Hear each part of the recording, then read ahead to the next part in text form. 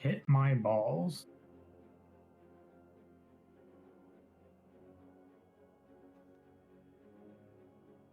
Miniton, thank you for the follow, sir. Welcome. Suppose we can do this now, as we actually have a lobby.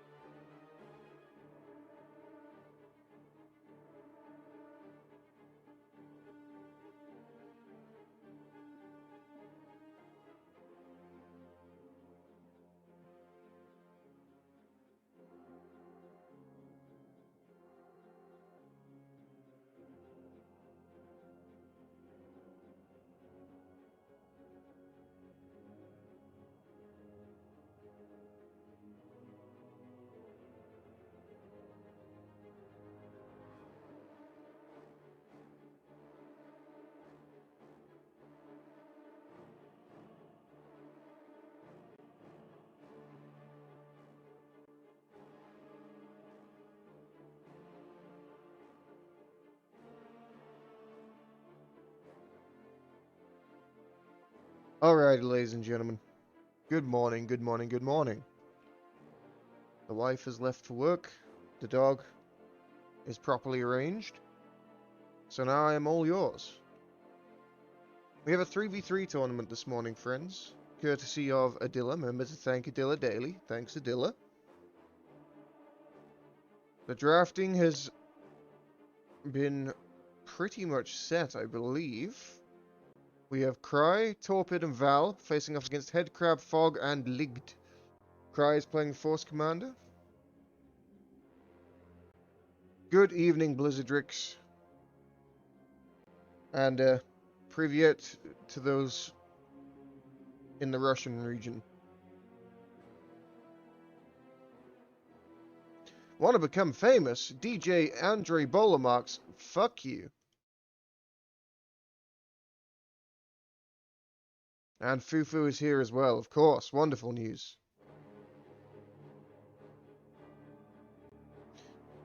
So, we have a Force Commander, a Tech Marine, and a Plague Champion on the red team. And on the blue, we have a Tech Marine, an Inquisitor, and a random player.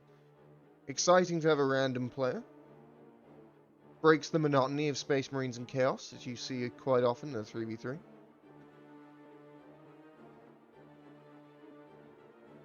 Ligd needs a minute, and so a minute shall be granted. The map is Avenza Stronghold. Both teams have used their veto. So from here on out, I believe, and let me double check this, I believe the rules are that the loser picks the map. I believe. That everything is better when you paint. We can confirm this by reading the rules, however. Crazy as it sounds, reading the rules. Yes.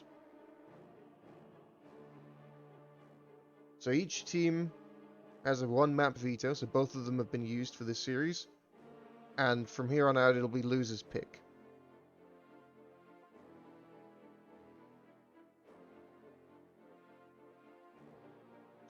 All matches are best of 3 in the winner's bracket until the finals, which is a best of 5.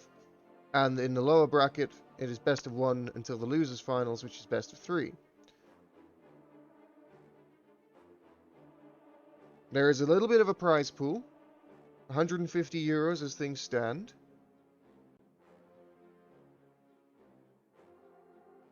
Being split amongst the teams as far as I'm aware. If anyone wishes to contribute to the prize pool, any donations to this stream, I will donate to the prize pool. Or donate directly to yourself to the prize pool. If you need to know how to do that, check the Discord.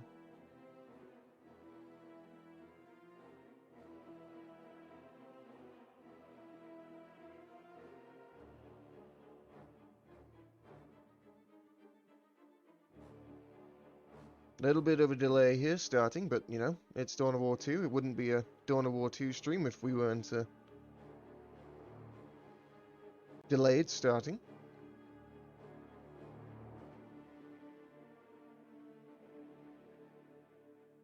I know, Fufu, it's crazy. Reading the rules. What a fucking nerd I am, eh?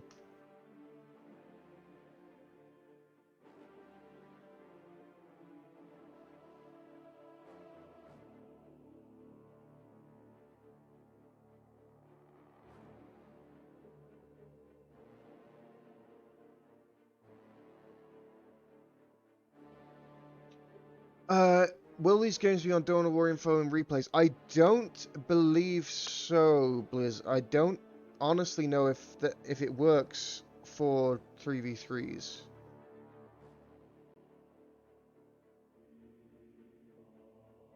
As far as I'm aware,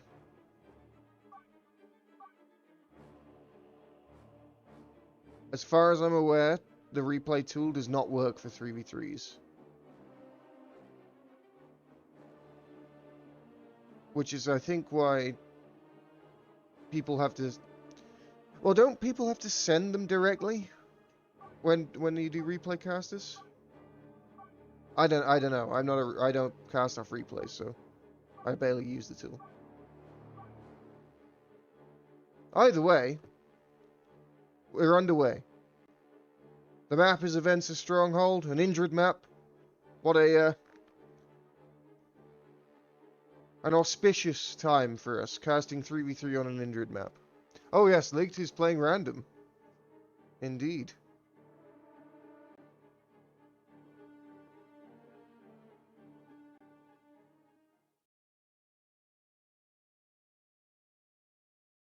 We will find out. We will find out if he's too aggressive or not. Alrighty, ladies and gentlemen. Here we have it.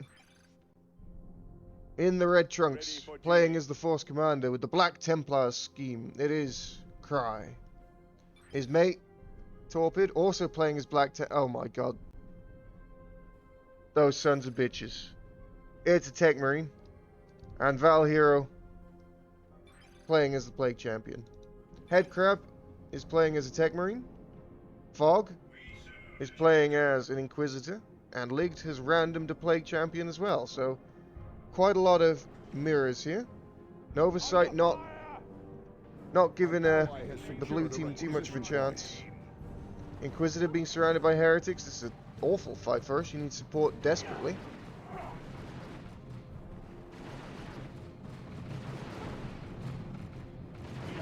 She's going to go down. But there is a Plague Champion coming up behind her. So that was some good bleed there for the choice of the Inquisitor. What's going on over here?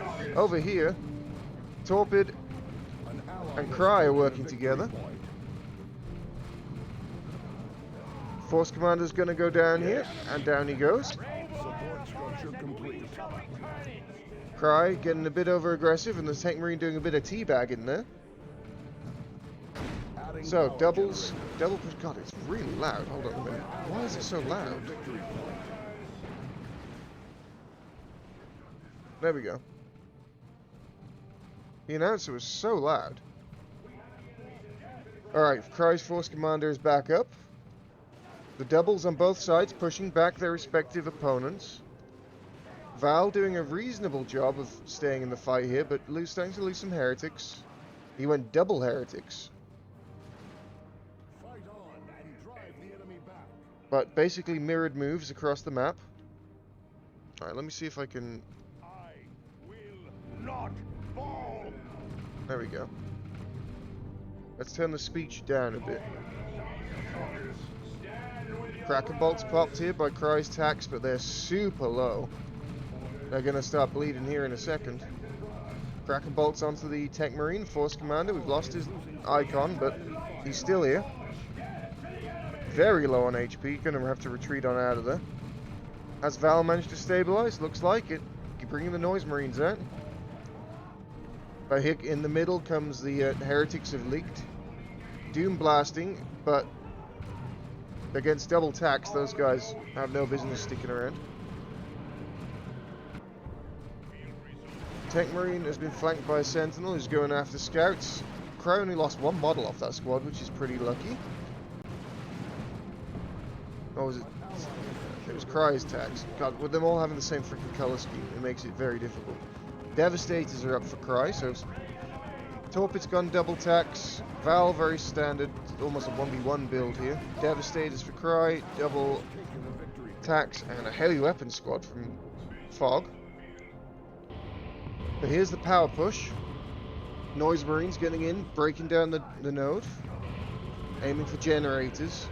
It's going to need a bit of help here, is Ligged. An Inquisitor is coming over. But against the double, Val is pushing power. Has done a good job of it. Managed to force off the Chaos and the Imperial Guard. But here comes the counter push. Val backing himself up against these barbed wire and into the corner. Double Heretics on the way. Only one with an aspiring champion. Doomblast to suppress the Inquisitors. She's going to retreat on out of there. Doomblast battle taking place. The Noise Marines are turning around, trying to help out. There's a grenade from a grenade launcher Heretics. Interesting choice here.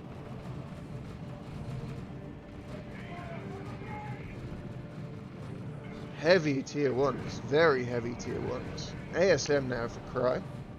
Let's have a look at what's going on here. As the blue team is just pushing back Val off their power.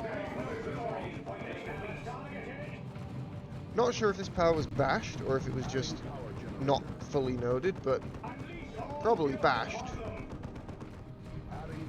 Looking at the sheer amount of bolter fire that's going in there. So both teams working off a single full power jet farm. Blue has completely captured the right-hand side of the map.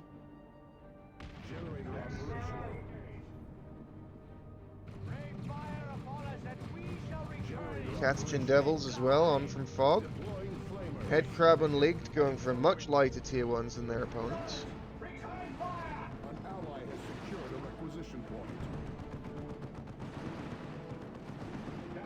Oh, a Tarantula turret put down overlooking the central approach, covering this power farm. It's going to help out secure this bash, harder to push off. Meanwhile, Valerio coming back in. His Noise Marines getting into place for good cacophony, disrupting nearly all of Ligged's forces. Heavy Weapon Squad taking position in the bunker off to the side of the screen here, but there's a big melee fight happening between the heretics. They retreat on out of there, and Valerio should be able to clean this up very straightforward. Trying to get some kills on these Guardsmen Heavy Weapon Squad as they retreat. Managed to get a couple of models, just one actually, but will retake this point. Heretics moving into Power Bash.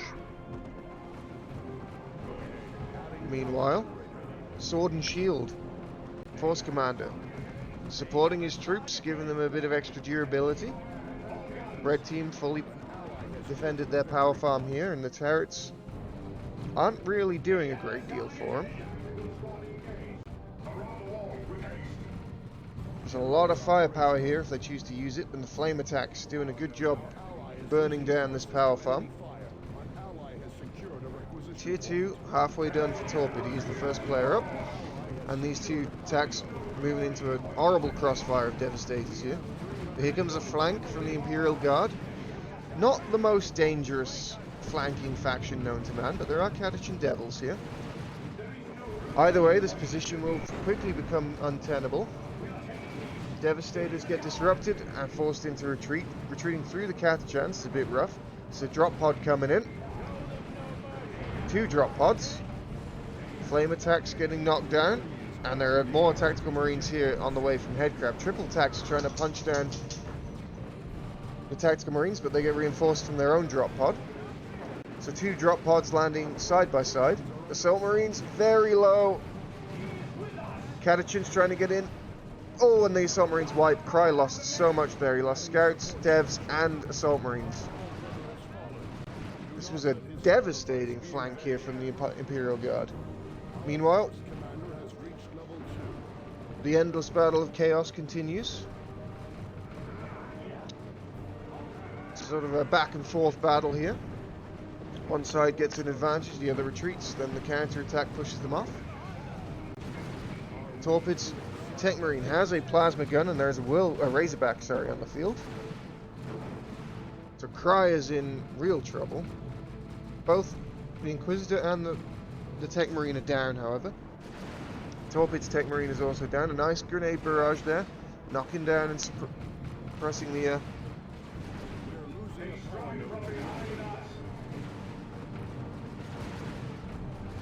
there we go, but here come the flame attacks back in, so cover is not going to be as effective here. Where's the Razorback? Here it is. Tier 2's in for Val, on the way now for Fog and Ligged. Miniden, you point out a good thing. 6 generators on the west for quite a while now for the red team, so that's they're getting the tech advantage. And they've also got 3 up on the east as well. So big power advantage here.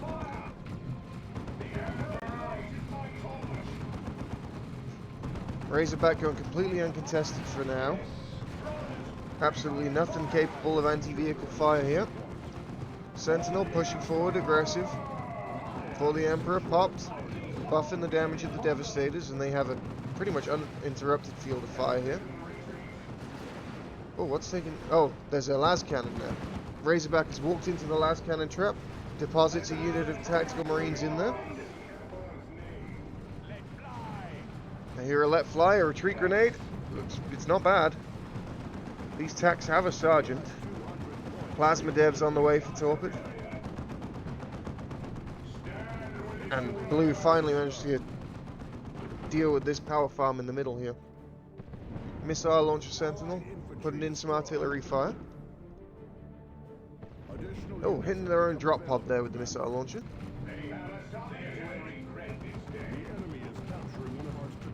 Oh, that's an aggressive position from the sentinel. Not quite able to bring him down though. No vengeance rounds on the devs. But plasma guns in for tax now. They're going to start shredding Headcrab's ranged blob. And this sentinel is very dead. Yeah. That was madness, honestly, from Fog.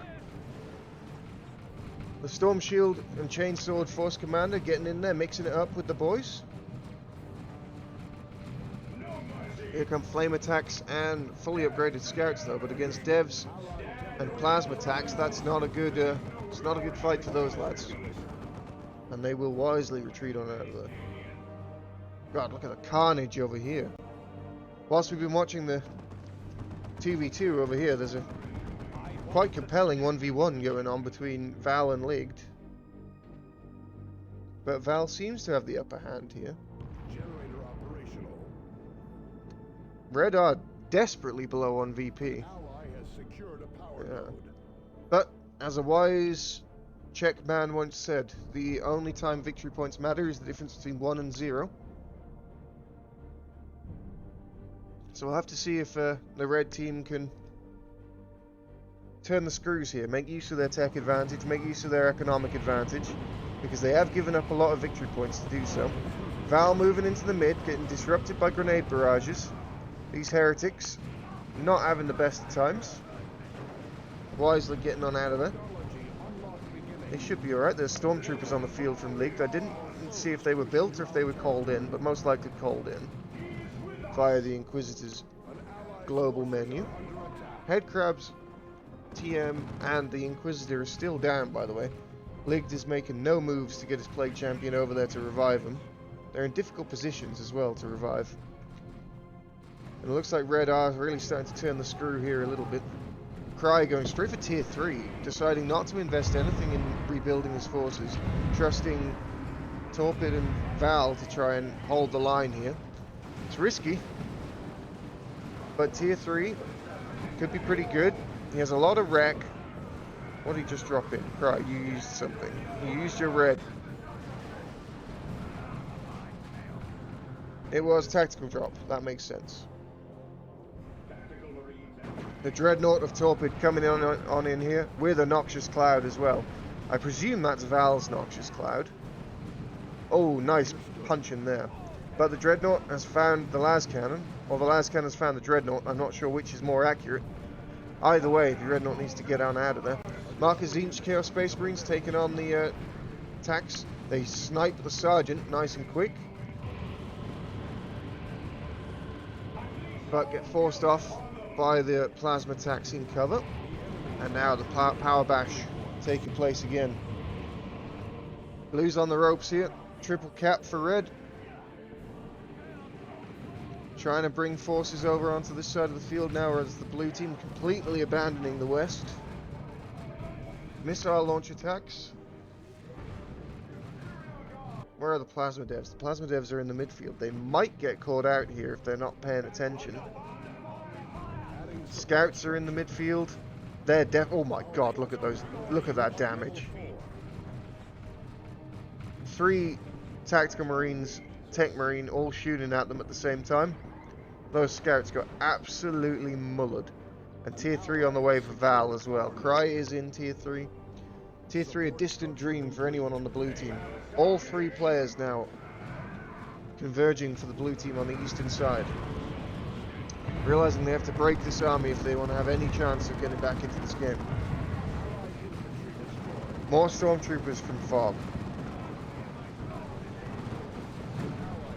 Hotshot las guns are in. And the assault cannon barrage is massive from Torpid. Doesn't do actually all that much damage, but the disruption prevents the advance. Aspiring Champion Heretics moving in. Trying to get into melee, not able to do so really. Grenade barrage from the Heretics, holding back this advancing tide of blue. But they will be able to force off the red team here. However, their victory point lead is evaporating before your very eyes, ladies and gentlemen, as the red team still maintains a triple cap. No massive Val Hero calling the sound bug. We'll have to see if they can hold on. Oh, massive grenade barrage there, almost taking out the heretics. 2 of them remain. In terms of mobile AV, there's very little here.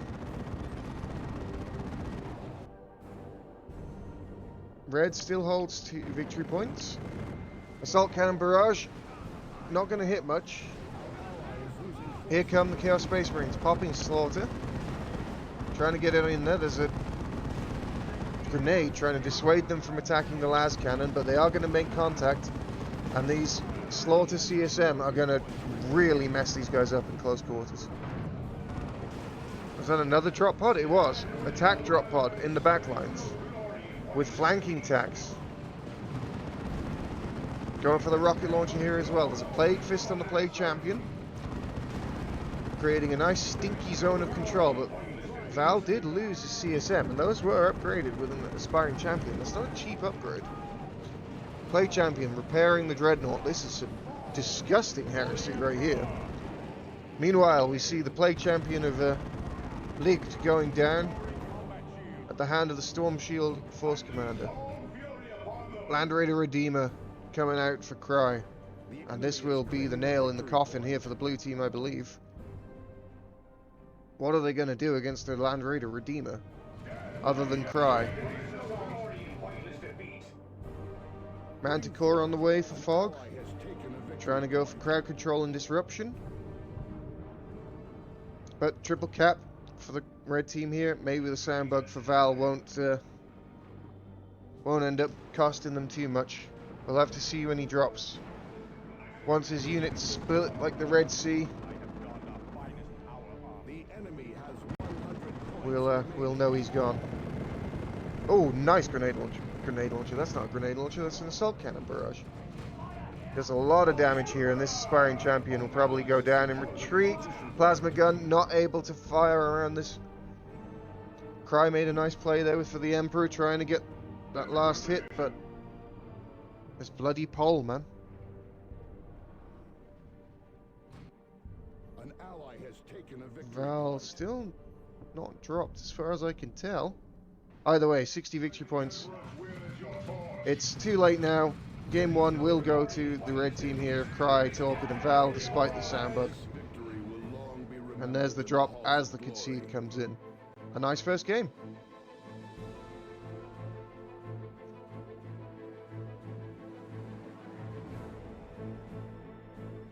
Who was calling it for 5 minutes? Let me see.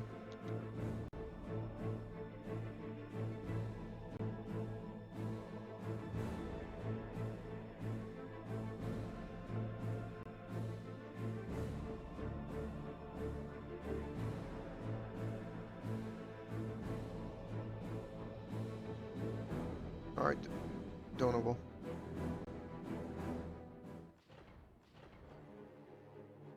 It was a fun first game. 3v3 is a really fucking chaotic to cast. There's always something going on. You don't have that downtime that you often have in a 1v1 where both players just sort of consolidating themselves, capping up the map. No real fights going on, so you get to rest your voice. In a 3v3, nope.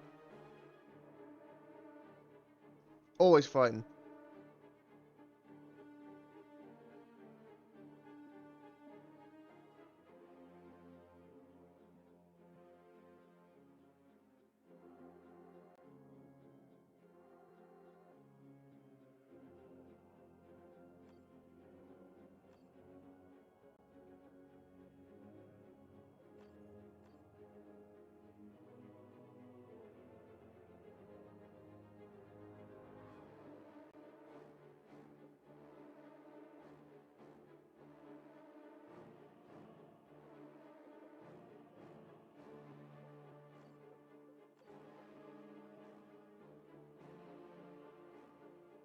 Alrighty, we have a lobby, ladies and gentlemen.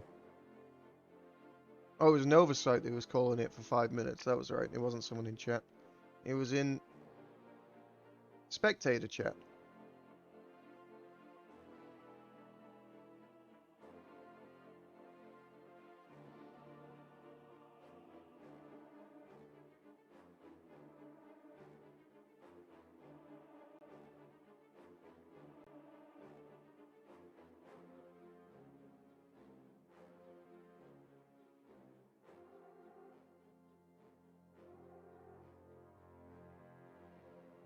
Blizzardrix, were you able to determine whether or not these games are being saved onto the forums?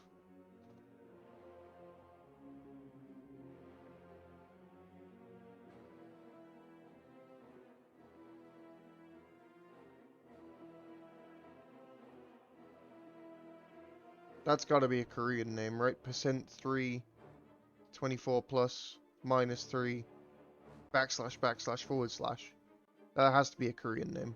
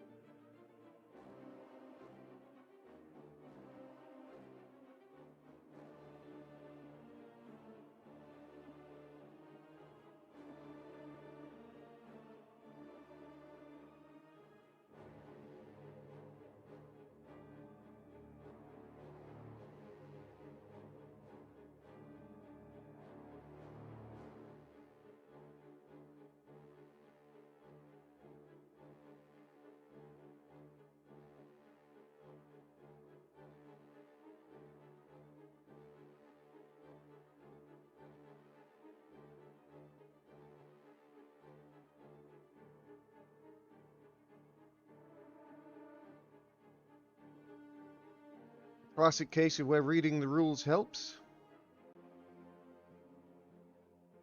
When the loser tries to pick a map that was vetoed.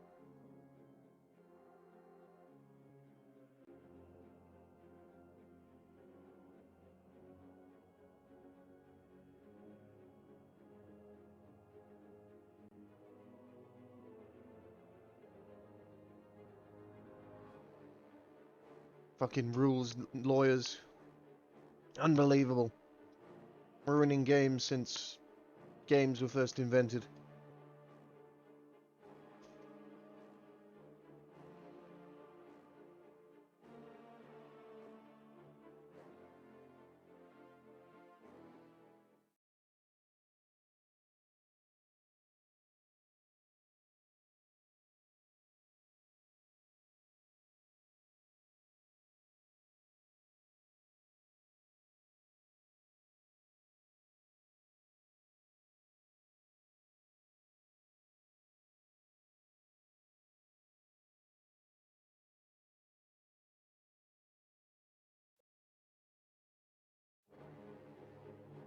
Okay, so Hades Waste is the map.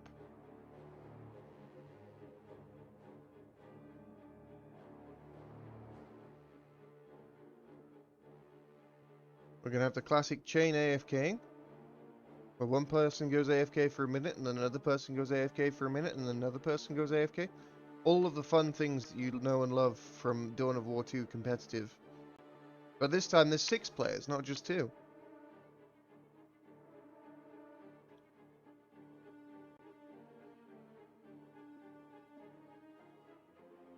Six times the delays.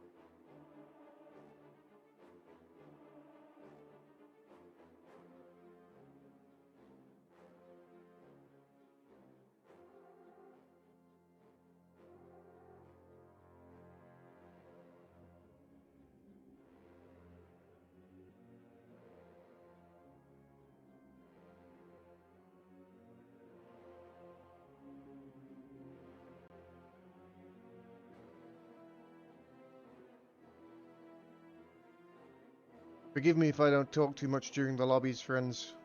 We don't have any downtime during the game where we're not constantly talking, so I will take advantage of this downtime to not saying too much.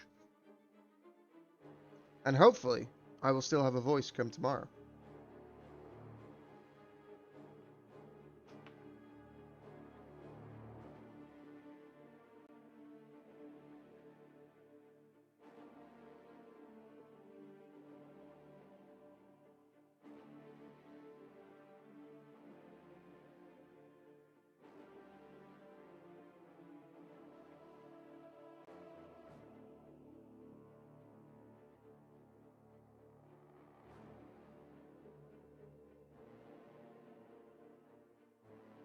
Alrighty, we have our heroes. We have Cry and Torpid once again playing Force Commander and Tech Marine respectively.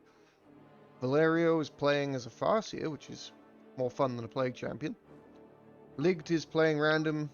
Fog has switched from Inquisitor to Tech Marine, and Head Crab has switched from Tech Marine to Apothecary. So lots of Space Marines today. To be expected. Space Marines in team games are very, very good.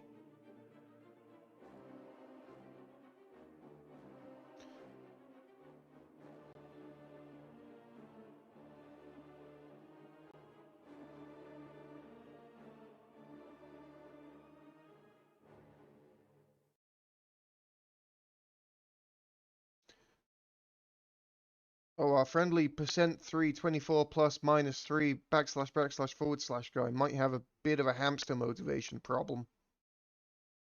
His hamsters are not motivated. They lack motivation. They lack incentive. They lack drive and passion for their work. What do we got? Let's start with our random player, Ligged. Playing as the Chaos Sorcerer. That'll be fun. Fog is a Tech Marine, and Head Crab is an Apothecary. Cry is a Force Commander, Torpid is a Tech Marine, and Val Hero is a Farseer. Going for a triple Guardian build straight out the gate. That's going to be a lot of firepower on the side of Val Hero. Squishy, but a lot of stuff to go. So, with a 1-0 advantage in the series, blue team looking to close it out, red team looking to fight back, take it to a game 3. The map is Hades Waste. Hopefully no sound bugs. We had one in the last game, but the game was over by the time. Early skirmishes, completely inconclusive. Oh, that's an early use of heal on the scouts. Apothecary getting his heal out real early there. The scouts hadn't taken all of that much damage, and now he doesn't have it for attacks. That could come back to bite him in the arse against this triple Guardian build. Particularly if the attacks insist on fighting out of cover. However, the Guardians are also standing out of cover. Apothecary has been forced off. A couple of Guardians have gone down here. Oh, retreat grenade. Going for the Apothecary. Not quite on the money. Meanwhile, what have we got going on over here? It's a push. It's a push, ladies and gentlemen. The Tech Marine has been forced to retreat out on both sides. Doom bolts coming in. Doing a bit of damage to the attacks, but they were behind heavy cover, so that does help them. Got some Iron Warriors here. Always a fun scheme to see with a little hazard stripe shin plates. Greaves, that's the word I was looking for. Greaves. Shin plates is also an acceptable term. Scouts, double scouts moving in. They're going to start flailing at each other. Well, this guy is having a bad day. He's been kicked to death by 3 lads. Not fun. Not fun.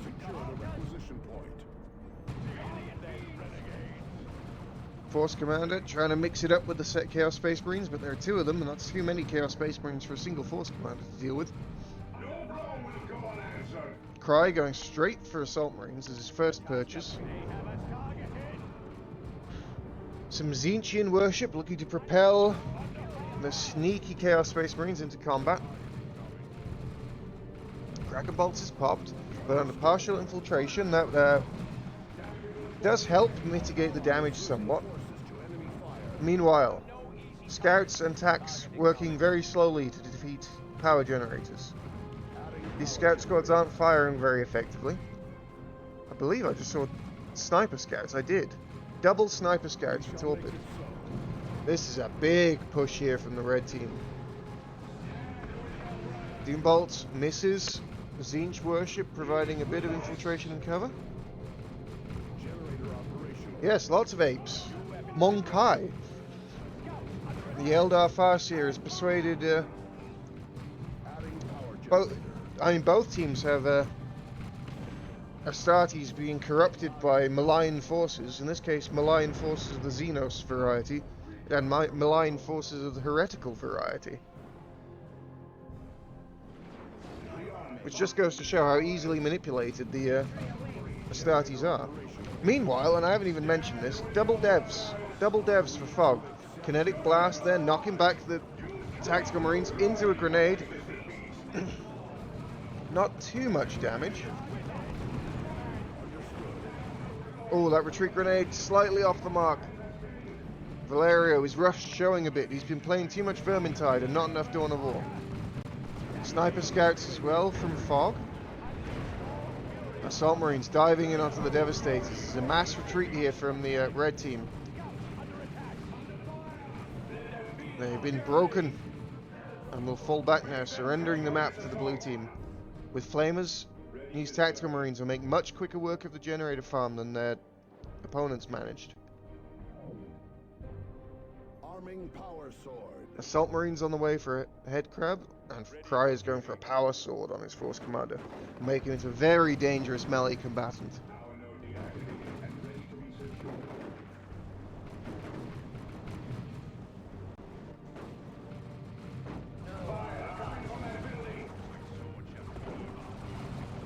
Apothecary trying to get in against the Rangers. He's going to pay dearly for this. Oh, and he got specialed as well. Farsi's going to get a bunch of attacks in. Very unfortunate, but also incredibly cocky.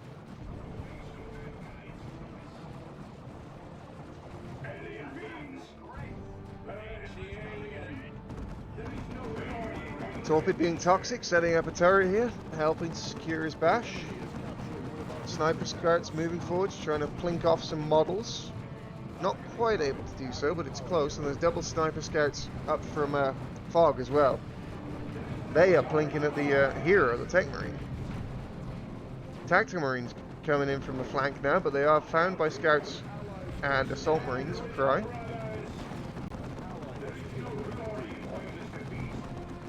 The CSM here, suppressed by the Tarantula turret, hiding behind the generator. Meanwhile, Headcrab managed to force off Val, and the Farseer actually went down. Maybe a late retreat, maybe he got caught by something he was not expecting.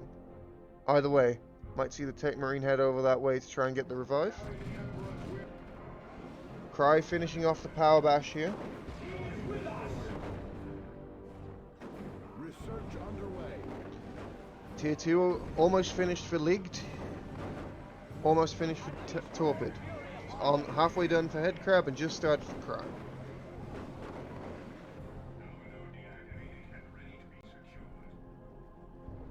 Here comes the mailed fist of the Iron Warriors, straight up the center.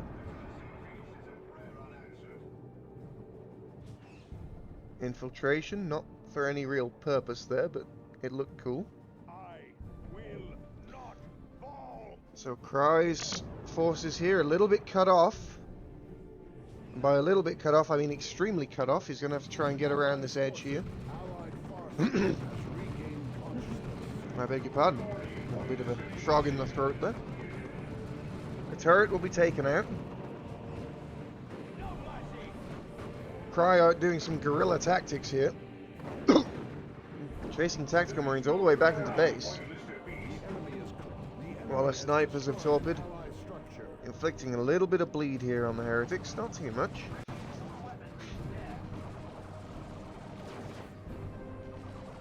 Thanks, Minute. Nice to see you, bud. Have a good day.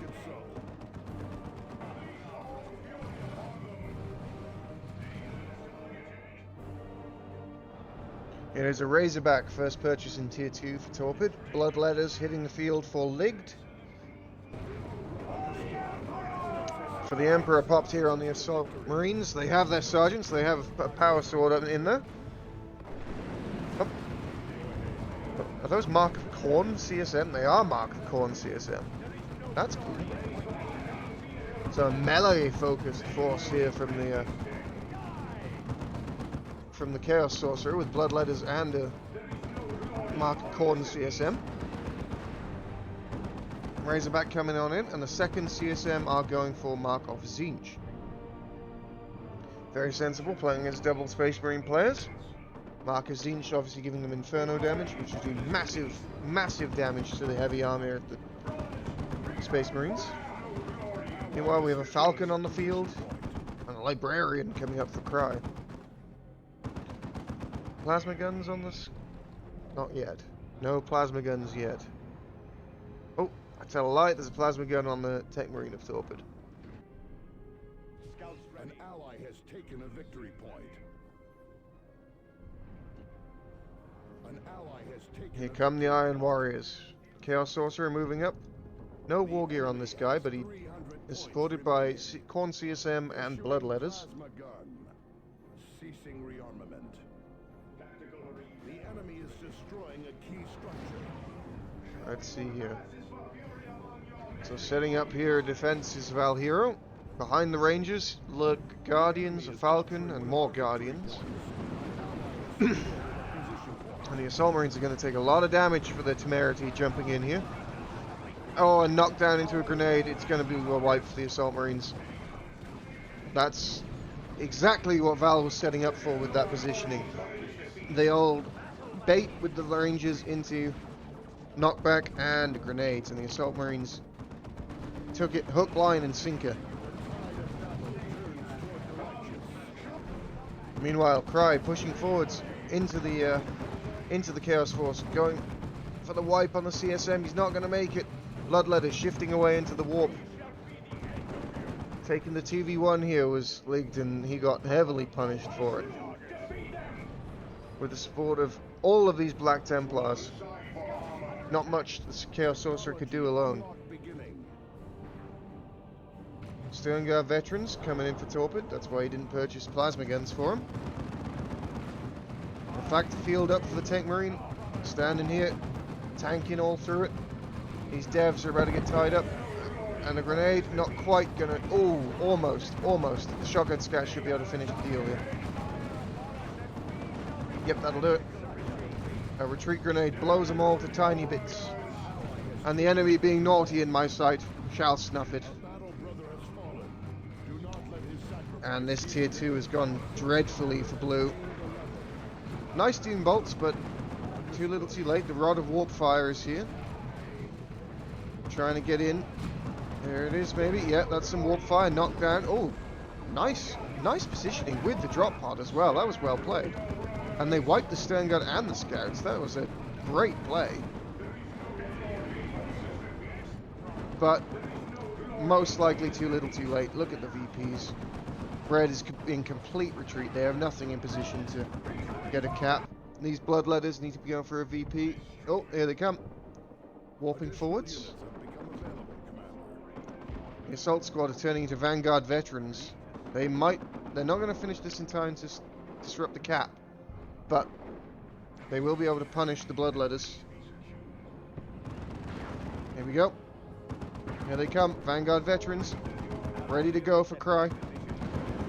Here they come. For the Emperor popped. These Bloodletters need to get out of here. Get the hell out of Dodge, lads. Veil of Time moving these Scouts into position for a grenade. Not quite able to get there. Oh, and the delayed jump actually working really nicely for the Vanguard veterans there, stopping the Heretics getting in on them. Doom Bolts onto the Vanguard veterans. Not doing brilliantly against these Heretics, honestly. But they will win the fight, obviously, as you'd expect. And they get Gate of Infinity to safety. Nice use of the Librarian here from Cry. Wraithguard on the field for Valhero. But Red, too depleted. Nothing really much for them to do. Out of time, out of VPs. And out of the winner's bracket. 2-0 here in favour of Cry, Torpid and Val. A good fight put up by Leaked Fog and Headcrab, but the beginning of Tier 2 here was just devastating for them. Seeing it out to the bitter end, we have Terminators for Torpid. Nice to see these guys. And that will do it. 2-0 is the result. GG's.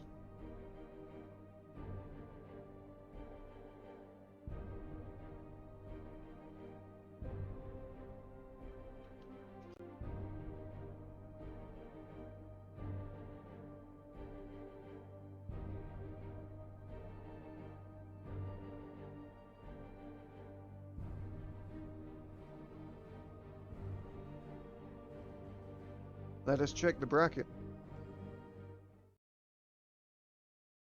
So,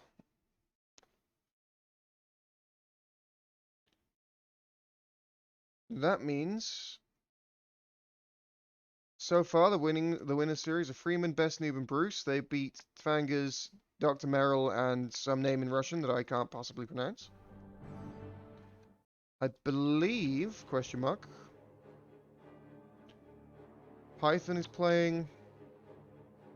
Python, Linden, and Noisy are playing against Rain, Sky, and Riku.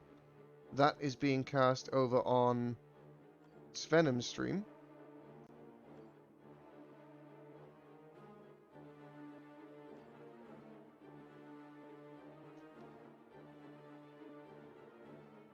But we shall jump in here as well, given that there are no current games being played. Let me just check if they're going to start one soon. Oh, actually, Tenzo's already streaming that one.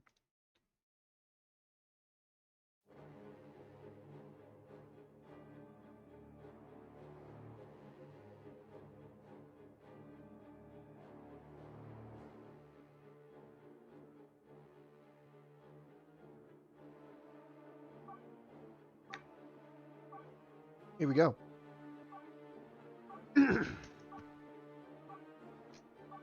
So I don't know what map this is. Well, I know it's Capture and Purification, but I don't know what the score of this series is. I will ask Svenoms once we get in the game. But this is Python, Linden, and Noisy versus Blood Rain, Riku, and Sky Silver.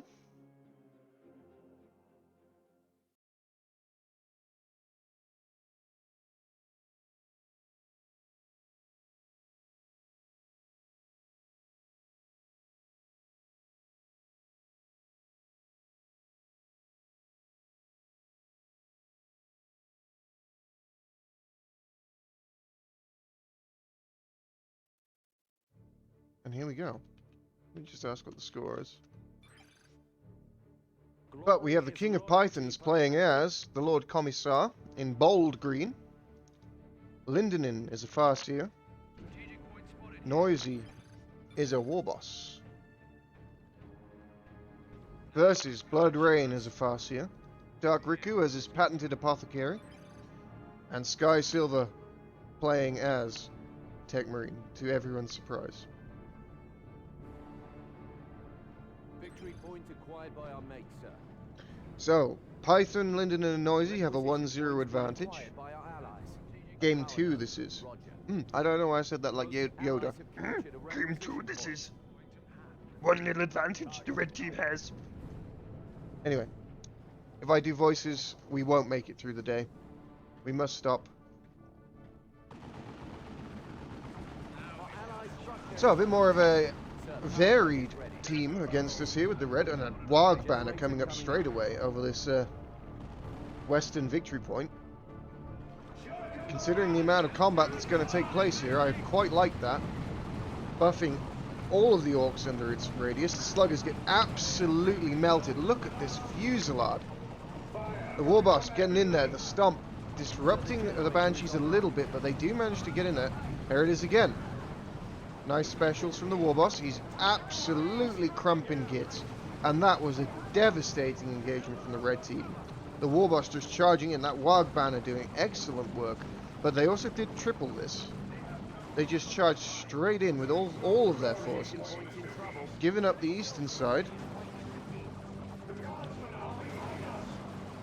and moving straight onto the power. What an organized push here from the red team.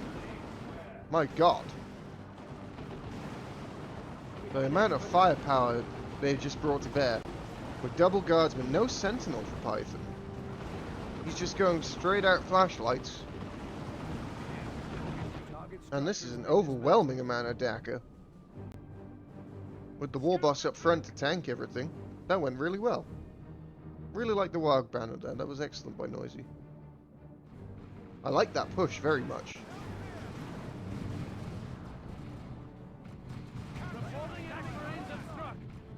Alright, here come the Tactical Marines of Riku. And now the counter push begins. I have to see if Sky Silver actually wants to join up with his team at this point. He's about to get collapsed on pretty majorly.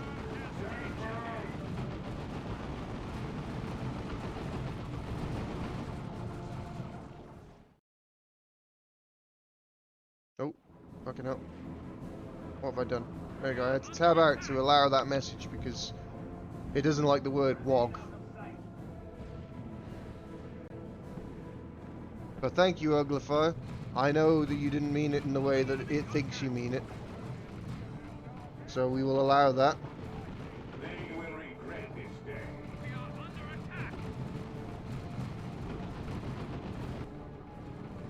Here comes the Farseer of Blood Rain, staring down the Wog banner. Bringing in a Shuriken to help secure this position. Meanwhile, Sky Silver has been completely flanked. He's gonna lose. He needs to get out of here. Like, there's absolutely nothing to be gained by standing around. Might lose another attack on retreat, maybe. No, he's got out. Just losing the one. There's the full auto from the customized Stormbolter of the Apothecary, trying to control this war boss who has his spiky armor. Making him a lot tankier, a lot more of a difficult proposition. Banshees don't want to be fighting this guy now. Here come the Orcs, pushing straight down the western flank. They have looters, they have burners. They're yellow, not red, so they're not going particularly fast. I can't remember what the color yellow signifies for Orcs. I know red is speed, blue is luck. I don't know if yellow has significance, but considering they're Orcs, it probably does. Oh god, those shooters got absolutely mullered by the enfilade of fire from these two Shuriken platforms. So after that initial push, the blue team's counter has been very effective, and they managed to push the red team all the way back. See if they can actually convert this into some power pressure. They have Banshees here. Double tax from Riku as well with the Apothecary support. Have to see if they can actually make any lasting damage here. It doesn't look like they'll be able to. They just don't have enough anti-building damage. These devs, there's the Warg popped by the entire Orc blob, and these devs are in a real bad place. Banshee's looking to get him out. There's the stomp from the war boss trying to extract his own sluggers. He will be able to do so. Just. They lose all but one model. Farseer has the Spirit Stone, so some healing options when she's not running away in fear. And now Blood Rain has moved up his setup teams, along with the Devastators. Looters trying to suppress him, but that's not going to work through the energy shield. There we go, they managed to get rid of it. Aim in what's that to suppress, but the retreat instantly from Blood Rain. Triple ranges from Linden, and what the heck is this build? And finally we do see a Sentinel from Python, at least briefly. Oh, there's the repair. Is it going to be enough? Catechins trying to buy some time and some space. Attacks from Sky Silver charging into melee, but easily moved off by the Catechins and the Lord Commissar. Lord Commissar has his Aura of Discipline, given his healing aura. Meanwhile, the red team pushing back on the west. So push and counter push. That's what we're seeing here. A drop pod coming in. Tax for Riku or tax for Sky Silver? Tax for Sky Silver, most likely. Yep, triple tax for Sky Silver. But there is a bunker set up here. Grenade coming in on the heavy weapons team. They're not going to be able to get out of there in time, but they should survive this if the retreat is quick. The retreat is not quick. They're heading for the bunker. Scouts giving chase. They're not going to make it. They're not going to make it. They just made it. Holy moly. Those scouts just couldn't finish the deal. Firing on the move. There we go. We got them now. They died inside the bunker. So the heavy weapon team from Python is no more. And the blue bunker now being flamed relentlessly by guardsmen. And will be captured back for the greens. There we go. Drop pod gets taken out. Tactical Marines and Tech Marines fighting from without cover. Moving up to the cover of the pipes is this last tack. But there's just too much guard stuff here, honestly.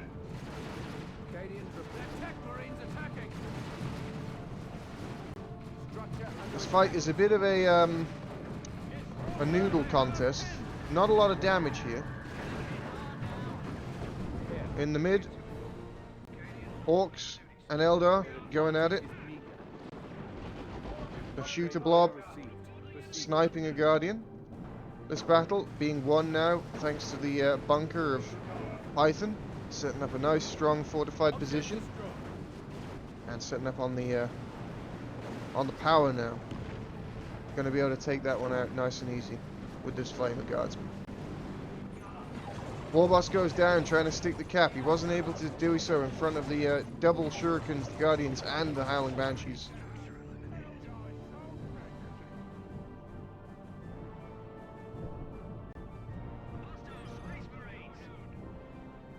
Noisy has a truck on the way. Tier 2 almost for all players.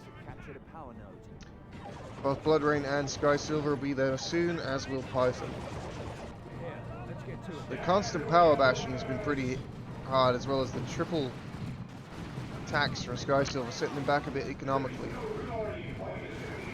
Dreadnought on the way for Dark Riku. This should be enough, potentially, to break this position. Truck now with sluggers within. Looking to drive through the energy shields, force his way forwards, is Noisy. Here they come. Here come a bunch of Orcs, and they're really pissed off. There's use your choppers on the sluggers. A nice heal from the apothecary to try and buy some space for the devs. Will they get out? Can they get out? Of course they won't. They were not captain cabinets trapped in cabinets. They were trapped by use your chopper sluggers. And now onto the power again comes the red team.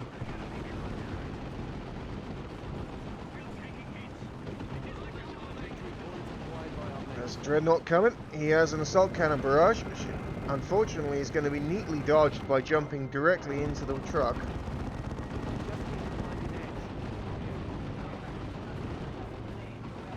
And another full bash here. Blue team playing without power again.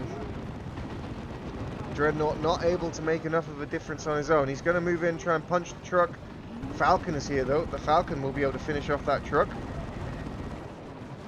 Nope, not targeting it appropriately. Targeting the retreating sluggers. Gets a good grenade there. Really good grenade.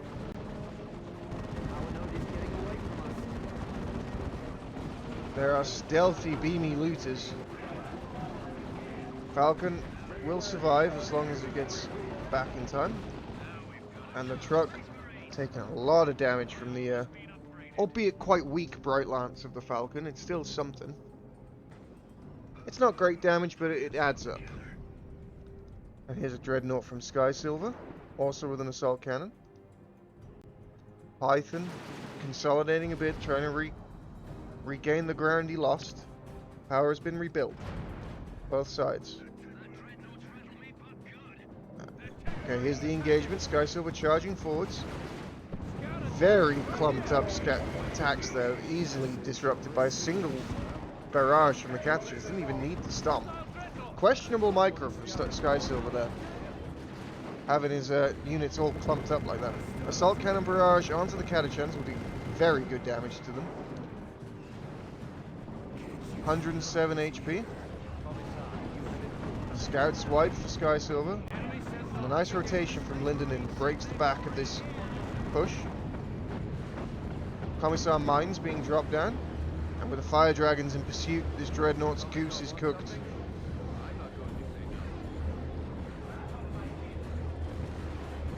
Yep. Missile launcher and Fire Dragons. Spells death for a walker, especially a walker without support.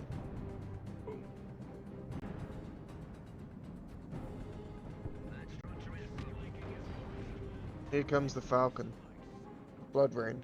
Not really sure where he needs to be at the moment is our Blood Rain. He's been moving from side to side, trying to support.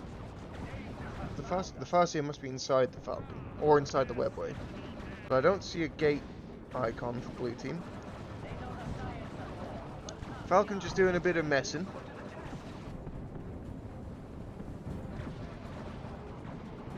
Plasma devs setting up a position, covering this victory point. The Apothecary has been called out. Plasma devs knock back the war boss, who has his boss pole and his power claw now. But here comes the flanking truck, disgorging its complement of slugger boys onto the shuriken weapon platform. Truck might be in trouble if that Falcon can target it, and no, it goes down to the power fist of the Dreadnought. Banshees and the Farseer force off the sluggers. Plasma grenade not going to hit them in the retreat. Big engagement here. The Eldar surge forwards and surge back, confronted with warp spiders who have their exile.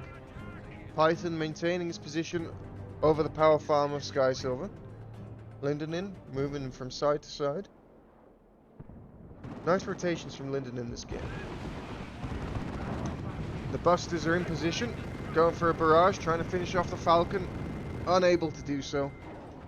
Orc accuracy, it's never their strong suit. Let's see what's going on here. Oh, here comes a flank from Linden. Tier 3 on the way, almost done actually for Linden, and on the way for Noisy.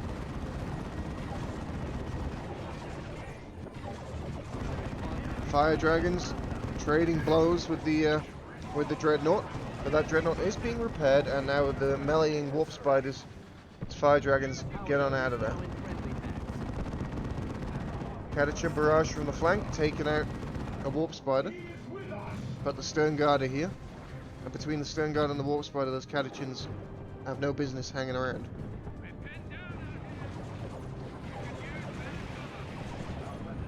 Tank Busters trying to deal with the energy shield. Difficult for them to really hit that thing. It doesn't do a great deal of damage. And those shuriken cannons set up behind him take no damage at all. Oh, it could be a big plasma gun hit, and it is. The plasma devs hitting the looters square in the face. Here comes the charge. Alrighty. And the Orcs charging forwards and then retreating back out. Sluggers might be in too deep, but no, they should get out just fine.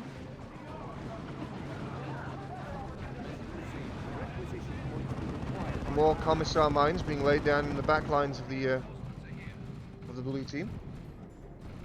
Trying to disrupt them, trying to stop them having an easy avenue in reinforcement.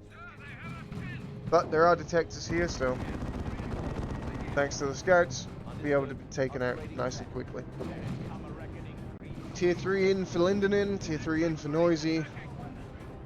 On its way for Python. Nowhere close for the blue team here. But to be fair, what do you expect when you've just been repeatedly power bashed? Auto cannons set up now. Webway gates, bunkers, really fortifying this eastern position. Another red team. Got a webway gate in the middle and a webway gate on the east now. It gives the red team a hell of a lot of mobility. Infiltrating forwards with the webway gate. No detectors present, so they were able to get an easy snipe on those devs. Assault cannon barrage trying to hold them back. There is a plasma dev set up behind a drop pod. Doing good work, hitting good shots. Level 3 on these guys. The fire dragon's going to take out the apothecary. Seer Council getting in on the dreadnought. We have Knob Squad on the way for Noisy. Sea Council advanced a little too far, having to retreat on out, but no losses. Obviously with their aura reducing the range damage of their allies. Pretty massive aura in a 3v3 battle. Oh, Banshees on the retreat path, but they're not going to be able to land too many meaningful hits with the Sea Council already reaching match retreat speed. Bloodrain trying to make use of his webway gate in the west to sneak around and be annoying. Knobs are in. They've got Meaner and Greener. Now they're getting the Knob leader, and last will be the Bang Bang Hammers. Extremely expensive squad, but there's very little in the game that can deal with them mano a mano, so to speak. However, charging them directly into an enfilade of fire is not necessarily the best idea. It's a lot of hit points though. But they can't really get to grips. There we go. Here's the Psychic Storm from the Farseer. Doing decent damage. These knobs are getting absolutely nothing done. They've been permanently suppressed. Not able to get in there, but still they truck on. Damage very evenly split around them, and they do manage to make contact. The Farseer, SpaghettiOs. Not the guys she wants to see. The Knob Squad. They lose a model, but they kill the Farseer.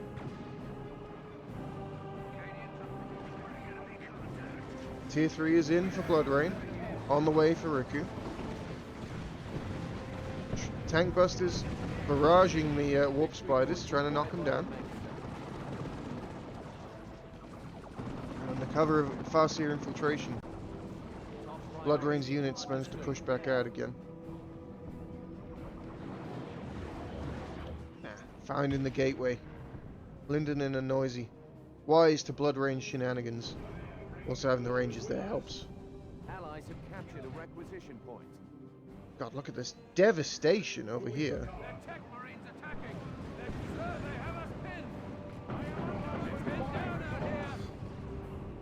Huge casualties. Oh, and going for the bunker are the plasma devs. Not ideal when there's flamer guards, but oh, the support from the dreadnought coming in nicely.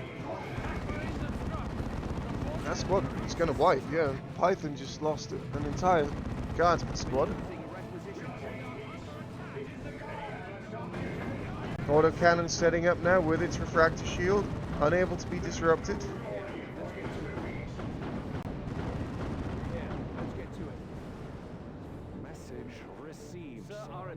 Dreadnought is stuck now between the bunker and this wind turbine thing. Fist of Brockus. No, the Xenos Power Claw, my bad. Oh lord. I'm backed into a corner as the Dreadnought. But it's sort of a case of, am I trapped in here with you, or are you trapped in here with me? Oh, an absolute bloodbath on this eastern flank. More death thanks to the plasma devs. Catachin Devils this time. Gonna hit again, another shot. Oh, hit him in retreat. 1, 2 die. And another assault cannon barrage. Dealing guardsman. Python in retreat. Let's head over here and see what's going on. Where are the knobs? The knobs are in there, along with the war boss, mixing it up. But with the triple cap in place, red team looking poised to take this victory, and a 2-0.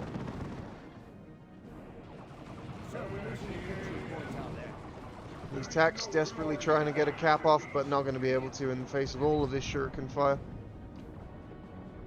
And as the victory points tick down, victory for the red team becomes inevitable. Not enough time now to decap. More mines, they're not going to even arm before the game ends though. And the Tank Buster Barrage takes him out anyway. Victory. What an absolute bloodbath of a game on that eastern flank between Sky Silver and Python.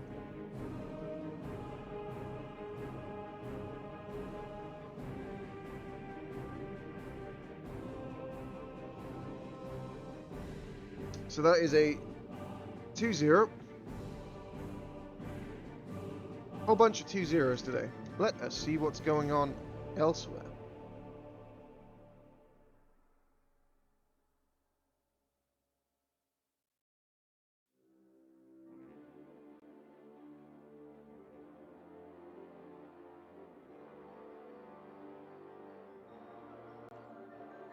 How many units did...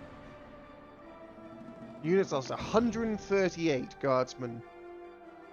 138, my god in heaven. Alrighty.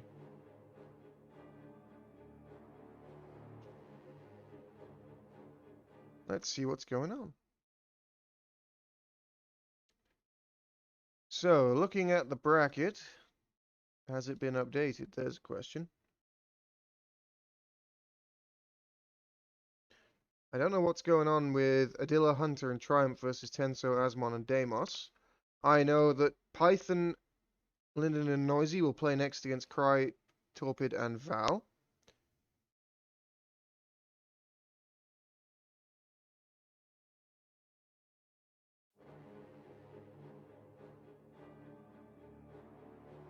Last game? What? Maybe Svenum's lied to me? That's true, Cyfox.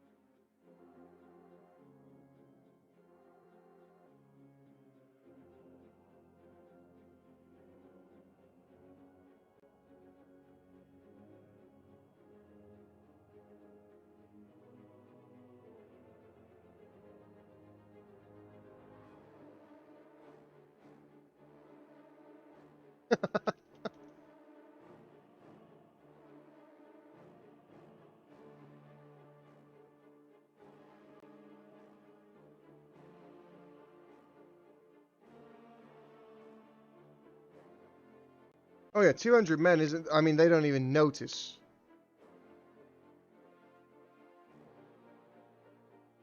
"200 men" doesn't even get... That's not even, like, in the newspapers. 200 men die? Who the fuck cares?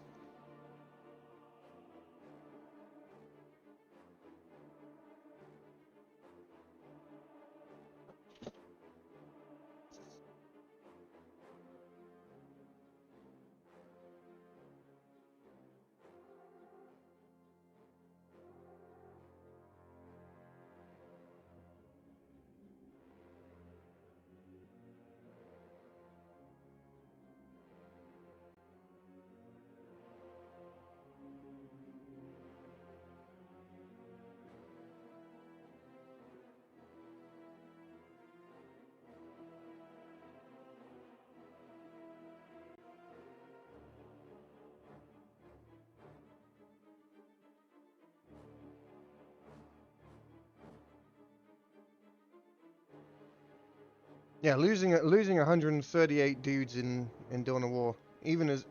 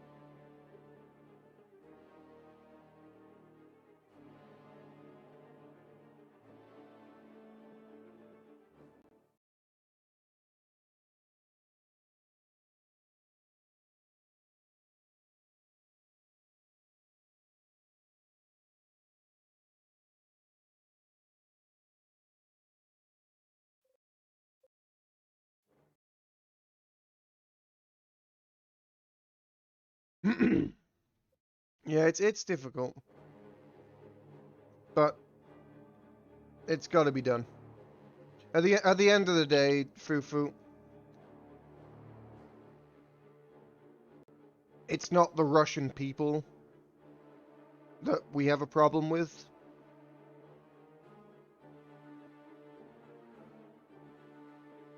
And these guys aren't aren't out there kicking the crap out of their neighbors for no good reason.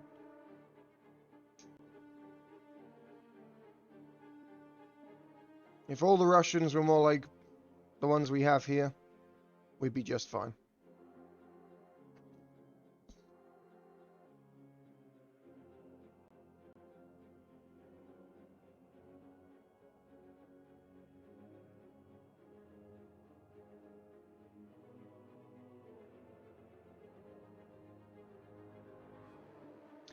Yeah, I mean, how much do any of us really know? We're all...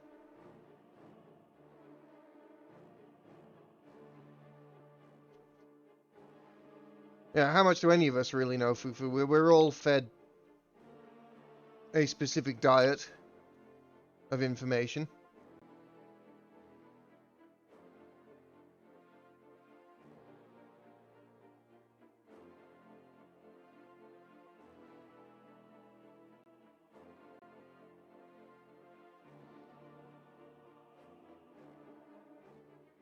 Angel Gate is going to be the map, which is a hilarious map.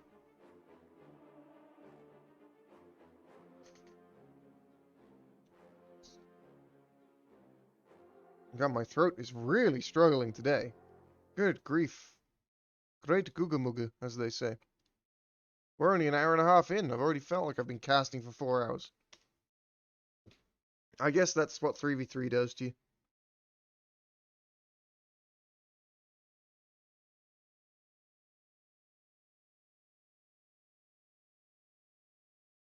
Need more food? Everyone needs more food, Cyfox. Everyone needs more food.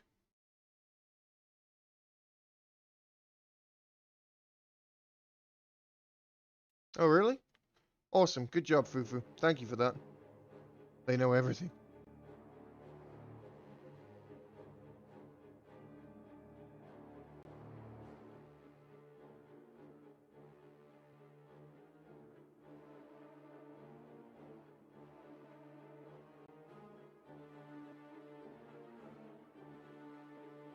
Well, lads, whilst I am happy to have this discussion with any one of you, or all together, let's keep it civil.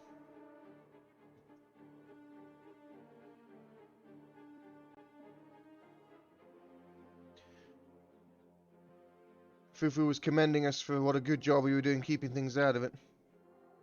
Yeah. No, absolutely, Topi. That's what I was alluding to.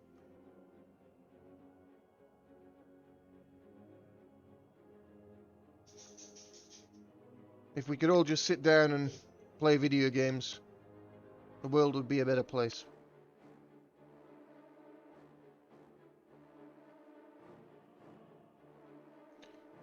Meanwhile, what do we got here? We got Angel Gate. We got a Game 3.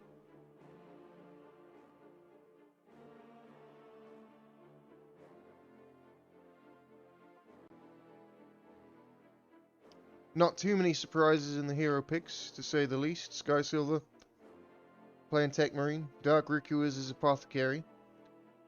Blood Rain playing as the Warp Spider Exarch. Python switching it up, going for Space Marines and the Force Commander. Noisy playing as the Warboss. And Linden in again as the Farseer. Yes, yes, Torpid, we're all looking forward to that. Laid back Brit. I think maybe you know too much.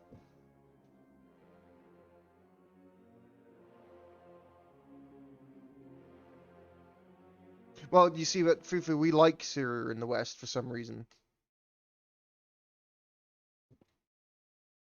Well, I mean, not for some reason. It's because we literally put them in power, prop them up, and sell them a whole shit ton of weapons and weapons of war so that they keep supplying us with oil and fuel. That's the reason. Anyway, let's talk about some Dawn of War. Playing as the Farseer, it is Lindenin. Noisy is a war boss.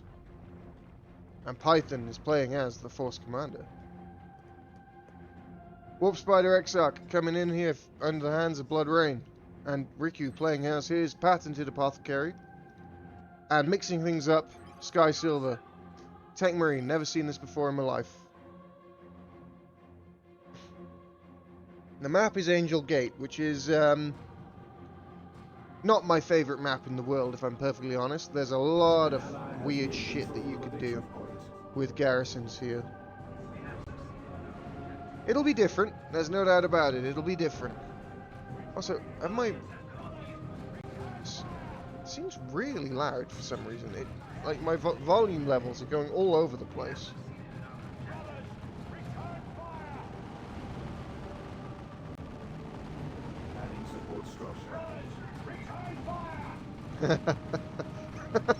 See, Torpid, what you gotta do is you gotta cast like me and not know what any of the abilities are, so it doesn't really matter what they're playing because, oh, he's doing a thing. For example, the thing that is taking place right now is garrisons. There's a freaking scout squad just taking up so much fire here. They lose the model though, because contrary to popular belief, garrisons do not make one invulnerable. They just make you much harder to kill. We stand upon newly gained ground. But think about it. Think about it. If they hadn't had that garrison, they'd have wiped.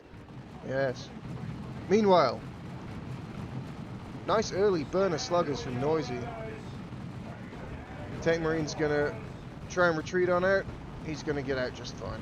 Takes a bit of damage for his trouble. And Flamers as well from Python, straight up. Double tax from Riku, double tax from Sky Silver, triple Guardians. Wonder if we'll see the triple Rangers again from Lindenin. He seemed to enjoy that build in the previous match. Obviously, burners and flamers on this map, very important because they negate the value of the garrisons. Double flanking tax here, popping their cracker bolts, catching a lot of units out of cover. Going to do a lot of damage and force Reds into retreat. Retreat grenade is going to do a ton of damage. That was a really nice play there from Sky Silver. Didn't get any wipes, but lots of kills. It's costly, very costly.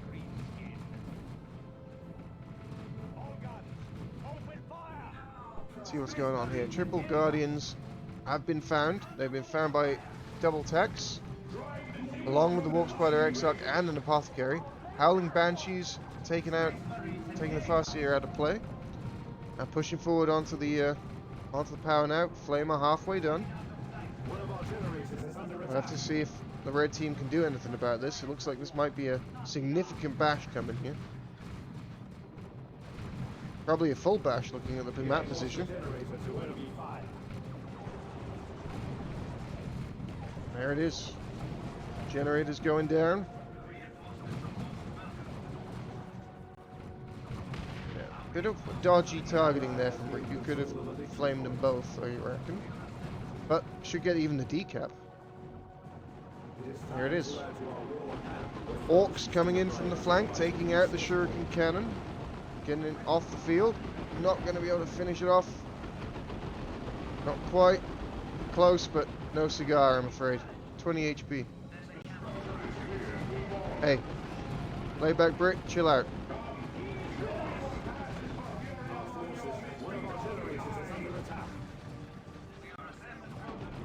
Let's not have that.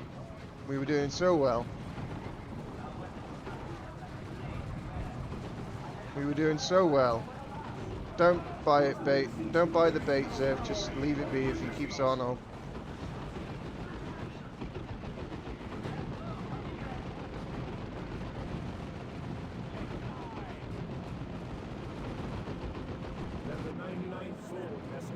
Alright.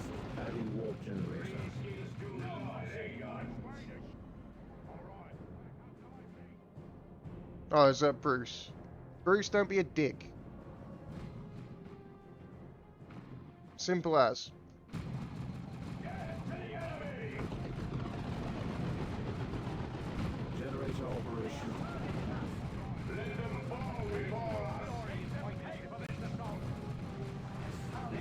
So the red team are back out. Lindenin going for his double ranges again. Retreat grenade onto the shooters. Doesn't quite get him. An ally has secured a power node. Adding warp generator. Python going for the shield and sword combo. Assault Marines. We'll make mincemeat of these. Shamzer has followed. Thank you, sir. Welcome.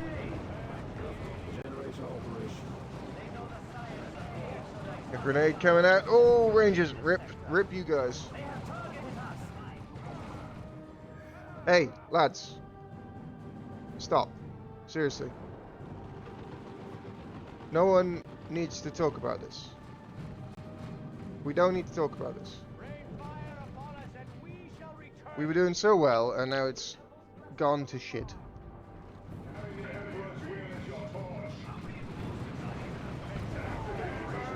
There's another jump in. Oh, that's a good grenade. Skysilver just walked straight into it.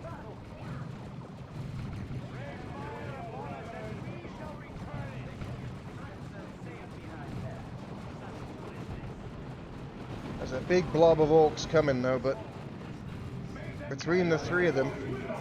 Uh-oh, Lindenen's calling Sandbug. We are losing a victory objective. Yeah, that's probably a Sandbug.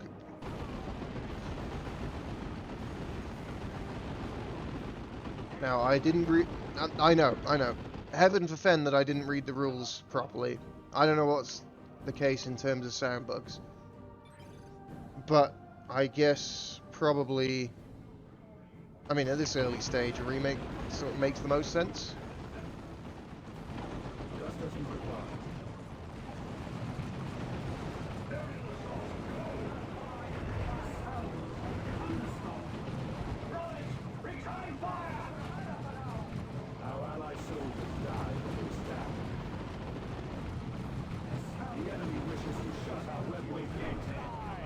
There's a webway gate coming in.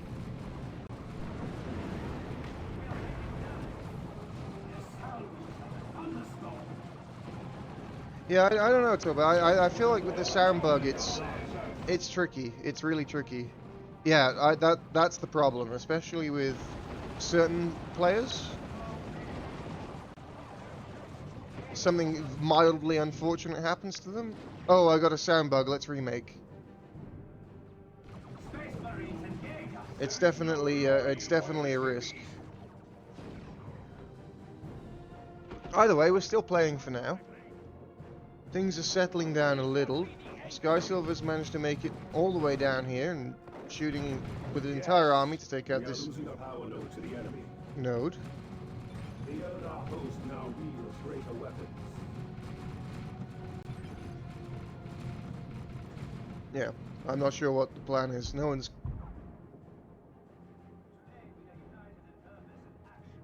Well, Zev, that only works if you actually get the error message. For example, when I Sandbug, I don't get the error message.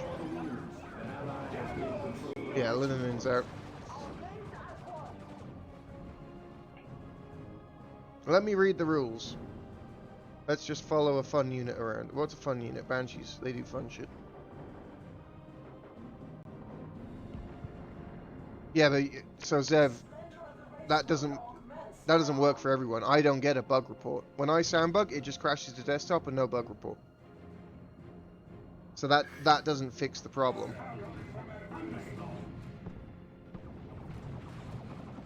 The foe seeks to deprive us of a vital resource point. Yeah, absolutely. Any team that Python is on is auto lose. I can get behind that. Yeah, sure. Let's do that. Yeah, concede. Rules. Sandbug. There is no rule. It is time to our guardians have Oh, so someone drops. Yeah. And so it's within the first 2 minutes. Yeah, it's GG. Otherwise, I have to make the decision.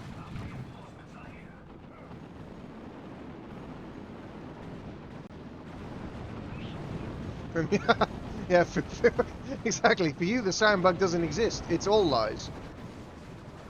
A discouraging reversal. Well, unfortunate way for Game 3 to go down, but that is the reality of the situation. As Torpid said, the FPS change has massively reduced sound bugs. I haven't had one in months since I did that. Alright, I don't play very much, but still. I used to, every 2 or 3 games, get a sound bug, and I haven't had one in months.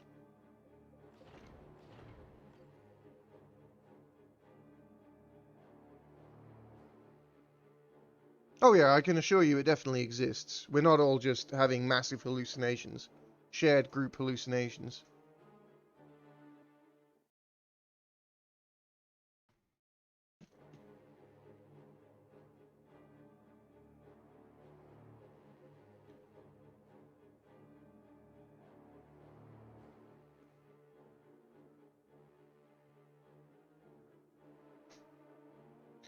Yeah, it was a scourge, wasn't it, Torpid? It was a real scourge. Yeah, yeah.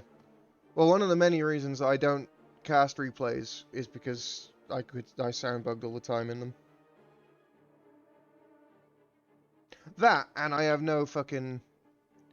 Oh, but there is a, insert quotations, fix, foo-foo, which is if you cap your frame rate to F58, that seems to help it. Yeah, I mean, solves is a strong word. It still happens. It massively mitigates in almost all circumstances.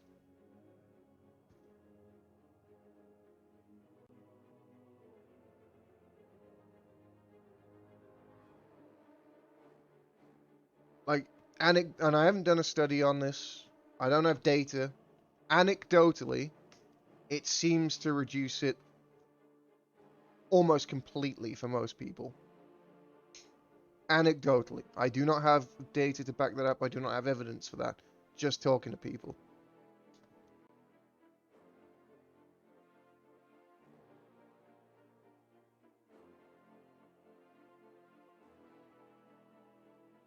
Yeah. Well, it was explained to me by Mr. Cloud, Enlarging Cloud, that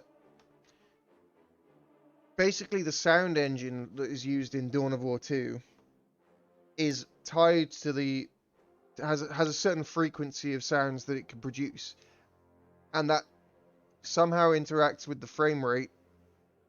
So when there's more frames being displayed, there are more instances of sound being triggered, which can cause the sound engine to break.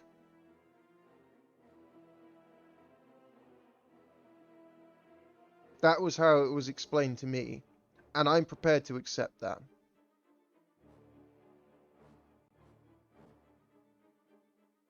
Anyway, let us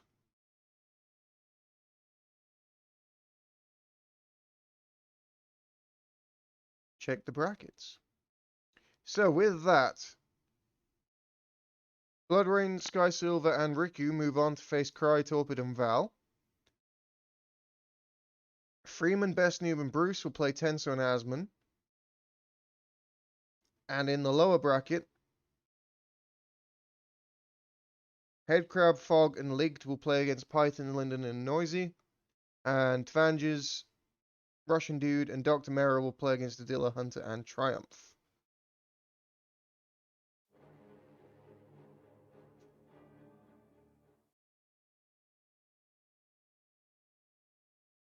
I did watch the Halo TV series, Bruce. And Enlarging Cloud is indeed a bro. Everyone who works on this mod is a bro. They don't get shit for it. Thoughts? I thought it was dreadful. I did watch it all the way through, and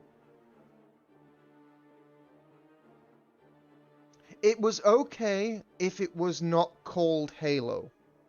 That I will say that about it. If it was just a science fiction show, I would have enjoyed it a lot more.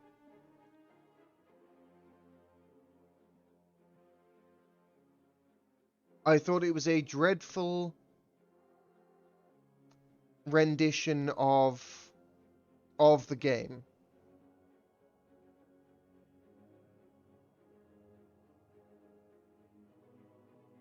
Johnny, yeah, Johnny Space was not ideal, was he?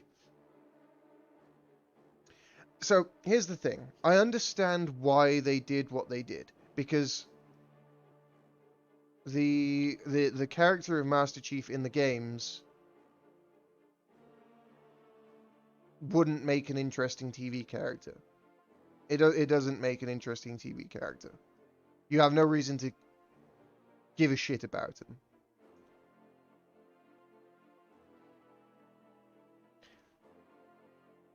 So I understand why they made the choices they made, and I think if it was just a science fiction show, and to be fair, the more I'm talking about it, yeah, it does seem Python wants a rematch. I don't know if he's going to get one.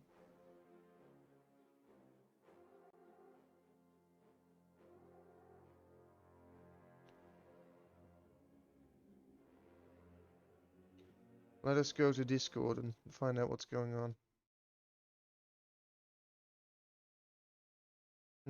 Nothing. That is another thing, which is the elites looked more like brutes to me. They were very chunky. Like the elites were fucking jacked. I don't really know what was going on with those guys. Like they were fucking enormous. And not like thin enormous like they are in the games. They're just thick. They were thick boys.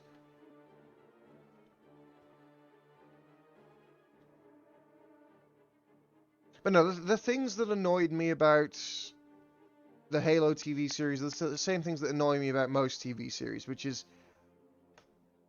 the writing wasn't great, the storyboarding wasn't great. Everything that happened because of something very obvious and very stupid, which I like to think a lot of people wouldn't react in that way, and the only reason they did react in that way is because it was required for the plot. For example, the whole romance aspect of it between John and McKee, or Macquarie, or whatever her name was. Like, that didn't make sense to me. They do the same shit they do in most sci-fi series, where distance just doesn't fucking matter. You can be on the other side of the galaxy, and then you just appear right where you need to be, right when you need to be there. No. No, she's completely made up.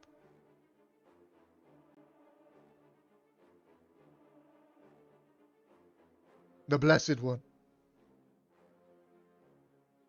Alright, let's join this lobby. It seems... What's going on? Yeah. And that's fine. And again, that's fine. I do not expect a like-for-like remake of the games, because that would be shit television.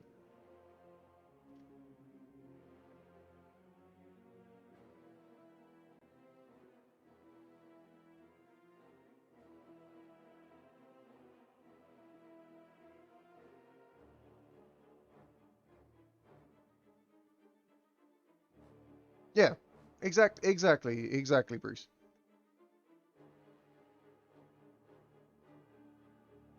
Yeah, exactly.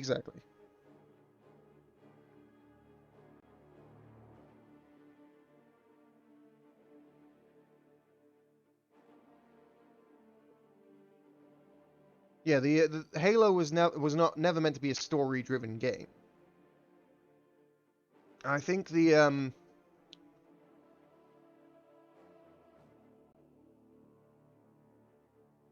I think the problem that a lot of people had with it was the fact that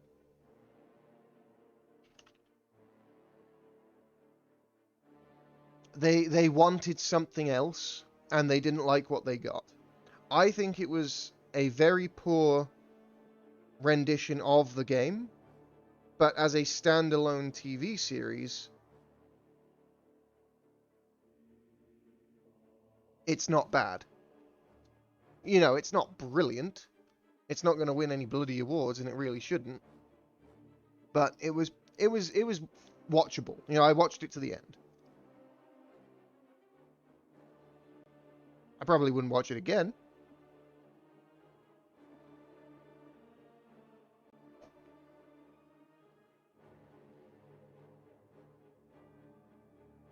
Apparently Adila said re. Which I can believe.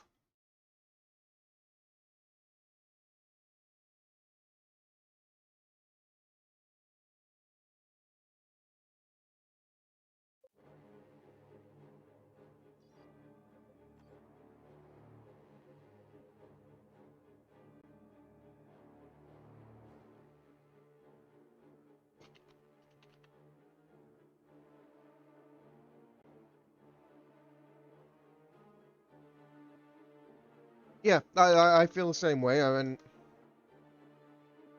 I would definitely, if season 2 comes out, I'll watch it.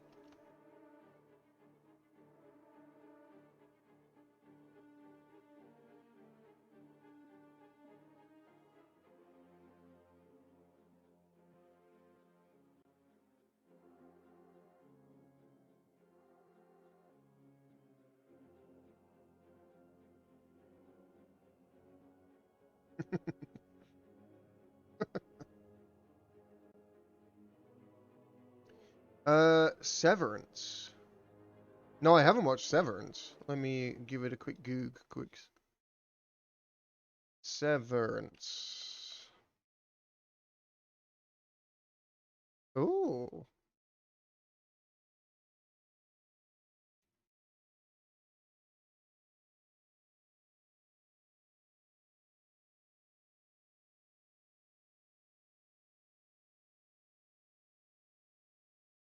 That's an interesting concept.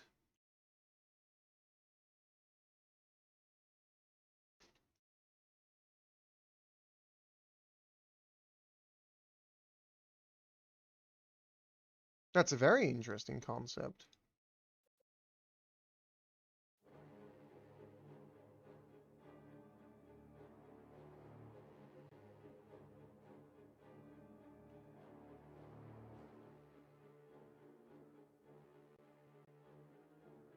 I'll have to give that a go.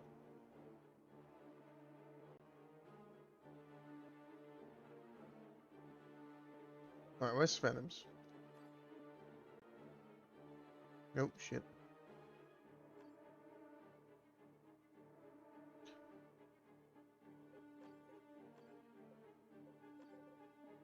Where is Venoms?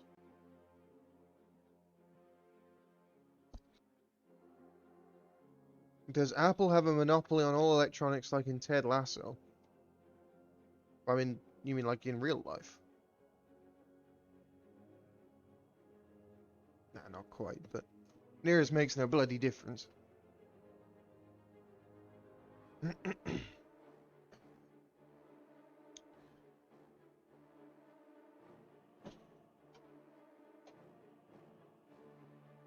Yeah, I'll have to give Severance a look, Bruce. That sounds very interesting.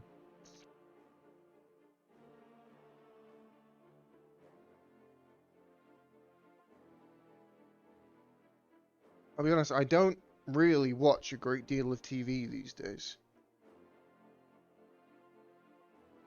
Uh,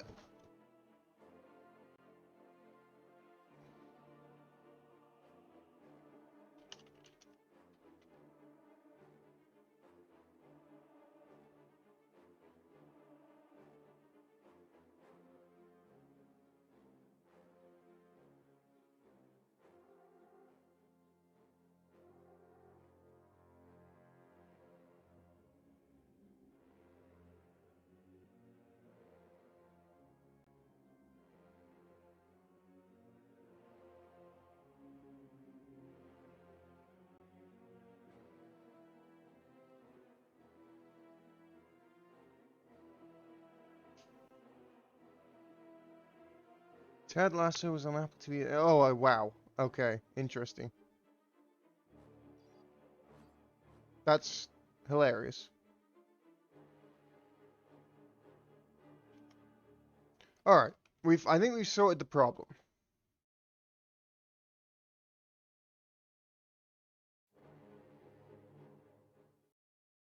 Venoms has come in with the smartness, big brain, and says rules are rules, and we must obey them, and I'm down for it.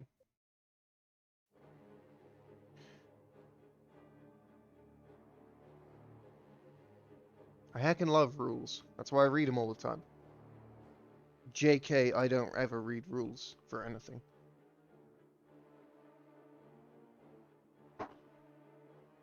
Now, the downside of this is, during all of this time, I could have been making myself a cup of tea. And I haven't done that. Alright.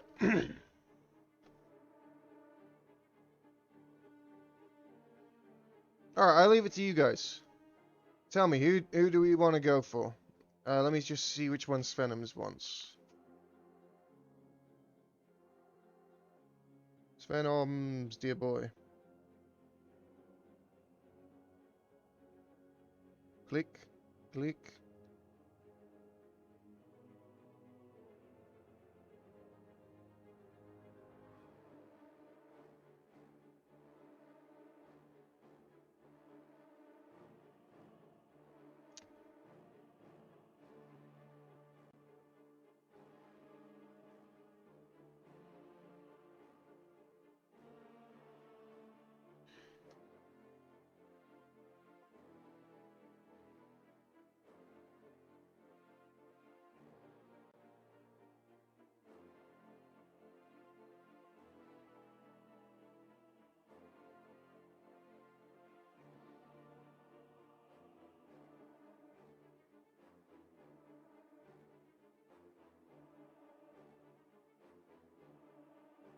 Alright, yeah, I think I'll leave the one with all the Russians to Venoms, and I will go over here.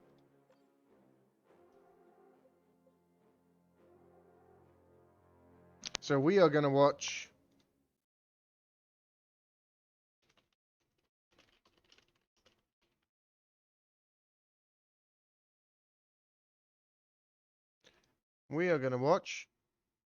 Freeman, Best Noob, and Bruce versus Tenso, Asmon, and Deimos, which probably won't be very balanced, but it is what it is.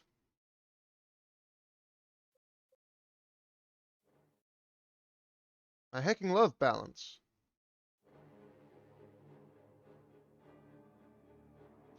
Yeah, that makes most sense, doesn't it? Considering that the other game has all the Russians in it. The Russians probably want to watch that in Russian. And seeing as my Russian is dreadful, best to let Venoms take that one.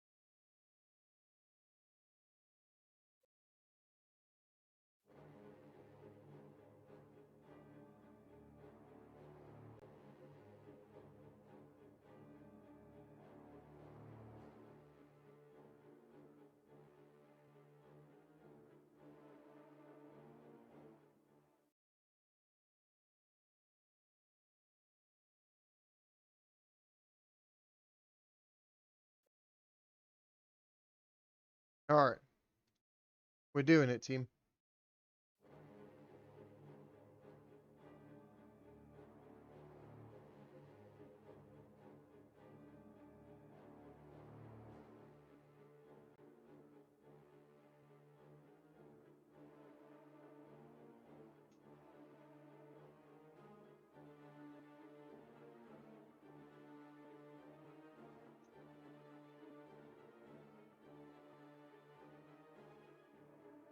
Antanzron, that is actually fucking hilarious that they did that.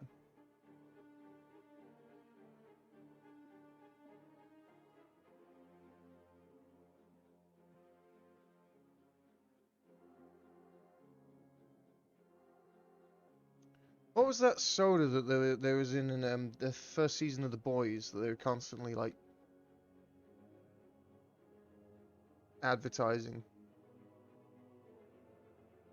I can't remember.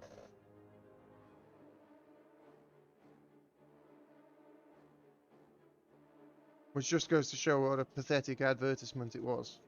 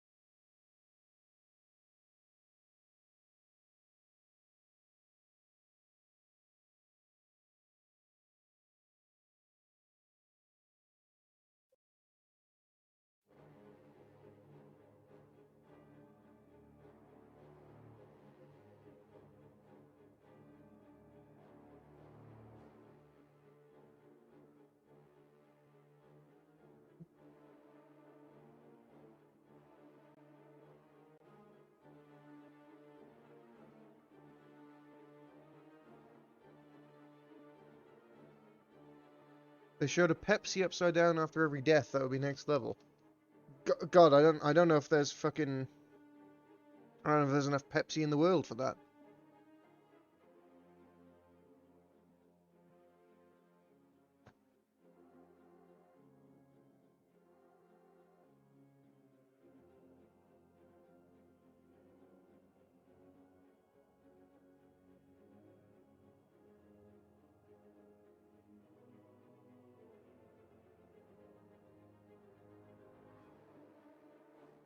Easy.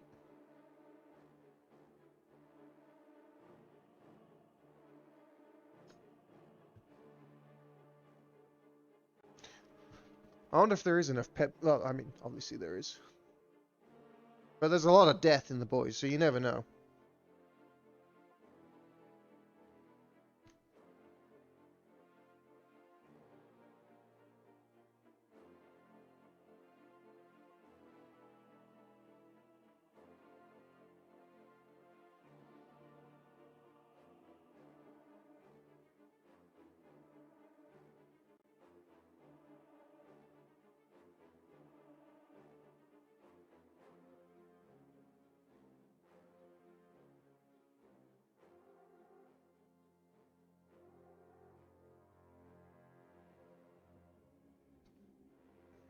Yep. We go? Okay. Alrighty.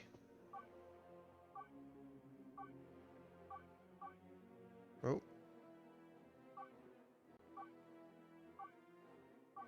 Debated. Bruce debating us all?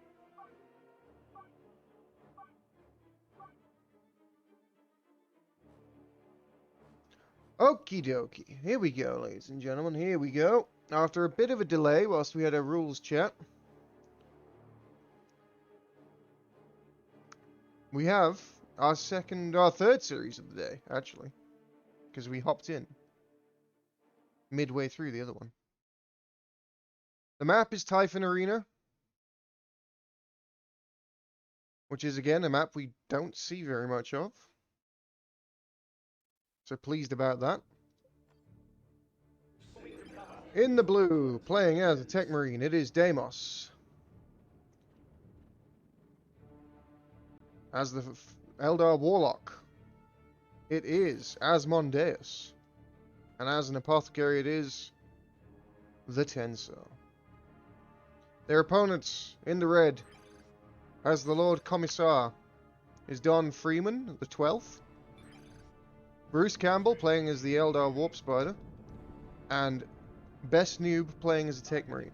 By the way, I suggest you install the camera hack for streaming if you're not aware of it. Ooh. An ally has secured That's a thing. power node. God, is it really loud again?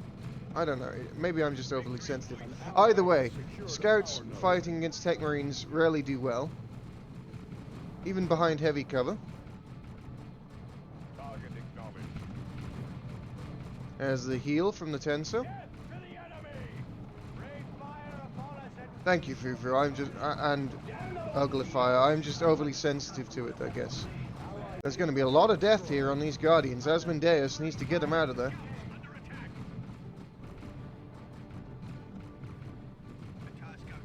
So here comes Tenso looking to push forwards. Double scouts from Bestie.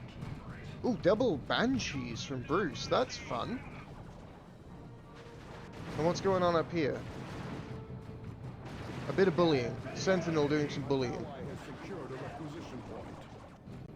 So Honor's pretty much all going in favor of the red team so far.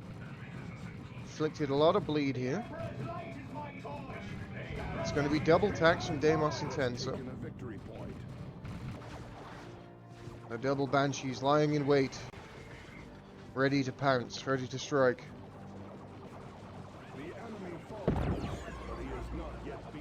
Oh, here it is. The improved warp generator, where's he going? Behind over here. Group teleport. Cool. That was great.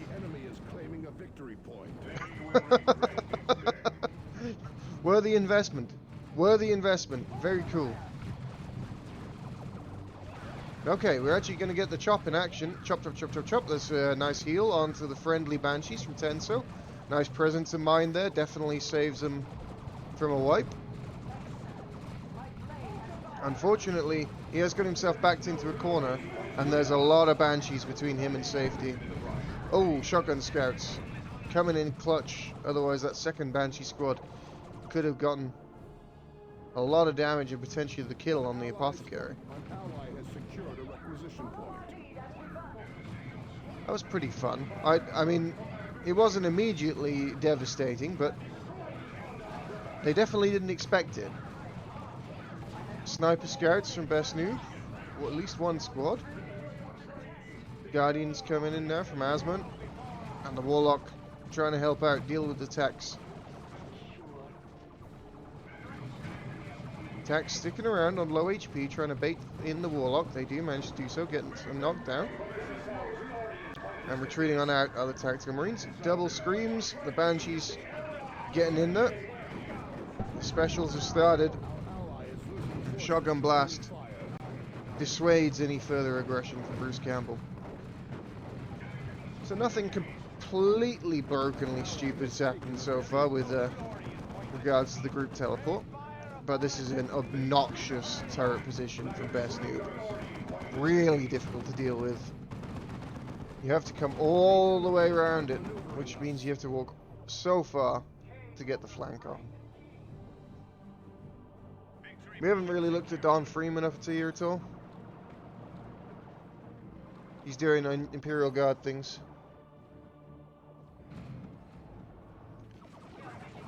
Guardians set up in heavy cover. Could have perhaps focused down these Guardians before they got there, but looking to finish off that generator. They dodged the grenade. Bruce is aware of the danger. And now focusing again on the Guardians. Here comes Asmon's Banshees looking to flank. There's nothing to support these Guardians, so they got to get on out of there. Oh, the Warlock went down over here. Oh, he tried to get into against the turret. That's not going to work, friend. Shotgun scouts at close range against the Tactical Marines. Behind green cover, though. No real damage being done. But attacks get suppressed by the Shuriken advance. And now Tenso moving forwards. Onto the power. Here comes Freeman, though, bringing in the Guardsmen.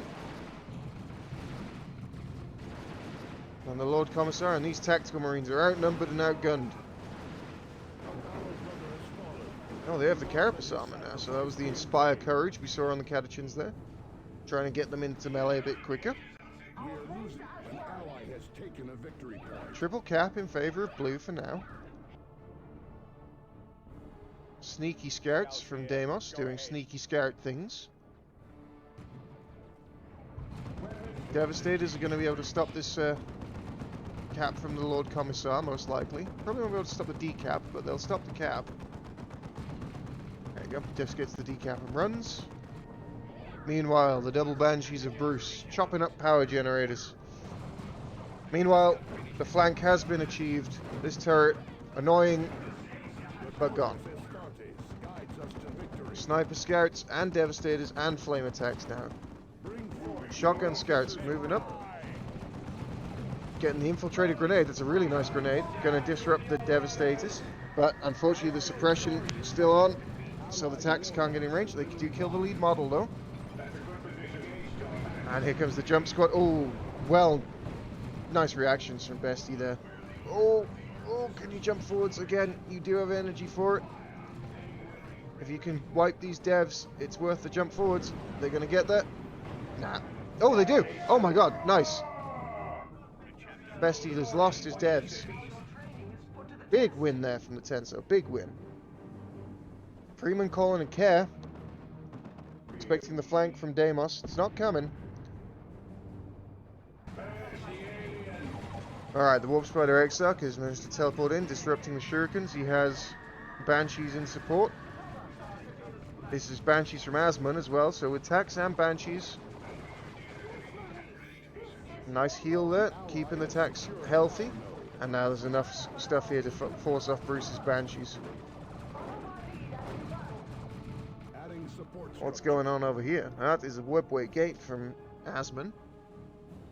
But they're feeling the burn a bit, the blue team. None of them up to tier 2, whereas all three of the red team have clicked up. Flame attacks, going to make short work of these Banshees in melee. The Immolator Blade did some decent damage there, but mostly for the Banshees, I think. Scouts getting in under infiltration with the Kraken bolts. Managing to kill 2 models. Nice. Really nice combo there from the Tenso. Meanwhile, Freeman bringing his Catachans into the midfield. Taking out this power farm that was only just recently rebuilt. And the Catachans getting their sergeant with the melter gun. And here's the group teleport bringing in Banshees of Bruce. Absolutely gibbing the Warlock and trying to get some more a smoke shell from the Catachans, providing a bit of cover for the Banshees, but they do unfortunately eat a grenade. The Banshees will have to get on out of there. Shotgun scouts moving into range. These Catachans are low, so it's time to get out. And get out they do. Oh, that's not quite the right angle, Deimos. Almost, but not quite. Trying to set up the devs for close range fire on the retreat, but he didn't quite angle them correctly. Meanwhile, Bruce, working in conjunction with the Tech Marine of Bestie, working on the power down here. Meanwhile, Tenso's Assault Marines getting in on the Shuriken of Bruce. Bestie's tax being forced away by max firepower from the Tenso. Bruce's Guardians taking a rough retreat path here. They will go down. No might about it. They get gibbed. Tech Marine might suffer the same fate. Yep, he's going down too. Pretty nice engagement here on the south side. Unfortunately, Deimos, having moved a lot of his force into the midfield, has given up the north. Sneaky devs have snuck in.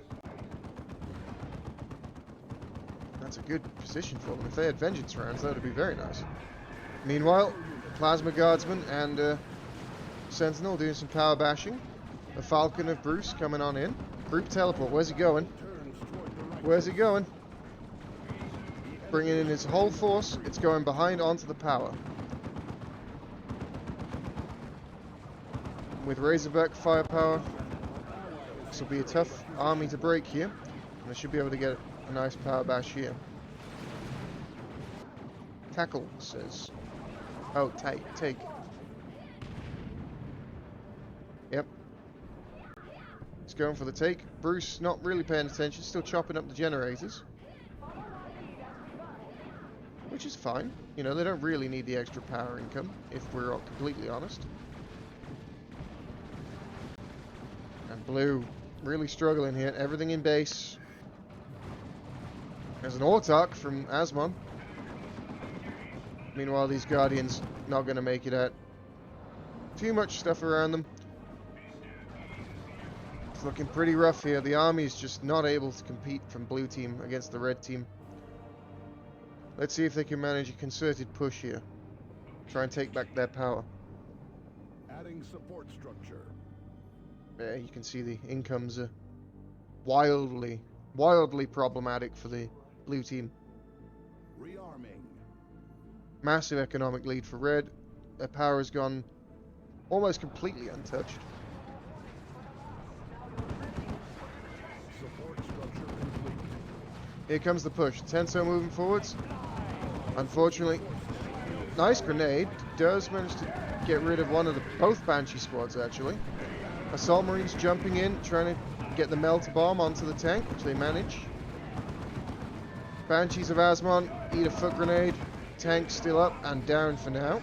There is a bright lance on the field from Asmon, but this crossfire with the turret fighting up this choke point, very difficult. They managed to get a few little victories, killing the tank, pretty big one. Deimos manages to get in behind. Commissar Flare locking down the range of these units. Definitely saved the Falcon there from the las cannon setup. Look at the range, kid. And Deimos' flank not going to work out. Slightly too late, unfortunately. Kaboom!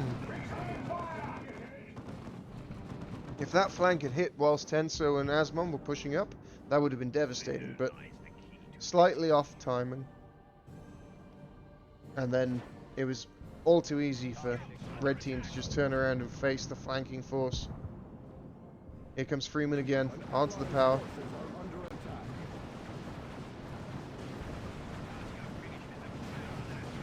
Tech Marine taking pot shots at guardsmen.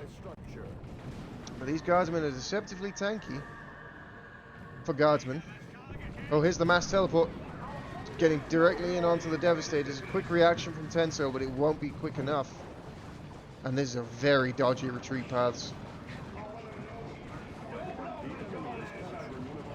A couple of Marines are going to go down here, no doubt about it. Lucky to only lose one, actually.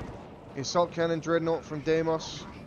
Going to try and make his way in here, but these are aspect of strength Banshees with heavy melee Executioner spears. It's not going to go brilliantly for him.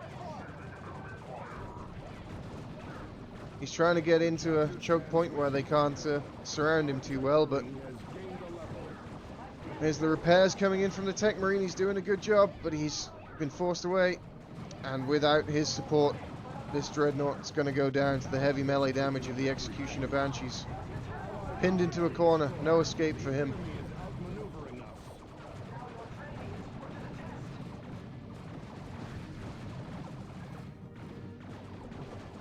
I guess Deimos didn't think to use Blessing of the Omnissiah. Maybe it was on cooldown, but...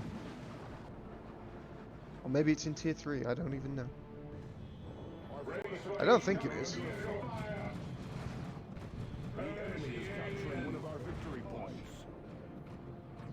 Either way. Very difficult to see Blue getting their way back into this, with tier 3 just finishing up for Bruce. Tier 3 almost finished for Best Noob. They just can't win the army fights. And the concede. Yep. Understandable. That game was 99% over.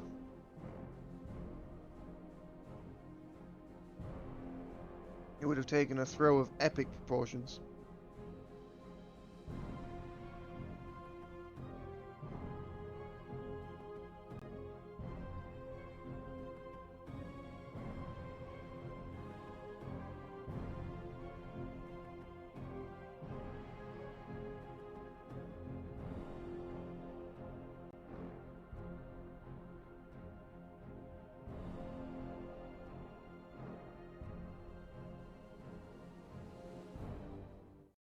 There we go. So here we are. Who lost the most? Asmon, but that's not surprising considering he's playing against Space Marines. Playing with Space Marines even, sorry. Beg pardon. Beg pardon. Misspoken. Unbelievable. Hang him.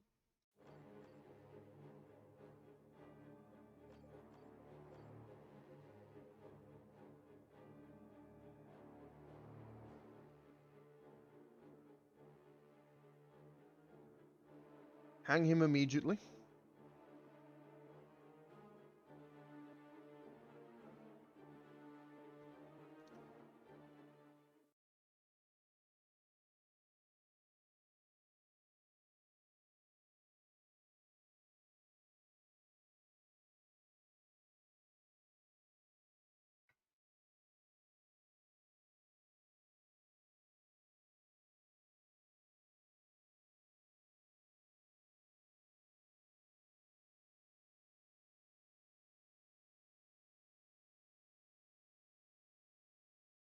What is going on elsewhere? Let us check the bracket. The bracket has not been updated. So there we go. Alrighty. So we're just waiting on Best Noob to join the lobby, and then it is the loser's pick of map.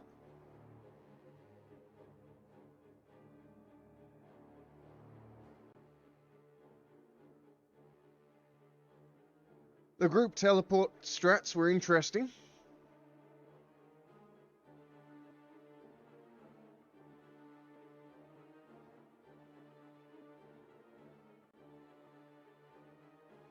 And Cathari Ruins is the choice from the Tenso.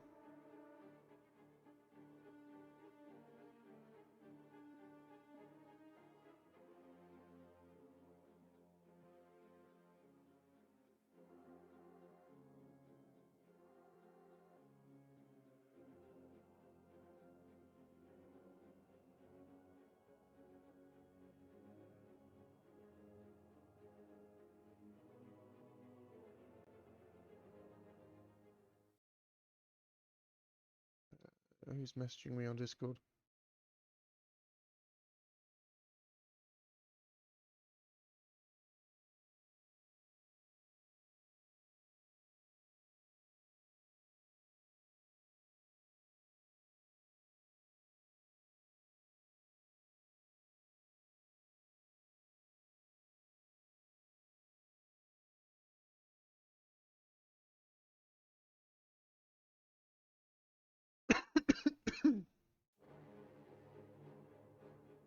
That's not Best Noob. Explain yourselves.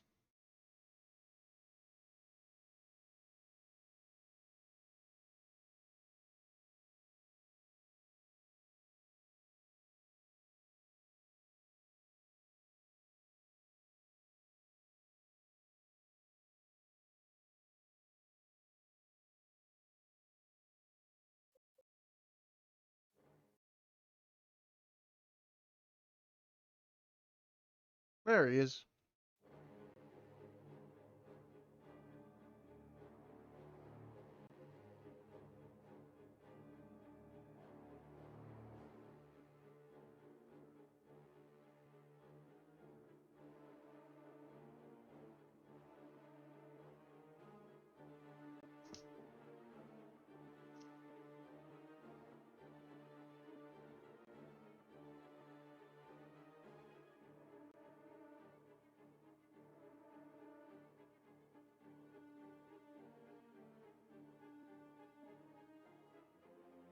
That was a very dirty turret the Best Noob planted in the last game.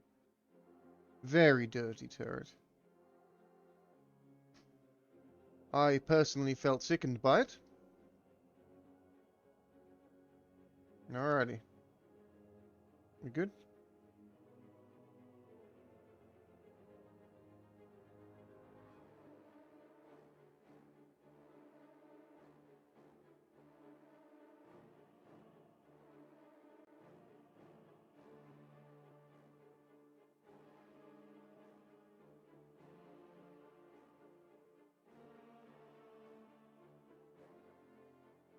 Ready up, lads. Let's get on with it.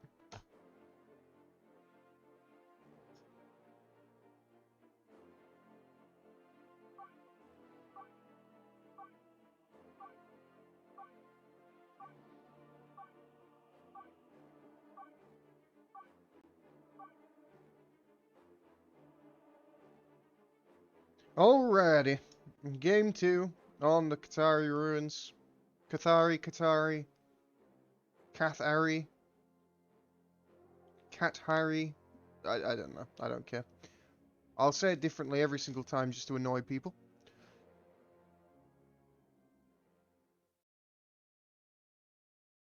We have a bunch of Tech Marines. 3 of them, in fact. A Farseer, a Warp Spider Exarch, and a Lord Commissar.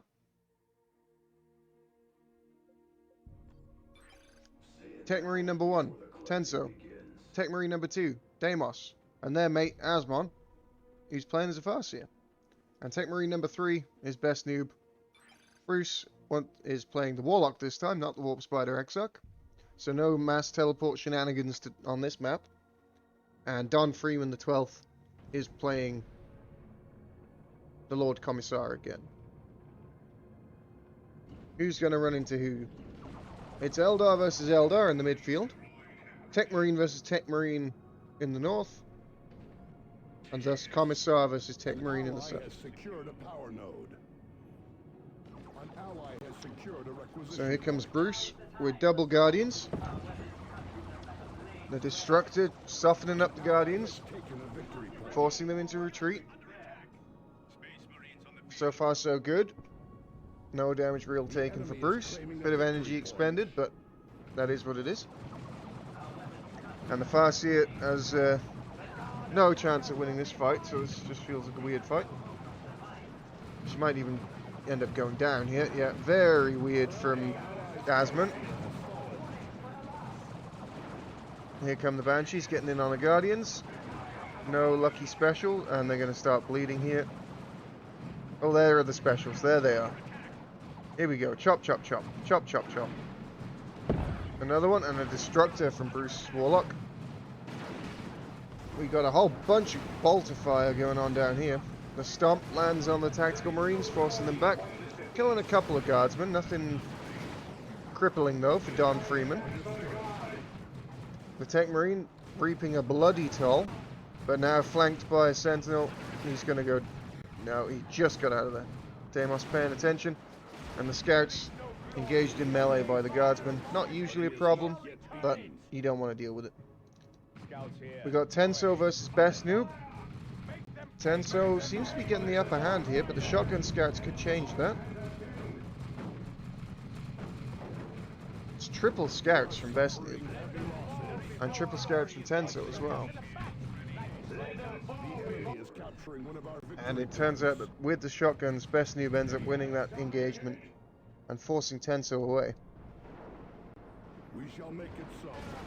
And here on the power again is Freeman. How is Deimos going to force him off? Multi-laser turret already set up in place. Devastators trying to get in there. No vengeance rounds for these boys yet. And a Shuriken as well from Asmon. Deciding to commit heavily to defending their power here.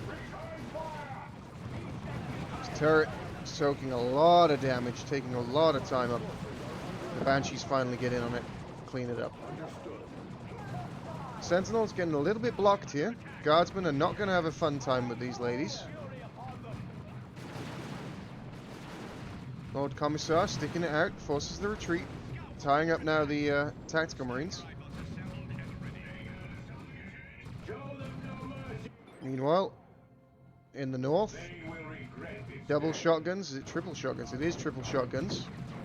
Versus the Sniper Scouts of Tenso. Snipers doing good damage, but the shotguns, once they start making contact, will become problematic. Kraken bolts popped for the melee punching. Retreat grenade trying to take out the Tech Marine, not quite enough, but the Tax of Tenso getting beaten to death. Honors even, actually. They killed a model each. They gave as good as they got. But Tenso now responsible for defending this power against the double shotgun scouts, the Tech Marines, and the Tactical Marines. With triple sniper scouts, could do some decent damage here.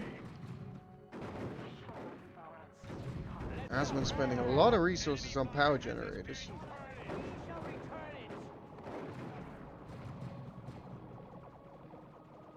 What's going on down here? It's a revival! Well done, Farsi is back. And it's double ranges from Bruce. Lots of sniping going on this map. Here come shotgun scouts trying to bait in the Banshees. 3 fully upgraded scout squads for best noob.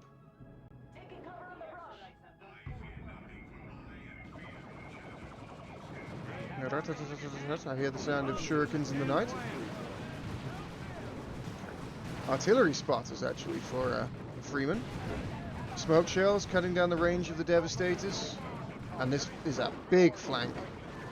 Here come the Banshees, getting in. Getting shotgun blasted back. And instantly retreating. Did not want to eat a foot grenade, but now they're going to eat the retreat grenade instead. 2 of them fall to them. There was a good split there by the team, actually. Otherwise, that was very fortunate. But now all of the shotgun scouts moving forward is one big pack. They're just going to gun down the lead model of the Devastators. Getting in close to the shotgun scouts of the Tactical Marines, but that's exactly where they want you. Look at the damage. Shotgun blasting down. The close range volley is doing a lot of damage. And map control firmly in favor of the red team.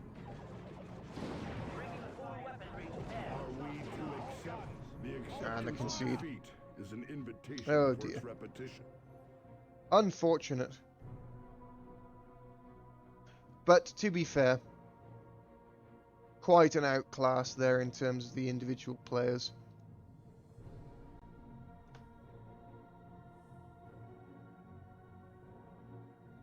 Deimos relatively new to the scene. He's done very well for himself. Definitely a up-and-coming player.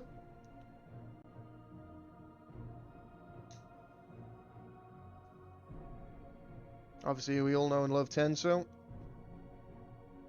But Bruce and Best Noob, when they're playing well, 2 of the best in the game. And Freeman's very good as well. So an extremely quick and easy 2-0 there.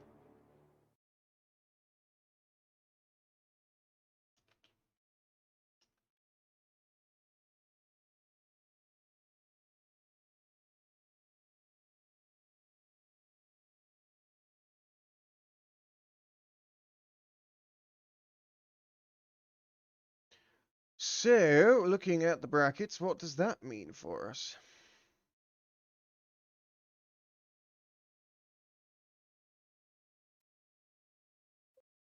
It means we don't have a game to go into. Which means we can have a very wholesome chat about politics again, if we like. Wait.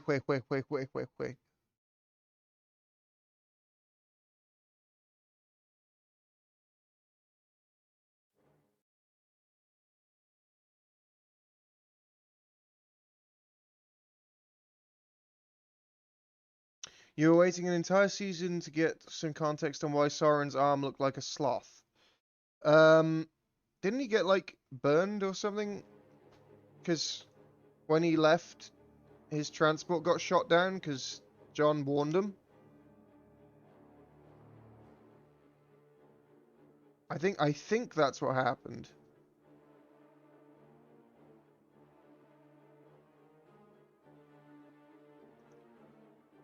But don't, you know, maybe.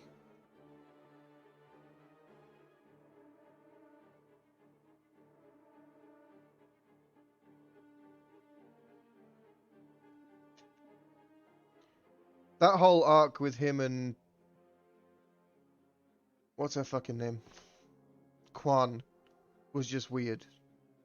Like, I don't understand what the point of that was.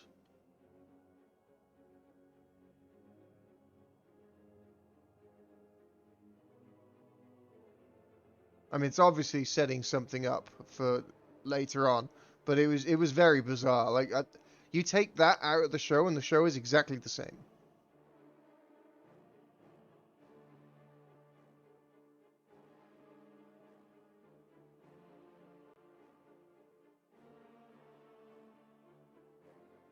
I think, and you know, this is the stupid thing, which is I think that was the diversity scenes. You know, because everything nowadays you have to check off certain diversity inclusiveness boxes. You know, you have to. Yeah, yeah, exactly. Do you have enough ethnic people, non-white, non-male characters? So for every white male character you have to have something else. Yeah, exactly, exactly. So rather than, and you know, I don't have any problem with diversity, but it's possible to write diverse characters in ways where they actually matter, rather than in ways where they're literally just a box ticking exercise. Now, the problem we have at the moment is that the vast majority of studios and producing groups, shall we say, tend to just use them as box checking exercises rather than, you know, making it in any way a part of their character.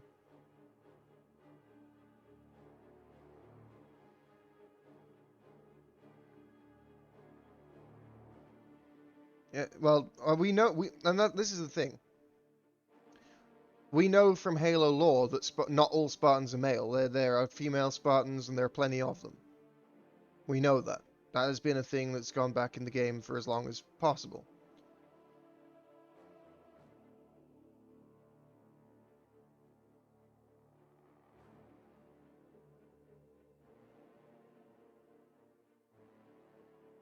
Well, and again, this is something that the show did not a very good job of, though, which is that Spartans aren't robots. That's one of the things that is important to note, is that Spartans aren't robots. They never were. They are amplified humans.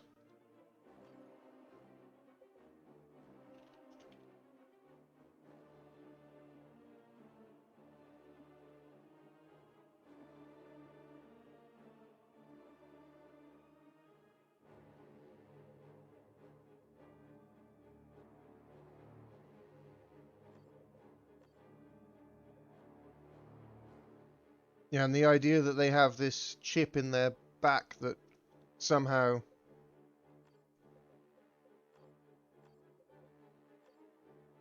makes them robots is very strange to me.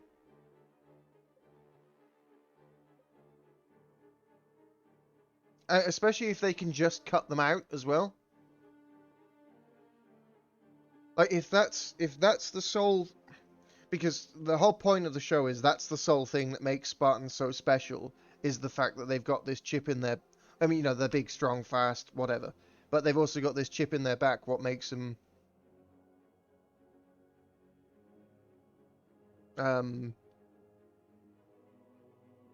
what do you want to call it, compliant? Is that it? Is compliant the word I'm looking for? They basically makes them robots.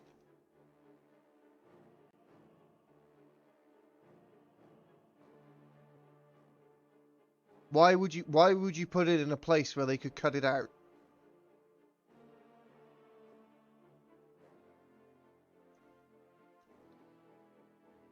That's just terrible design.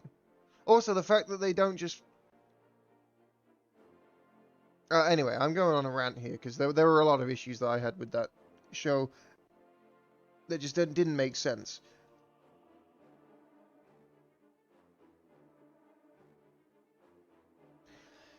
But that is sort of part and parcel of modern television, isn't it? Hello, Diver. What up?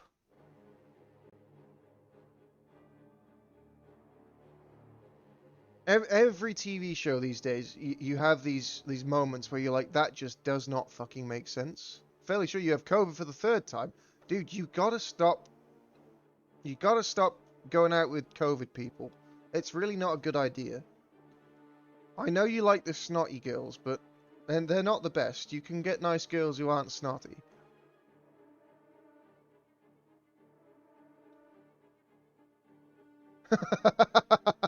I'm sorry. I know. I can't stop it. I'm sorry. Twitch are going ham on ad breaks, and basically I can either have pre-roll ads or ads in the middle of the stream. I really wish it would notify me when it's doing fucking ads, though, so I don't talk to people. But it doesn't. Which I think is super shit.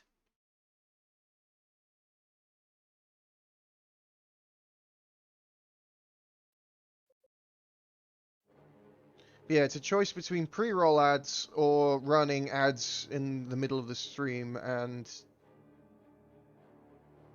pre-roll ads fucking destroy you as a small streamer, because if people don't know who you are and they have to watch an ad, they're just like, nope, they just click off. So, unfortunately, pre-roll ads will not be enabled, so we will have ads in the middle of the stream. It's shit and it sucks, but what can you do? Twitch fucking love ads.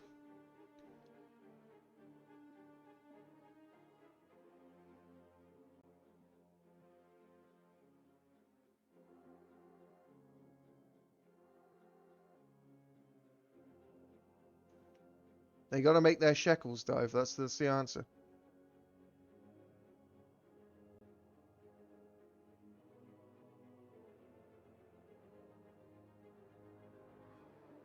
Hopefully your COVID isn't too bad.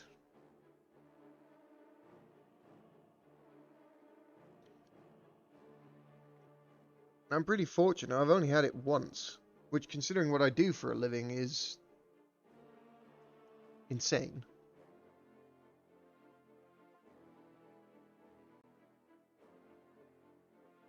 True, that I know of. True, I have only had it once that I know of, Antandron. That is very true. And when I had it, it was literally nothing.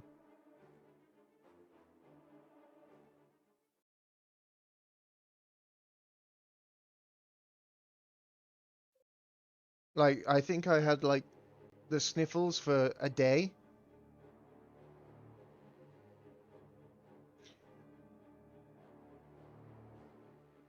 Yeah.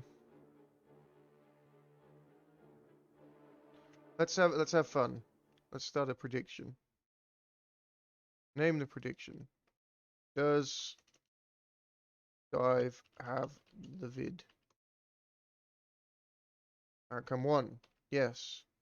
Outcome 2. No. 5-minute prediction is up.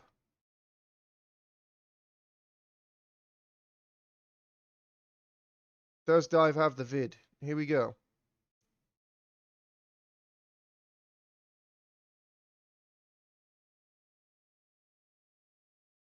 Oh shit. Okay. That doesn't work. Wait, why does that not work?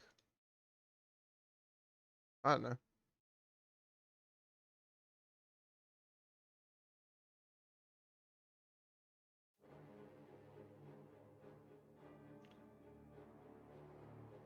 Apparently you need to predict with channel points.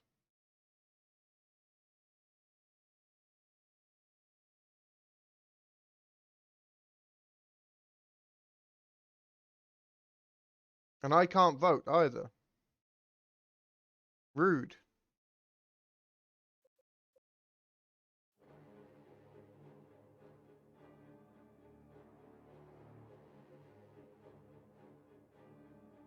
Alright.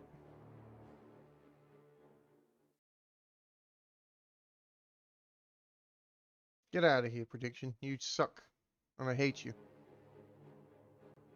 Alrighty, maybe, eventually, we will have a game.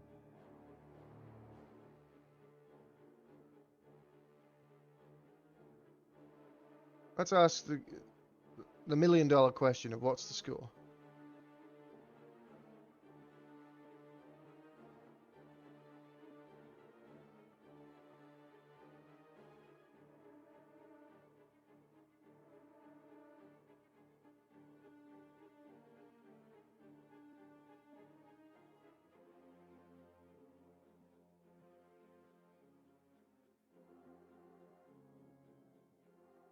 You will have to tell me about this camera mod. Mainly because I can't be bothered to look into it myself, and that is a reasonable reason.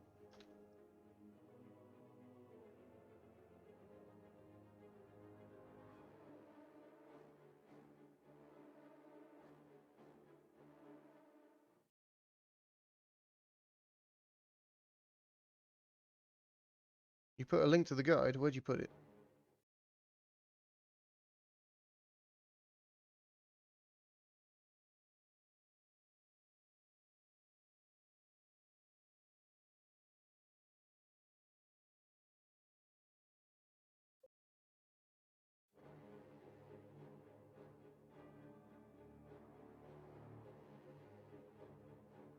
That is the question I ask you, Mr. Bruce. Where did you put it? ¿Dónde está la biblioteca?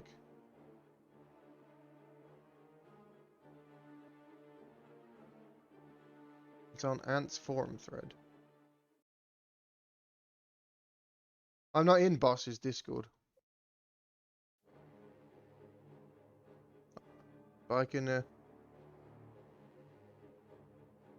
go to the forums. I can do that much. I will do that much research.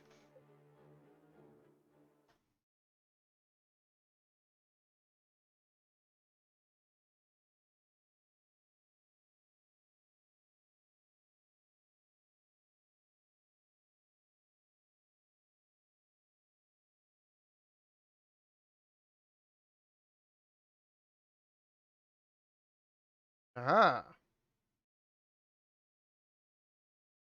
It's all a bit in Russian for me, but I'll have a look at that later. Gotta right-click translate to English. Ah! Nice. See? Little by little, we're doing it.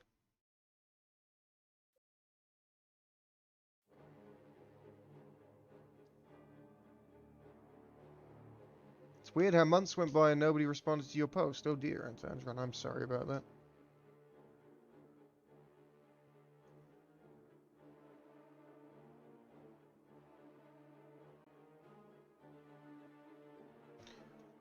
I've been streaming for years and still hardly anyone turns up. It is the way of it. It is the way of it. Maybe we'll get a game. I don't know.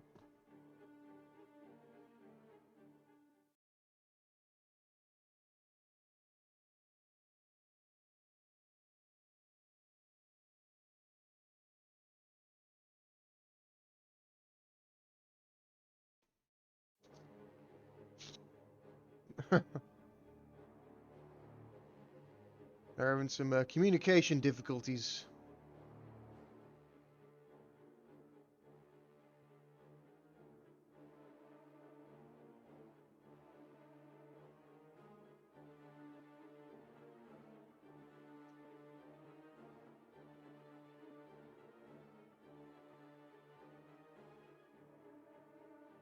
Let's help out a little bit here, because I read the rules.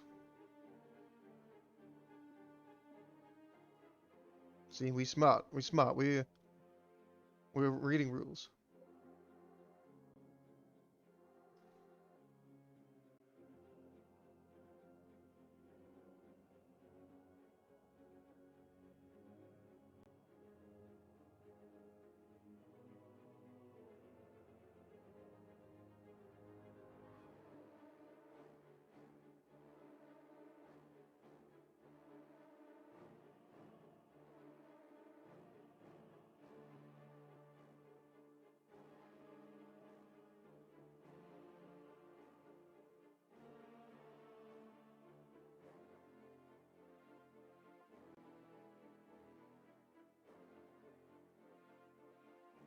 Oh, come on, lads.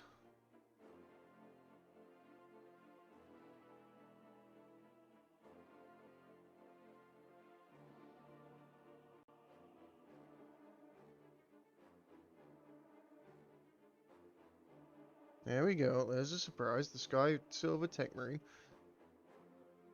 The fact that Sky even has to announce his pick is hilarious.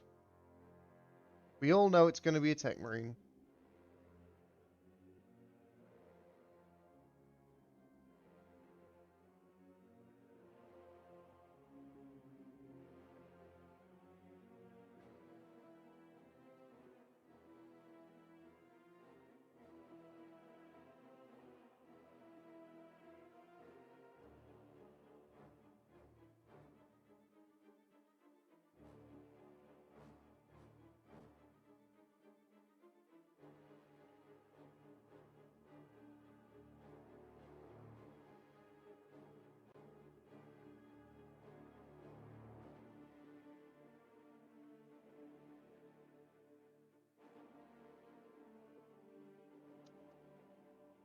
So, here we are. Waiting for the Russians to pick their heroes. One specific Russian. Actually, it's Blood Rain. I feel like you could take a random sample of all of the tournaments I've cast and pick 5 or 6 spots where we're in the lobby. And the reason that we're still in the lobby is because we're waiting for Blood Rain.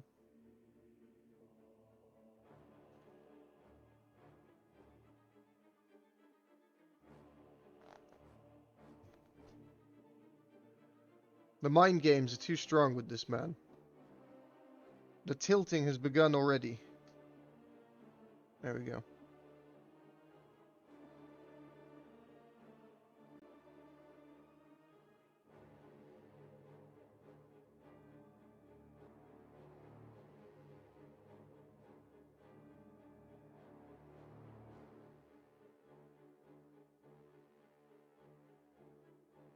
Alright, so just waiting on... Ooh!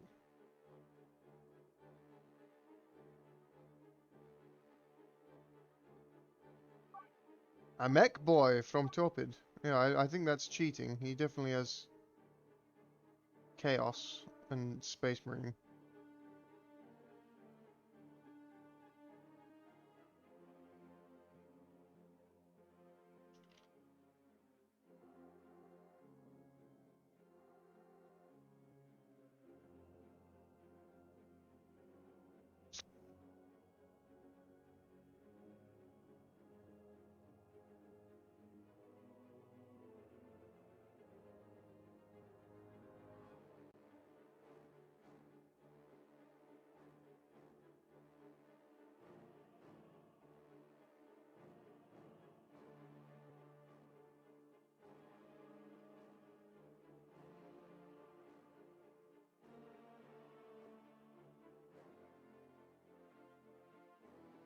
I think Blood Rain's going to explode. If there's one thing I know about our boy Blood Rain, inconsistencies in the rules drive that man up the fucking wall.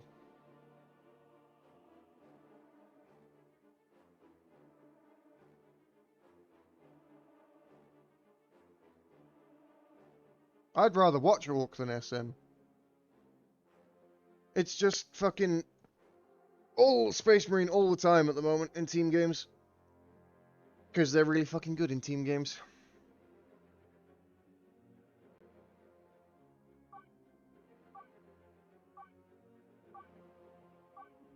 I mean, they're really fucking good just in general, but...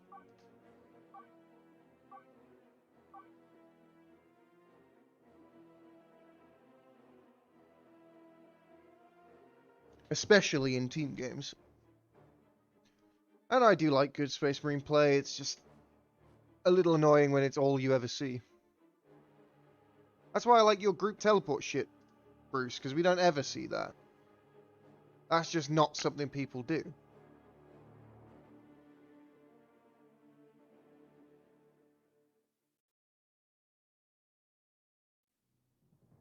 Alrighty.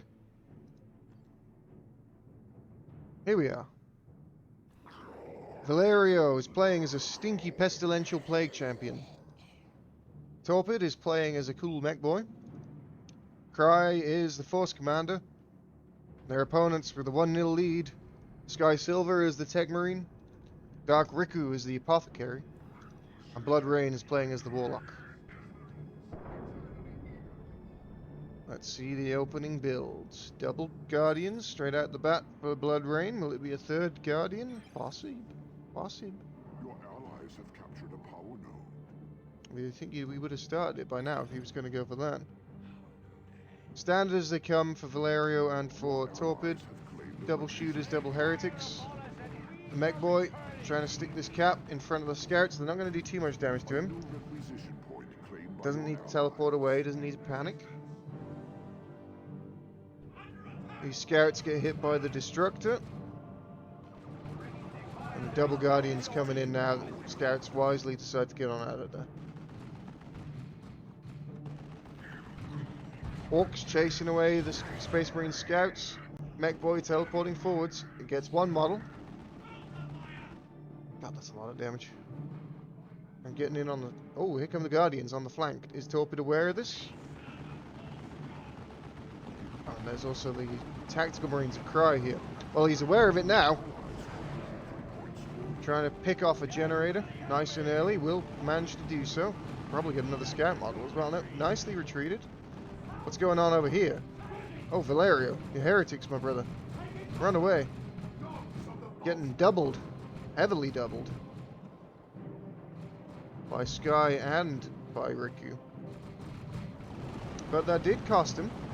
Cost him their entire power farm. 2 generators only, but it will cost him the node as well. Mech Boy getting in there to tie up the tax.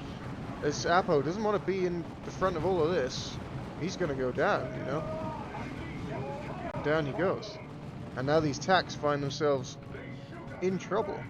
Going for the decap on the power is the Mech Boy. Sluggers are going to be pretty beat up by the time they get in there, but the burner models doing power melee. Sluggers might wipe here. Scouts, yep. Good enough, and the sluggers go down for Torpid. A little bit overzealous there. Stuck it for a little bit too long. What a brawl this is. But there's a shuriken cannon now, so that'll make life a little more interesting. Basically locking down this entire passage here. Bit of Nurgle worship to heal up the team. And it's a full team battle. Very early on in this game. Torpid getting his Storm Boys up, Assault Marines on the way for Cry, and Raptors already in for Val Hero. Double tax for both Dark Riku and for Sky Silver. Lots of firepower. Does terrain block shots? Some terrain block shots, Dive. It is inconsistent and janky.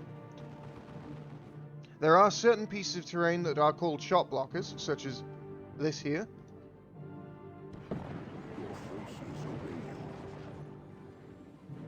But if you say this pipe, if you hide behind this pipe, you get a cover bonus, which means you take reduced damage from ranged fire. So using cover in this game is very important.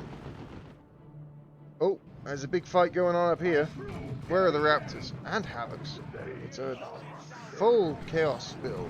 There you go. Raptors getting in, suppressing the scouts. The grenade is wildly off mark.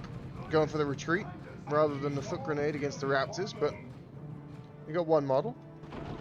Orcs working away on these buildings. Big shooters are up and ready. The Storm Boys are ready. There's the Warg popped, and here come the Storm Boys going in on the setup team, the Shuriken. The Warlock is here with his Champion's Robe, a tanky combatant now. Assault Marines jumping in to help out. Tanky he is, but not tanky enough to deal with all of this crap. And he wisely retreats on out of there. Meanwhile, the Force Commander chasing down scouts, guns them down in cold blood. Eternal War Chaos Space Marines taking cover behind the tank trap, facing off against a lot of Tactical Marines.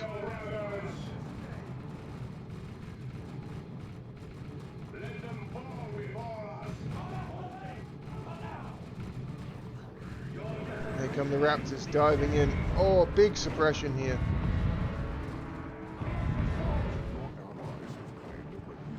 Knocking him down with a special attack. Trying to make way for the Heretics to get in. The Heretics, oh, they get shotgun back. A nice play there from Sky Silver. Taking away the threat. Meanwhile, Nurgle worship on the backlines. Drawing the Space Marines into the fire of the Havocs. Raptors retreating on out. Maybe a little prematurely. This tank marine is taking absolute beasting from the Havocs.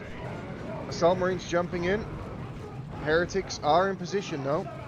There are AC Heretics and regular Heretics here. Val having to retreat his AC Heretics. 23 HP. They get out of there.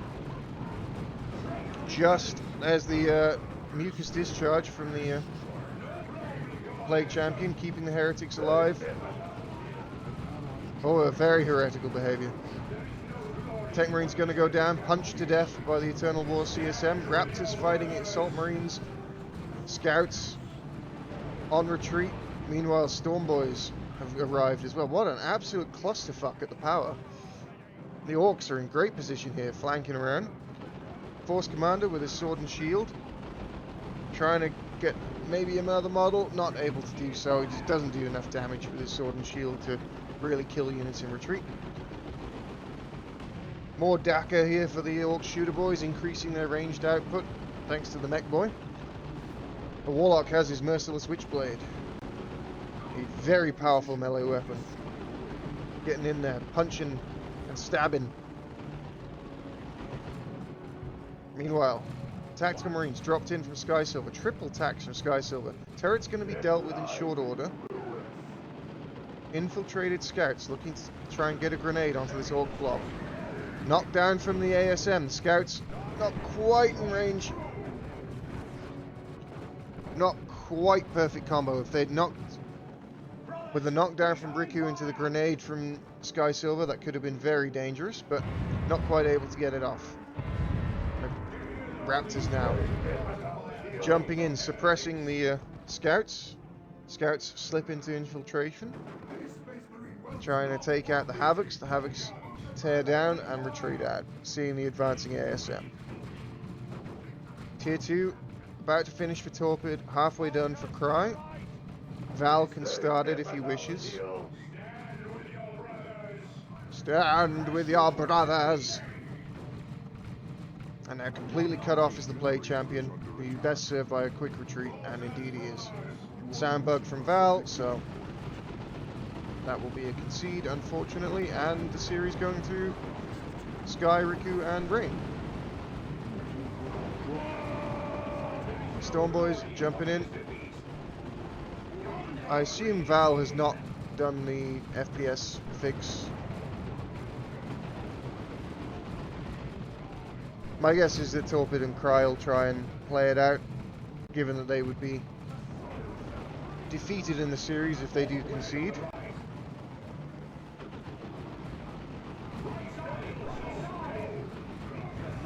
Raptors versus ASM. Raptors have higher damage output, but less tanky than the ASM.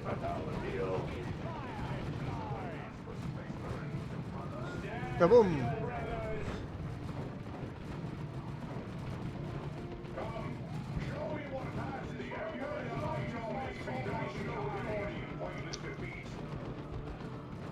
Yep, and the concede. Unfortunate.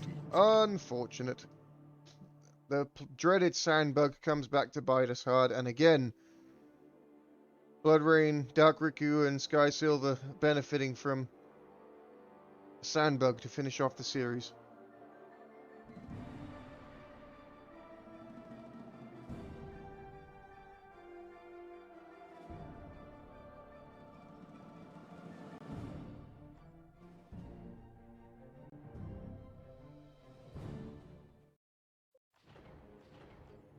My disappointment is palpable.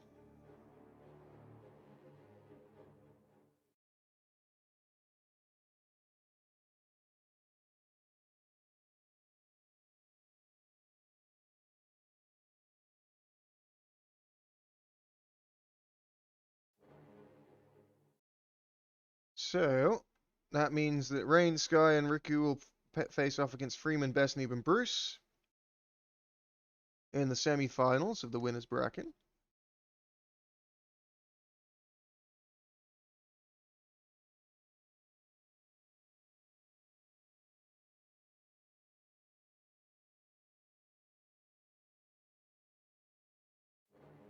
Oh, they want a rematch? I don't know if that's going to happen.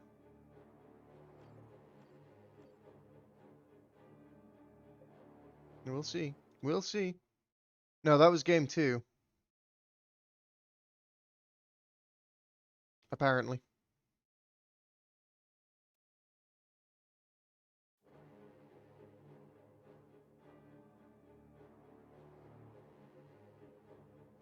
We'll have to see if they do a rematch. I don't know.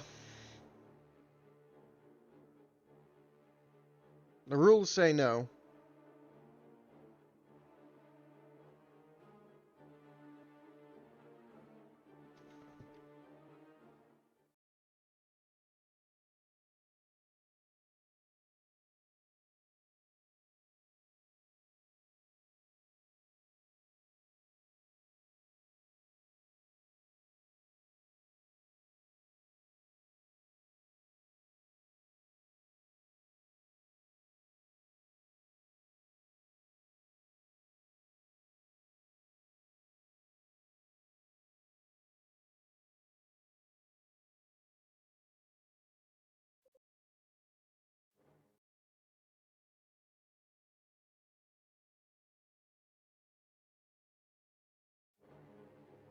I mean, maybe Antandron, maybe there is.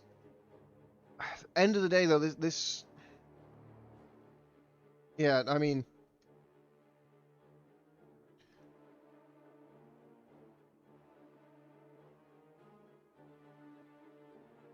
Yeah, it's all a bit. It's all a bit much of a muchness, isn't it?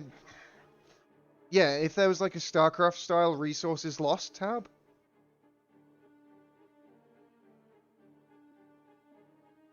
But this is also a case where you can literally lose your entire army from one plasma dev hit if you miscontrol it. So you can be far ahead, and if you're blobbing when your Gen Bash don't see plasma devs and they get a good shot on you, your advantage is instantly wiped out.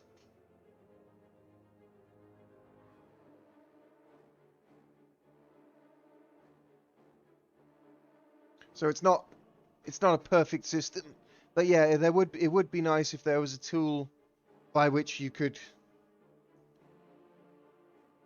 Yeah, yeah. I mean, obviously in a 3v3 it's different. In a 3v3 you can't just lose instantly like that. You can lose instantly in other ways, but not like that. Or if you can, you know, maybe don't put all 5 of your units on top of each other.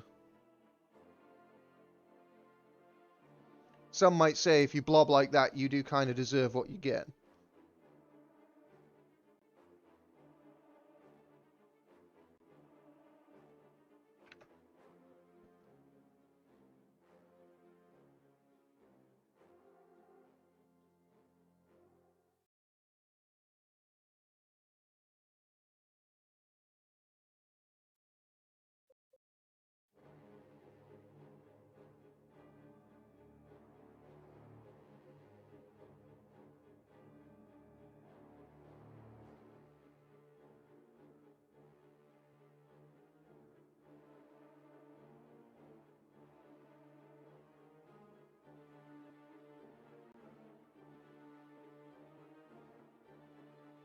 I think Svenums is telling me lies again.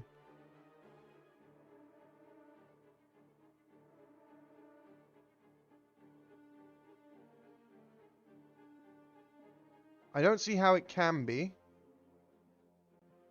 I don't see how it can be 1-1.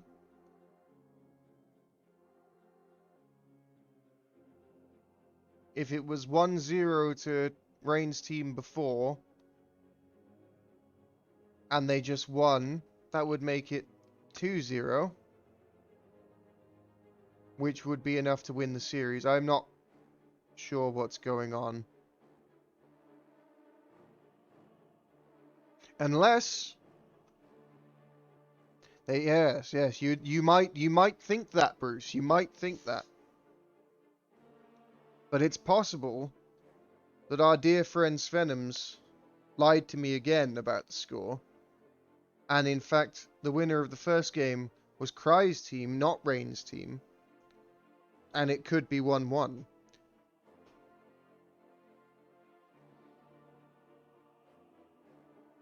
No. And oh, wait. Look, from the horse's mouth, Riku himself suggesting the rematch. My word. He has risen above it. He has become ascended. Oh, someone's holding a gun to his head. Adila's behind him. Riku, agree to the rematch.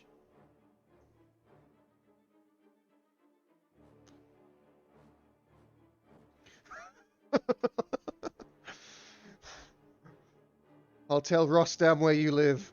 Please, no, not that. I don't want that.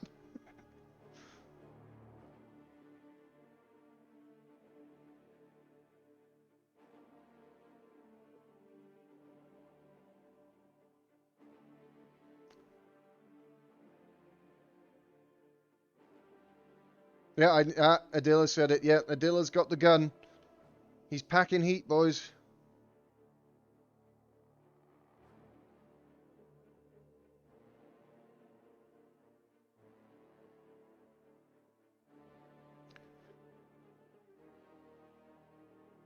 Lives have been threatened.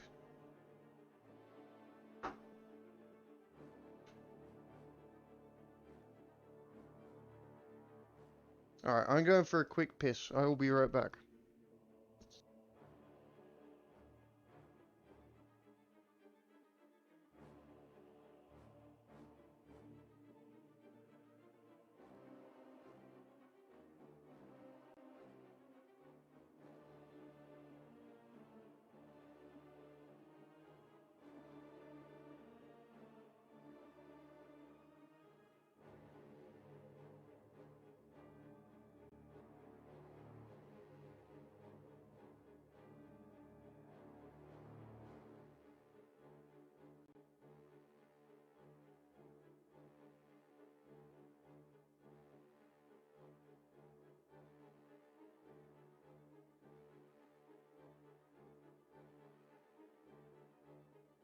Yep, Adila has been paid off.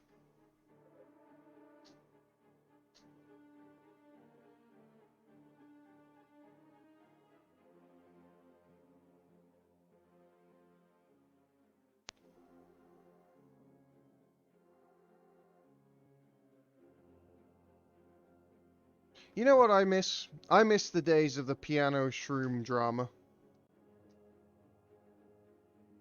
We need more 3v3 tournaments with piano and shroom in them. But we lost shroom to Dota.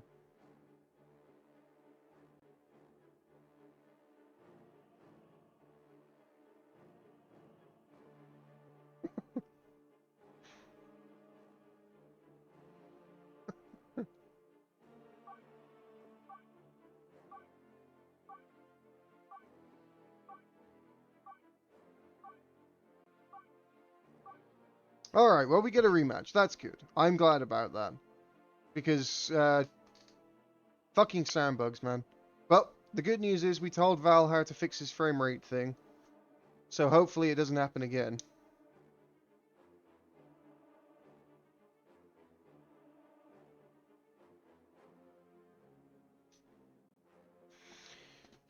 See, for me,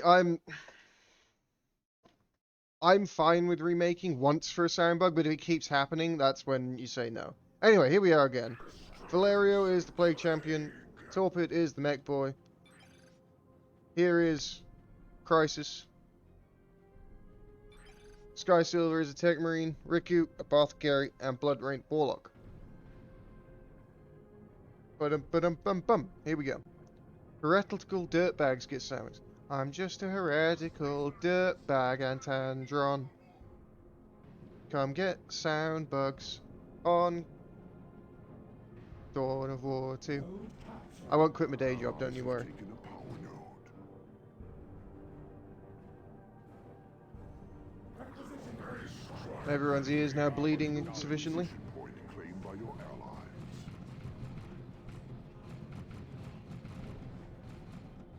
Now this is the biggest, like, wet noodle contest known to man. Allies have claimed a requisition point. Plague Champion and Tech Marine standing behind green Allies cover. have captured a power node. Did you ever tell me about how die last makes sense? How is your obs and SPS and Swift? It's pure skill, brother. It's pure skill. I mean, that's all I can tell you, mate. That's all I can tell you.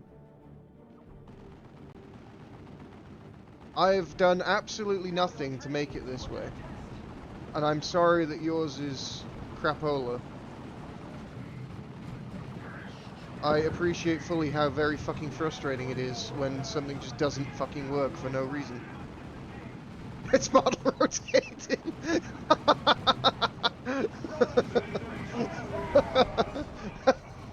That's a classic meme. I like it. Yeah, if you rotate the models and move them how so they don't get shot, your FPS improves. Oh, God. That one gave me a good chuckle. Alright, let's see if Torpid can avoid throwing his sluggers away in crazy engagements. They're doing pretty well here. Oh, uh-oh, uh-oh. Here come the lads.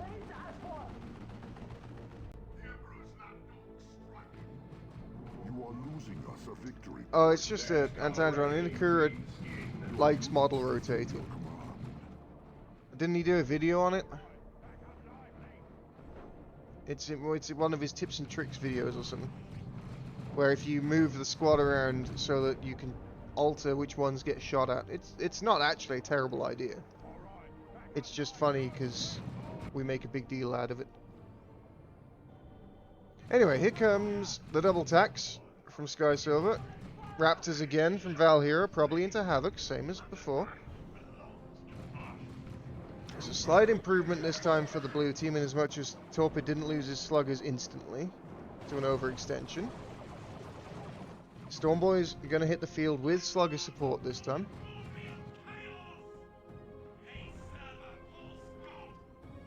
God, Cry's tax got absolutely rinsed. Double tax from Dark Riku moving forwards. Gonna run into shooter boys. That's real bad for these lads. Just run, Torpid, run. There are too many of them. If you're an orc and you're outnumbered by marines, that's real bad. That's not how it's supposed to work. Here's the engagement. Oh, Raptors jumping in, getting in on the shotgun scouts. And the tech marine has gone down. They still had the blast though, did the scouts, so the Raptors being kept at bay for now. Oh, dropping the micro a bit on the tactical marines are going to take a lot of damage and lose a model. Oof. Rough from Sky Silver there. However, here comes the big push. On for the power farm. Torpid's in position to defend it, but he does need some help here. This is a double push. Warlock Shuris, double Guardians, double tax. A single mech boy alone cannot withstand firepower of this magnitude. Cry looking to flank in. Here comes the Warg. Stormboys trying to get close enough. They're going to take an absolute beasting. Battery pack coming in. Not going to be in time. They've lost 2 models already. That was a tough engagement from Torpid. Not waiting for his battery pack. Trying to move the sluggers forward.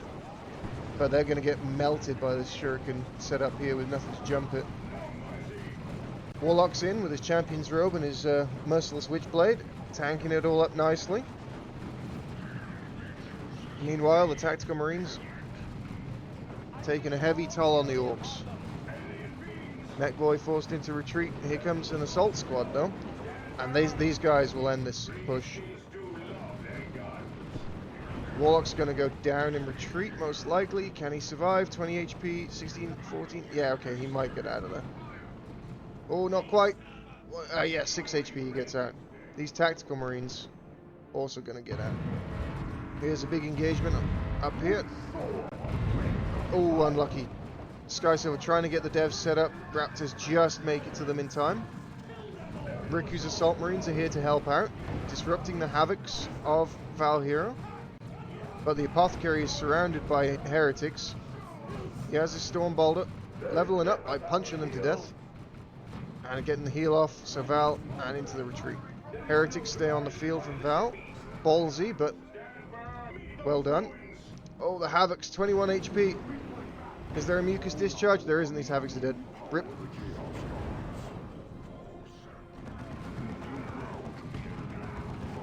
You're never drinking Lucozade again because of this. Good lord. Oh, a Lucozade ad. Unfortunate. Unfortunate. Unfortunate.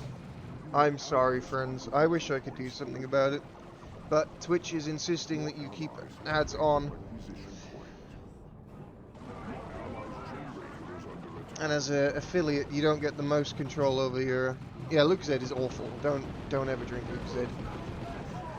It is absolutely vile substance. In fact, I believe that the mucus discharge of the Plague Champion is in fact Lucozade. But it could also be cranberry juice, you never know. Both of these drinks are unacceptable. Here's a big jump forward. Assault Marines disrupting everything. Stormboys coming in as well.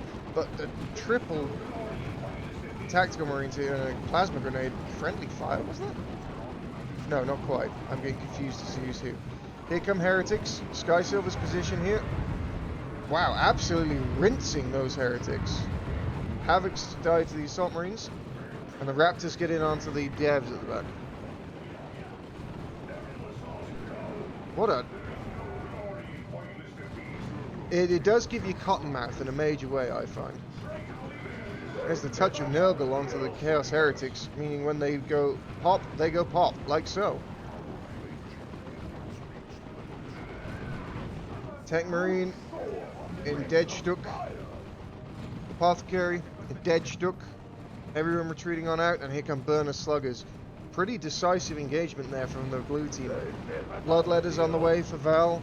Tier 2 Plasma Devs are up and running for Cry, and Tier 2 on the way for Torpid.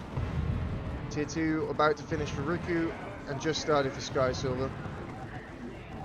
One last volley, those attacks can't stick it, so this gen will stay alive with 41 HP. Lose us that power node. Banshees capping up in the south. That was a pretty fucking crazy 3v3 team fight Our there. allies have won a victory point. Oh yeah, Bruce. The pomegranate juice is actually legit. My three favorite juices are the very basic bitch apple juice, tomato juice, and pomegranate juice. Those are my three favorite juices.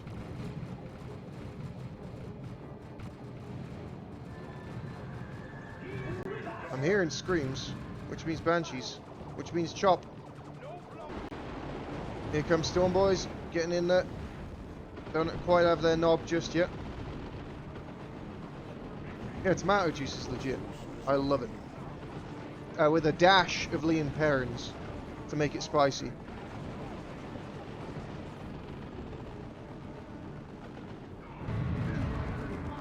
Okay, plasma attacks are up, bloodletters are into the back lines though, and these guys will wreck face. Being disrupted though by the ASM, a nice shift into the warp there from Val. Trying to get the bloodletters out of dodge. Worship now to buff up the bloodletters, give him that nice regen. You see how quickly they're regenning. Oh, Assault Marines looking for the plasma devs. See him sneaking around on the back lines, but with the bloodletters here, this could be quite tricky for him to get out of. They don't have energy for a jump. Mark target from the Tech Marine, buffing the damage that all of his allies will do to those heretics. Bloodletters not able to make any sort of meaningful connections here. And Sky Silver setting up now onto the power farm. Building a Tarantula turret on the high ground. Raptors have their aspiring champion with the Blood Maul. Very much more of a risky proposition fighting these guys now, but they do need some support. They're all on their own here. Leveling up and retreating on out. They lost a single model. The Tarantula turret does sit up, so this is a tough spot for these ASM to find themselves in. Just really rough. And they're going to go down. They're going to go down for sure. Just not on the same page. Tenso! Thank you, sir, for the raid, bringing your avid viewers here. Does that mean you guys are out?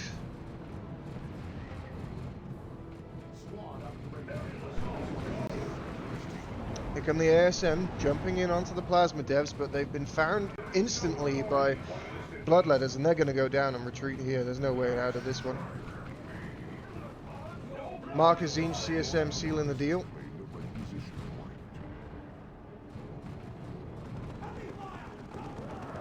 Where are the Storm Boys? Okay, Torpid has actually been busy back here, fucking over Bloodrain, whilst Cry and Val deal with this pressure. And it carries on. Touch of Nurgle, these... Oh my god, these Raptors, what are they doing? Val, brother. Okay, the Touch of Nurgle might get them out safely. And a nice Plasma Dev shot, but that was extremely expensive. Lost the Aspiring Champion and 2 Raptors. Venji is here. Hello. How much are P-Devs? Not enough. Or too much, depending on what side of the bridge you live on. There's a Thunderhammer Force Commander now. Well, Torpid comes in to break this contain. It was expensive to hold, but tier 3 well on the way for Cry and Torpid. Val obviously a little bit behind with his losses there. Rises from these ranks. Upgrade interrupted. And the Torpid flank coming in with the truck. Orcs out of a truck. Name a more iconic duo. I'll wait. Your allies' generator is under attack. And now we have a bit of calm. Mech boy has been revived. Worshipping up, trying to heal up the commanders, but both of them decide to retreat out anyway. The Bright Lance was doing a bit of power bashing, got a generator, but now has to get out. Ooh, shame Torpid wasn't really thinking about where to park, because if he'd parked a bit further back, those sluggers might have been able to intercept the Bright Lance. Falcon on the field for Blood Rain. Tier 3 is in for both Torpid and Cry. Jeopardy. Tier 3 nowhere near for either any players on the red team. They lost their power too early. And too frequently as well. Fully upgraded CSM, Mark of Zinj with an aspiring champion. Here come the warp from the Bloodletters, getting in there. I would agree with you, Bruce. It looks very dodgy for red here. The good thing is they don't have... Torpid doesn't have resources for any actual tier 3 units.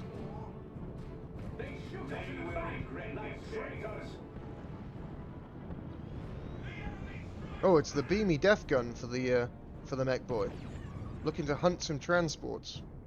And there are 3 transports on the field, so it could be pretty profitable.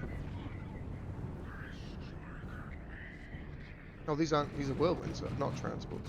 Either way, they get sniped. I would agree with you, Asman. Double whirlwind is a little bit overkill, but they're very behind, so try and dig in and hold victory points, I guess, is the name of the game. Play champion might go down here. The suppression kicks in from the doom blasting heretics, and a touch of worship on the way out. How much will Val sacrifice to try and prevent his PC going down? Nope, doesn't look like too much. It's weird, isn't it, Antandron? I don't understand why the whirlwind doesn't knock back allies. I guess because if it did, it would never get used, but yeah. It would be unusable, but it doesn't make any sense. Tier 3 on the way for Val. Not sure about that one, considering they're losing their power farm. I would have preferred probably to see another unit, maybe get something else for him in Tier 2. He already has both of his allies in Tier 3. Raptors diving in there, getting marked.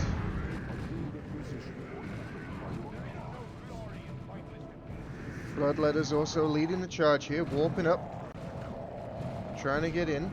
Where's the mech? The mech is nowhere near. It's a shame. The mech with his beamy death gun, he did manage to take out the Falcon, it looks like. Not really paying attention to the south side, because this battle is just never ending up here. Touch a Nurgle onto the Bloodletters, making them go pop, healing themselves up, doing a bit of damage. Bloodletters need to retreat on out, and they do. Looks like Blood Rain managed to push all the way forwards, but he's being flanked here by orcs. Torpid lost his truck somewhere. Still no tier 3 unit. Oh, that's a Predator. That's a tier 3 unit. Lol, lol, lol, lol. Yeah, Falcon versus Shurk. But the Falcon was dead. Died to the beamy. Here's the Predator. And here's the engagement from Torpid. Sluggers looking a little the worse for wear, but everything's retreating. There are no knobs yet.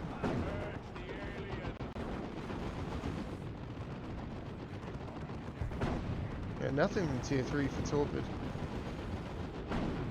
We're having some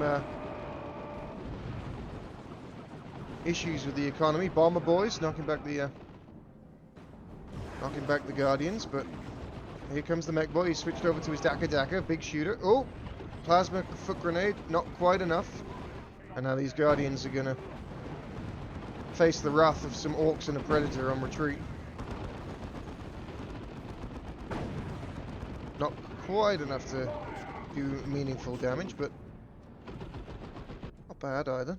Infiltrated scouts doing a spot of capping, but here comes some missile attacks. We'll force them off. Here come the first commando squad. Asmund has hit the nail on the head with Torpid's plan. Going commandos to hunt whirlwinds, most likely. One of the Ricky's whirlwind died. Didn't catch that. Mark target onto the Chaos Raptors as they jump in against a big blob of plasma. This whirlwind's still doing okay. Sitting back, chilling out, maxing, relaxing, all cool. Predator has its extra plating. Not feeling too worried about its position right now. And now the webway gate has been located by Cry.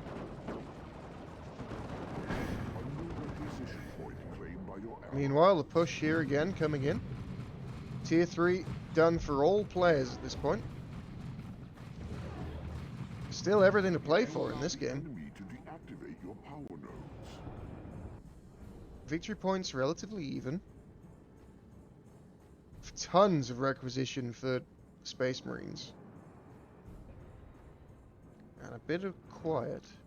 The lull, the deep breath before the plunge. Map turning blue. Here come the sneaky commandos. Here's the engagement. Whirlwind setting it up with some disruption. In front of the stern guards, in front of the plasma attacks. Lots of damage onto the Raptors as they got knocked forwards. Healing from the Apothecary coming in. Banshee's here to back him up. Taking a spot of time to recover with some nice Nurgly worship. Bloodletters looking to warp themselves forward. They do get it in, but mark target. God, look at the damage they take while they're marked from the Signum armor. Bloodletters get in and immediately have to get on out. Whirlwind disrupting. Plague Champion gets foot grenaded, has to get on out of there. Mark is Zinch CSM standing and delivering, but they are outgunned. Massively outgunned by the double attack Marines.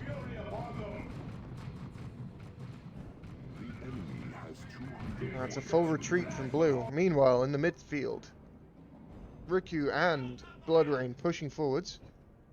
Torpid and Cry holding position on the southern victory points. Trying to get into range. Seeing if they can intercept this army. At the moment, not looking like it. Commandos and a Chaos Predator now with the mark of Nurgle coming forwards. Gonna try and get the sandwich here. Stormboy's initiating the fight.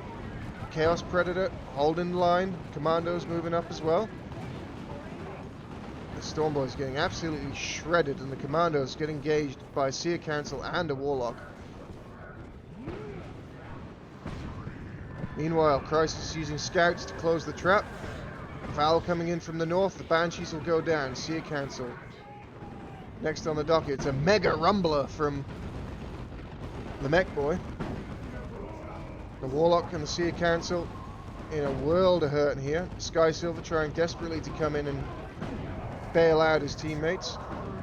Seer Council not looking so hot. Sluggers, Swamp 'em activated. Can they get there? There's a grenade from Cry. Is it on target? Oh, no. Not going to do it. Oh, close. So close. Not quite, though. That will be expensive to reinforce 4 Seer Council models. And the Warlock went down to the Force Commander. That was a nice, concerted push there from the blue team. And Sky Silver just not in a position to help out his team, so it ended up being a 3v2. Scouts sneaking around, trying to be annoying little bastards. Meanwhile, Heretics setting up a healing station in the midfield, trying to get these Raptors back up fighting fit. Sky Silver is floating a ton of resources.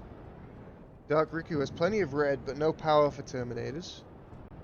Here is the Land Raider Redeemer, however. They don't have the best hard AV on the side of... Oh, a nuke! Was that Sky Silver's nuke? I assume that was Sky Silver's nuke. It got the mech boy, and it got the Force Commander.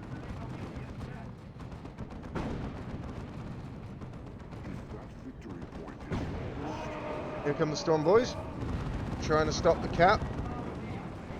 Nope, not able to do so. And now they have to get on out of there. This is far too much stuff. Stern Guard pushing forward aggressively. With the support of the Land Raider Redeemer, they can do this. Land Raider Redeemer on the way for Cry as well. Nob Squad have their Bang Bang Hammers. Not sure if they've got Meaner and Greener, but they're getting their Nob Leader. Sky Silver pushing in from the north. Tech Marine going for a revive on the Warlock of Bloodrain. Everything to play for still here. Both sides can win a fight if they take it under their own terms.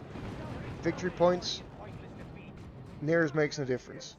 Slight advantage to the blue team, but it is a double cap against them. And they now have to consolidate, regroup, and break this position with the Land Raider Redeemer. They have their own Redeemer, so that'll help. They have armor superiority in the form of 2 Predator tanks. They also have a fully upgraded Nob Squad. It will be difficult for Red Team to win a heads-up engagement. The Predator going for las cannons. Twin-link las cannons to try and deal with the Land Raider Redeemer. The skirmishing has begun. Plasma devs firing from the sides, Bloodletters and Raptors dealing with a flank from Sky Silver. And here comes the push. Nobs leading the charge. Here comes a Rox on the back line. Rox. And Rox once more. Big Rox. That was a lovely nuke from Torpid. Well positioned. Nob Squad getting in onto the Land Raider, trying to block its retreat with a drop pod. Oh, no, that was Terminators. My bad. Terminators from Riku, actually. But they're going to be in the thick of it against the Nob Squad, where they do not want to be. Frenzy is popped by the Nobs, but the Terminators teleport themselves to safety. And that was a crushing engagement from the blue team. Red team in full retreat. Land Raider has gone down. Fire Prism just takes the field. These Terminators are in real trouble. They need help instantly. Where is the Librarian? Nowhere close enough to help. Maybe a Veil of Time. Oh, he's cast it on himself. Okay, the Terminators do manage to get out of there. Nobs switch their target onto the Tactical Marines. These guys have absolutely no chance in a fight against Nobs. Fire Prism landing good shots on the shooter blob. Some repairs taking place here onto the Predator by the mech. Blue moving up. They've managed to take 2-1 cap. And now the Predator needs to try and get into range of the Fire Prism. This is an interesting little micro battle here between the two players. If the Fire Prism can stay at range, it will take out the Predator. If the Predator closes to within range of the Fire Prism's dead. Sky Silver's Whirlwind still putting in the disruption off the backlines. Nobs charging forwards, looking for some squishy Seer Council. And they found it. Seer Council trying to get out of there. Fleeting away.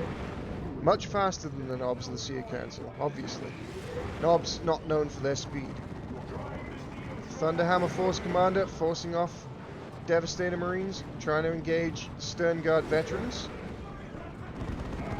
Grouped around this Land Raider, the blue team have a very strong position. Cyclone Missile Launcher up from Riku's Terminators. And you can see the heavy flamers going to work here off the side of the Redeemer. Look at it go. It looks awesome, doesn't it? Drop pod with a Venerable Dreadnought. Venerable Dreadnought on the backlines, ladies and gentlemen.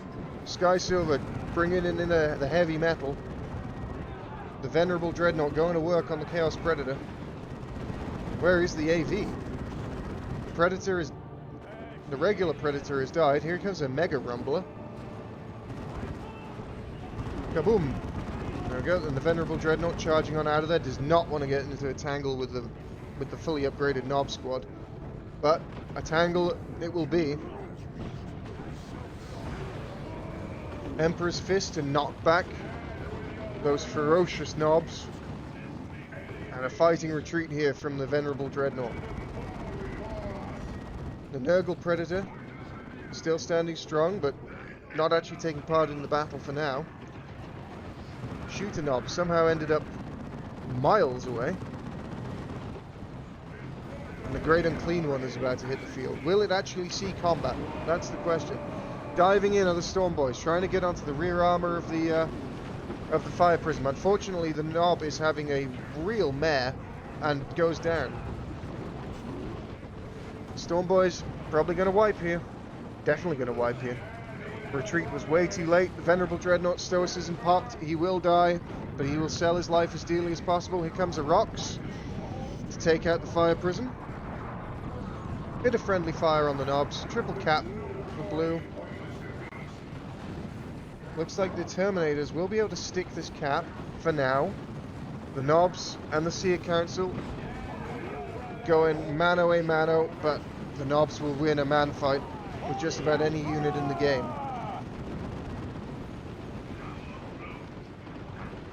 And the victory points.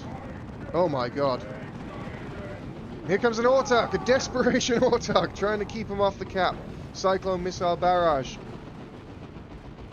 Blue team desperately trying to stick the cap, but it will be enough with the 1-0 lead. Great game. Great game.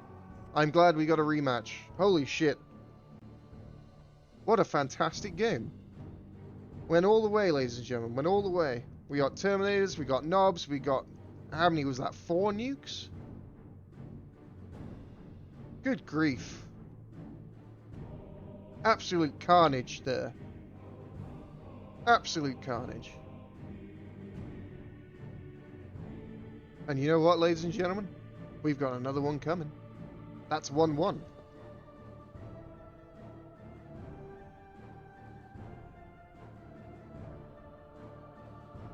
Hello there.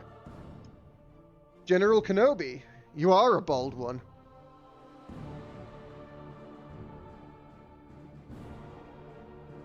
Whirlwind needs to go. Oh, I don't know about that. I don't know about that. Hit my balls. L. Coomsby, thank you for the follow, senor.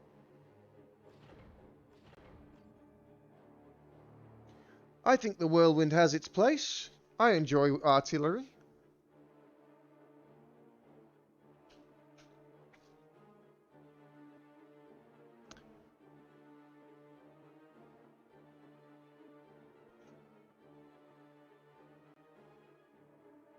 Give Primaris Squad Tier 2 specialized weaponry? No.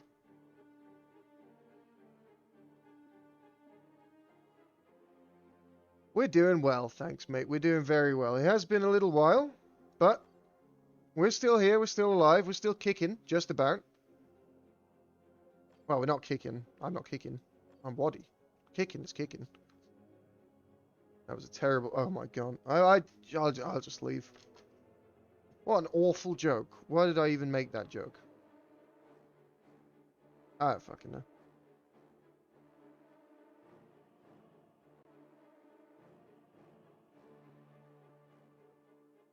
Yeah, don't you worry, King Arthur. You make a hello there reference, I'm all for it.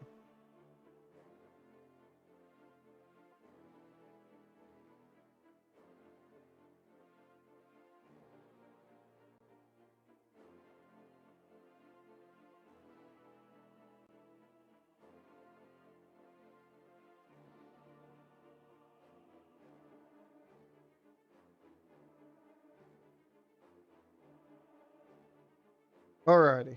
Yeah, Freeman. How'd you go, son?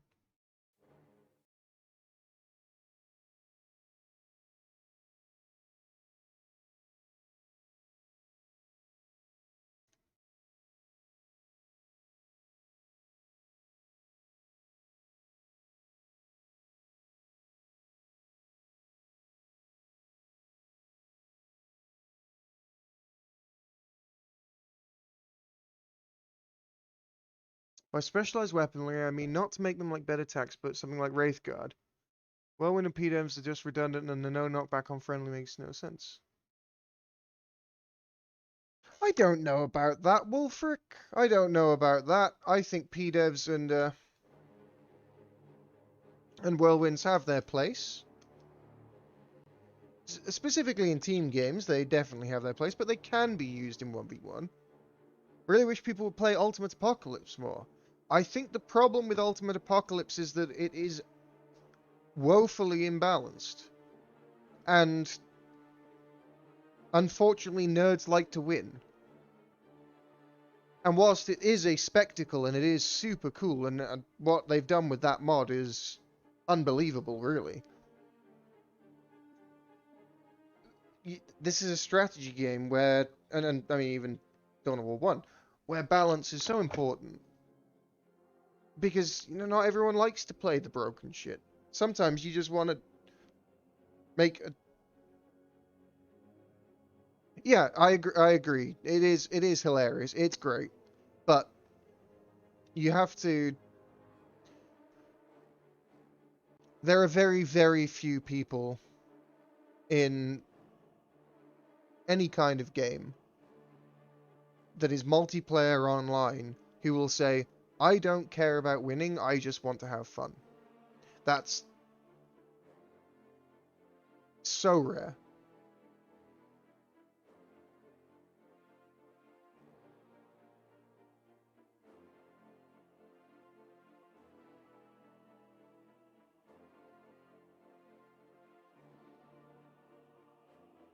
Yeah, I agree, Asman. I think both PDevs and Whirlwinds have their uses.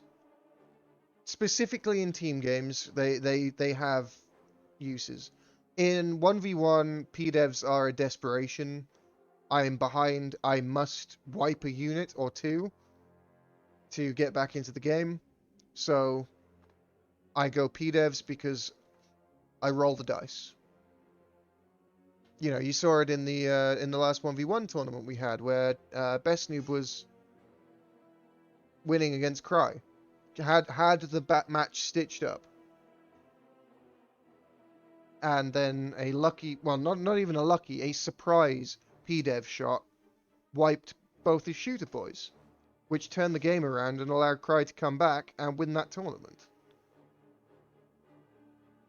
If he didn't go PDevs, he would have lost that game.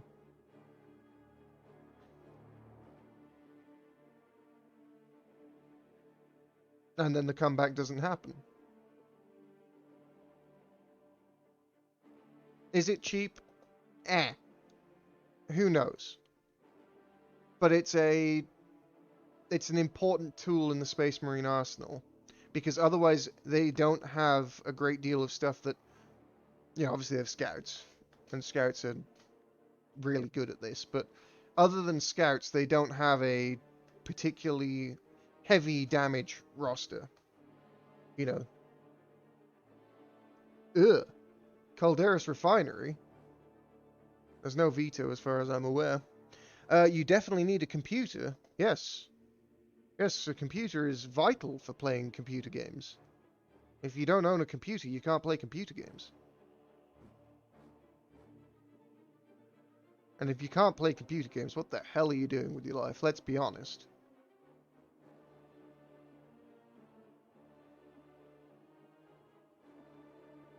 Well, that's just not fun, is it? You could own a Steam Deck. Correct. Correct.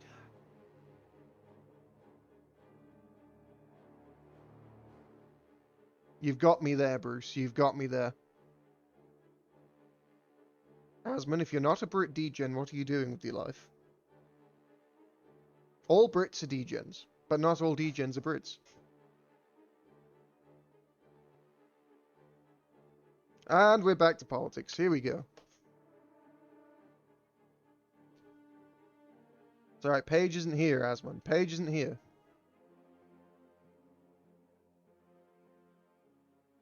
At least I hope he's fucking not. Paige, if you're here, fuck off.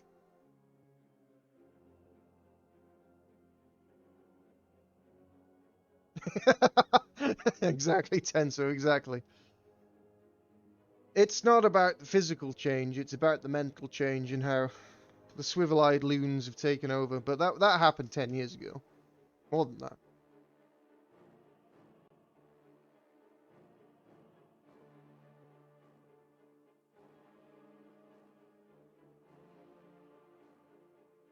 Yes, agreed.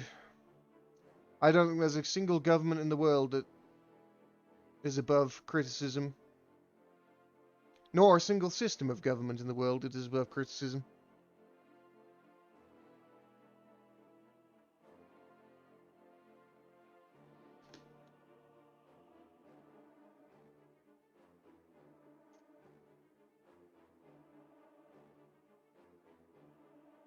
Valerio playing as the Plague Champion again, to be expected. In a completely unforeseen turn of events, Sky Silver will be playing a Tech Marine.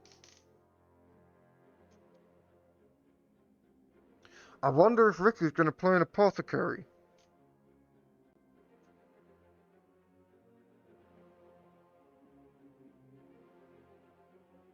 I think he might. I have that feeling. The score, Mr. Tenso, is 1-all. This is the decider. To decide who goes on to face Bruce, Best Noob, and Freeman.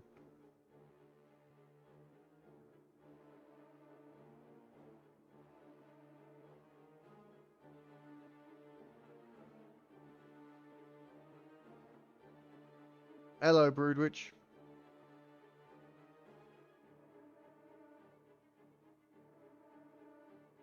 Ah, Wolfric has triumphed. There we go. You're still in then, son, aren't you? You're waiting to see who you're playing next.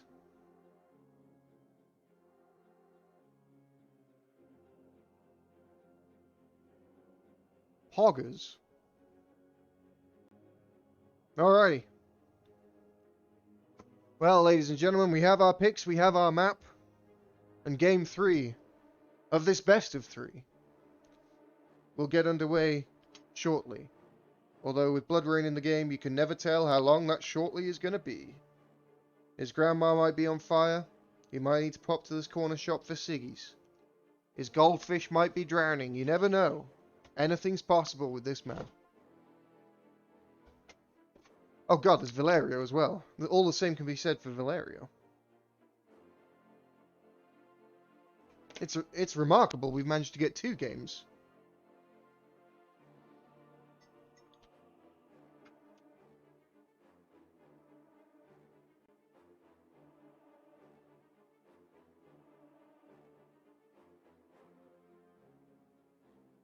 No flaming grandmas? Thank you, Asmund, for linking the bracket. I appreciate that. I knew it. I knew it. I knew Blood Rain would go AFK. What did I tell you? What did I tell you? I know this man far too well. Luckily, he came back quickly. No flaming grandmas, no drowning goldfish. I don't do that on purpose so that I can prepare myself.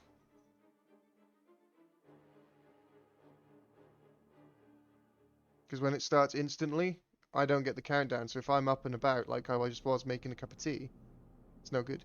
Anyway. Val Hero is a Plague Champion. Torpid is a Tech Marine. Crisis is a Force Commander. And their opponents, wearing blue, baby blue. Dark Riku playing as Apothecary. Blood Rain playing as Farseer. And Sky Silver handling the Tech Marine.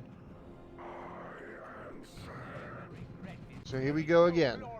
Val versus Sky on the western flank. This is a warp throw map. You disagree with the Farseer pick. I see. You would prefer to go for the Warlock on this one? A new requisition point claimed by your allies. There we go, we're hit.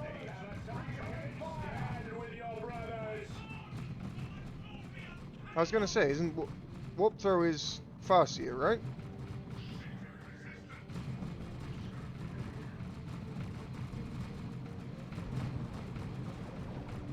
No, yeah, okay, good. I'm not getting confused. Anyway. Oh, that's a lot of dead heretics. That's a shit ton of dead heretics, actually. That's 6 dead heretics. What colors have they chosen? I don't know. That's a question for Indrid. Looks like Torpid's playing Black Templars, Cry's playing Black Templars, Riku's playing Custom Skin.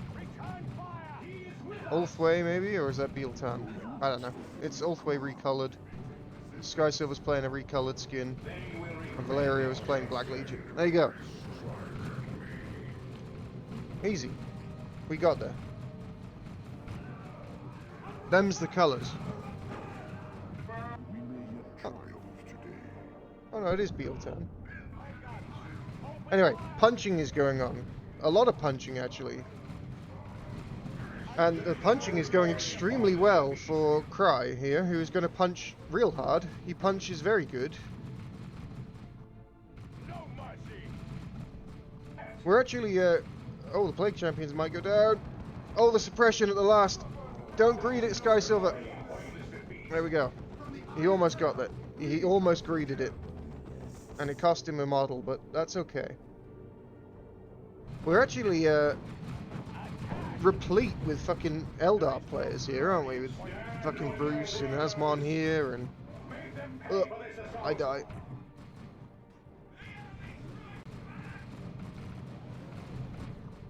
What about the map makes it especially good for walkthrough? Can you mess up pathing or something?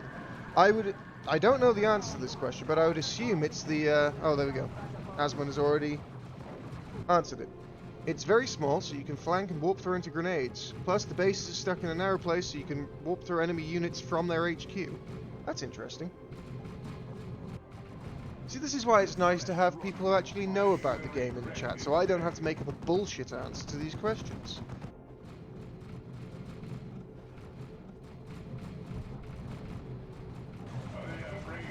Oh, here comes a flank on the Shuriken. No, the grenade's not going to hit. It was a For the Emperor grenade as well, so it would have killed it. Here we go. Here comes some stealthy scouts. Going for a grenade, but unfortunately not gonna work. AC just coming in for these heretics now, so Havoc's setting up. AC heretics on the flank, going after Tax. Suppression comes in from the Havoc, so now they're flanked by by heretics. And this will be Val securing this position. The Tech Marine backed into a corner, doing a bit of punching. But these boys have swords, lad. You don't want to punch a man with a sword. A minions ad. Don't you just heckin' love minions, Bruce?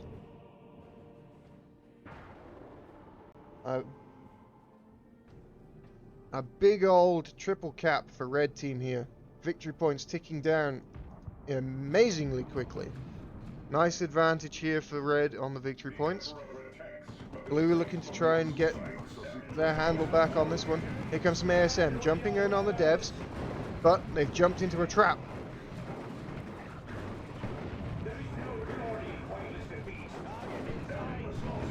Here we go, kaboom. Nice.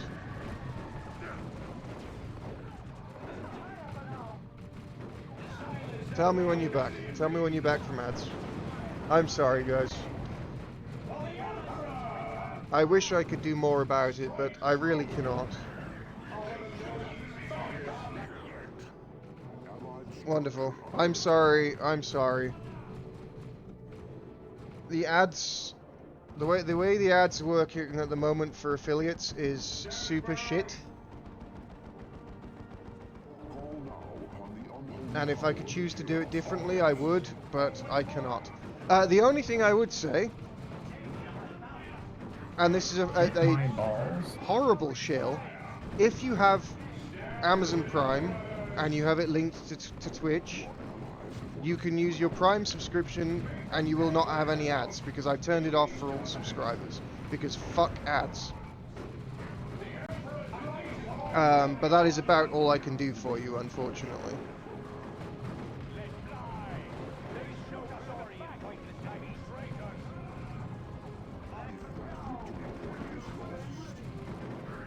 Yeah, exactly. If you link your Twitch account to Amazon Prime, you get a free Prime Gaming subscription, which you can use on any channel once a month.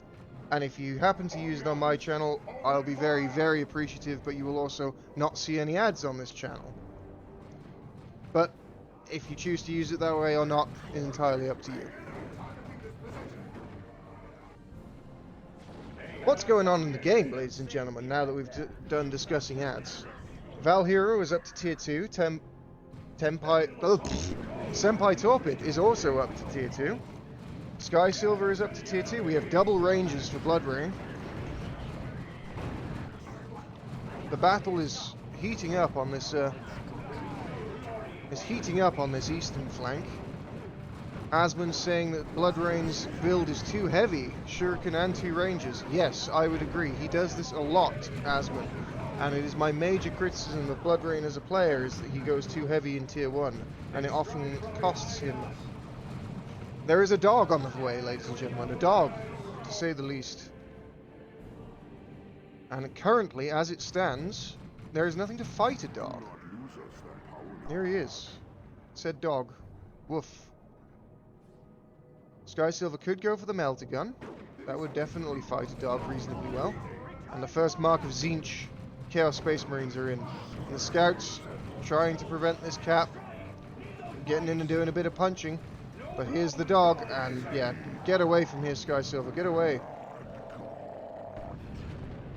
Exactly, Broodwitch. It is a 1v1 strategy that has done very well for Blood Rain in the past, but in team games, it has let him down.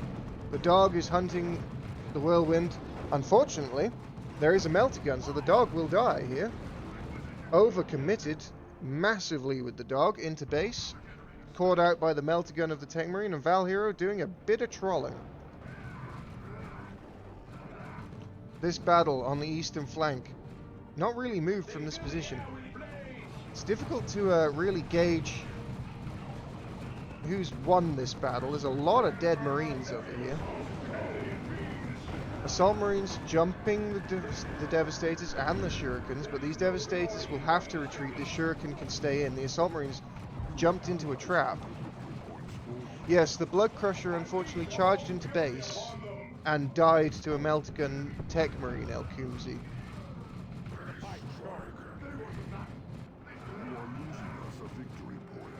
Plague Marines for Val Hero. And the screws are being turned here by the red team. The Dreadnought giving chase to these Banshees. They do not have their Exarch just yet, so no heavy melee damage, and you absolutely do not want to fight a melee configuration Dreadnought with Banshees. A ranged Dreadnought you can deal with to as greater or lesser extent because of the lack of melee resistance. Melee configuration Dreadnought will push your shit in. And that's not as fun as it sounds when the thing doing the pushing is a Dreadnought. Devastators setting up on the flank, suppressing the Tactical Marines. Dreadnought trying to get in, going for the Tech Marine, tying up the only AV on the field right now. Sky Silver going for a Dreadnought of his own. Plague Marines slowly getting into position, trying to creep up on this Whirlwind. Blessing of the Omnissiah has been popped by Sky Silver to keep that thing in good health. And here comes the barrage. Those bicolor Marines look like walking strawberry banana chewing gums. I would agree. Is the marked target onto the assault squad of Riku, but there's not enough damage here to really to follow that up. And Senpai Torpid's Tech Marine goes down. Lots of plasma guns in the midfield now. Val Hero fighting melee Mark of Tzeentch CSM against Banshees, not looking like a great idea. Uh-oh, uh-oh.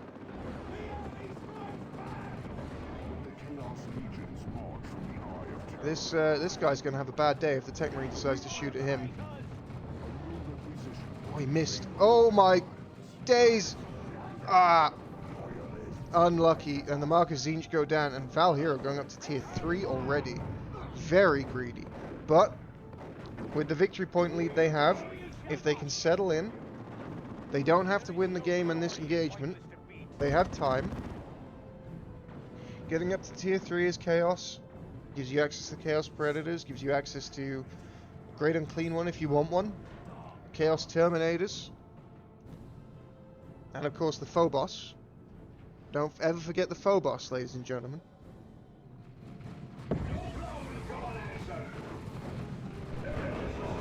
Oh. Crossing like ships in the night are the Assault Marines. God, a lot of dead Marines here. These Assault Marines just keep jumping willy-nilly into Banshees and paying the price for it. Blue team being pushing really aggressively now. Cry's looking very depleted. P-Dev's coming up for Torpid as he tries to push back onto the field. Getting the shotgun scouts in nice and close to the Rangers. I hear a let fly, but it got cancelled, I think. And there's the assault cannon barrage. Oh no, it didn't get cancelled. It went for the shuriken. Didn't quite manage to get any value out of it, but it forces the retreat. Here comes a Psychic Storm from the Farseer, trying to force a repositioning here. Oh my god. Those tacks got absolutely melted. Was that Guide as well? Guide on the Banshees perhaps that made them just insta-give those tacks? Or was it something else? I'm not sure. Either way. Veil of Time on the Assault Marines of Cry to try and project them into combat quicker. They get in, but they're only fighting a Farseer.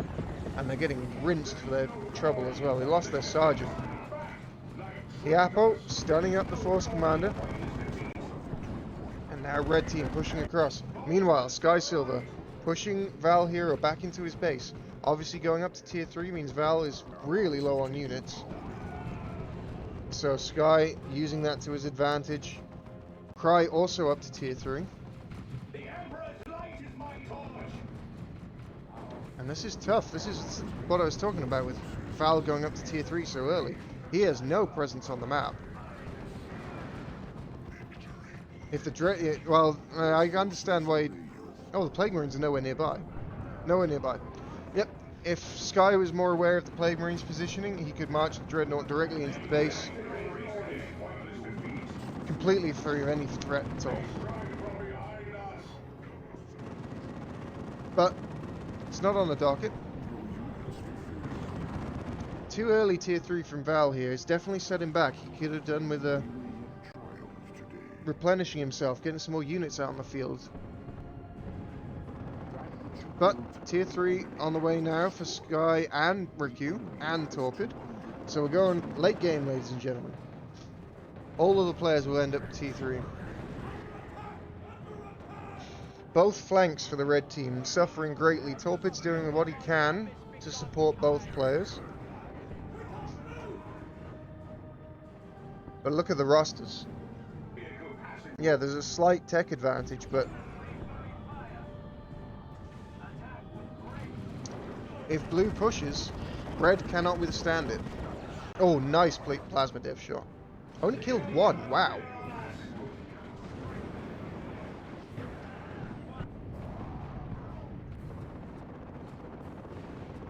The Falcon is going to go down, I think. Terminator Force Commander, nice cry. Yep, Melter Bomb will finish off the Falcon, and we have a Terminator Force Commander. The Dreadnought of Sky Silver, completely unmolested, of course. And the CSM went down. Not CSM, the Heretics went down.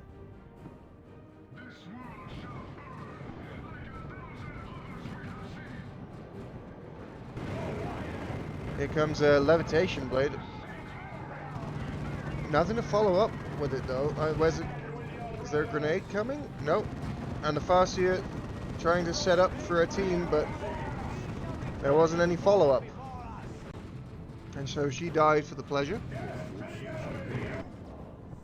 Mark of Corn being purchased. That's going to make him very, very, very vulnerable to anti-vehicle fire. such as the Tech Marine's melter gun if he gets there. A Tech Marine of Torpid, standing and delivering. And the Bright Lance now up. Without any snare though, the Dreadnought's just going to waddle away. And the Mark of Khorne Dreadnought pushing out now with support from Plague Marines and Heretics. And Havoc's also with the Mark of Khorne. So Val needs to micro this tank very well here. P-Dev's on the field for Cry. And a Predator of Sky Silver's own. Going for extra armor. Might see the las cannon. Might elect to keep it with its auto cannon. No scouts looking in dead stuck. Oh, Tech Marine pushing forward aggressively, trying to get melter shots in. The Whirlwind Barrage disrupts him. The Tech Marine's going to go down. Yep, down he goes. It is going to be twin-linked las cannons coming in for the Chaos Predator, and that will make this tank battle. Get out of there! Get out of there, Val! Nope, it's too late. He's not going to be able to get out. Oh, auto targeting! Oh god! And the tank escapes barely, thanks to the auto targeting. But Heretics go down again. The Dreadnought not looking so good, but here comes a Tech Marine with a melter gun on the back of the Predator, and it goes down. Nice flank from Torpid, very good work. Plague Fist from the Plague Champion. He's man fighting the Dreadnought, trying to keep it in there, so that the Power Fists and melter gun of Torpid can take it out. Torpid's doing an excellent job in this game of supporting his team. Sky Silver doing a bit of throwing. It was horrendous tank micro, but I'm leaving that to you guys to say. If he'd just moved forward and clicked the tank, that would have been okay, but played the dice game and lost. Although it's not really a dice game because it shoots what's closest to it. Yeah.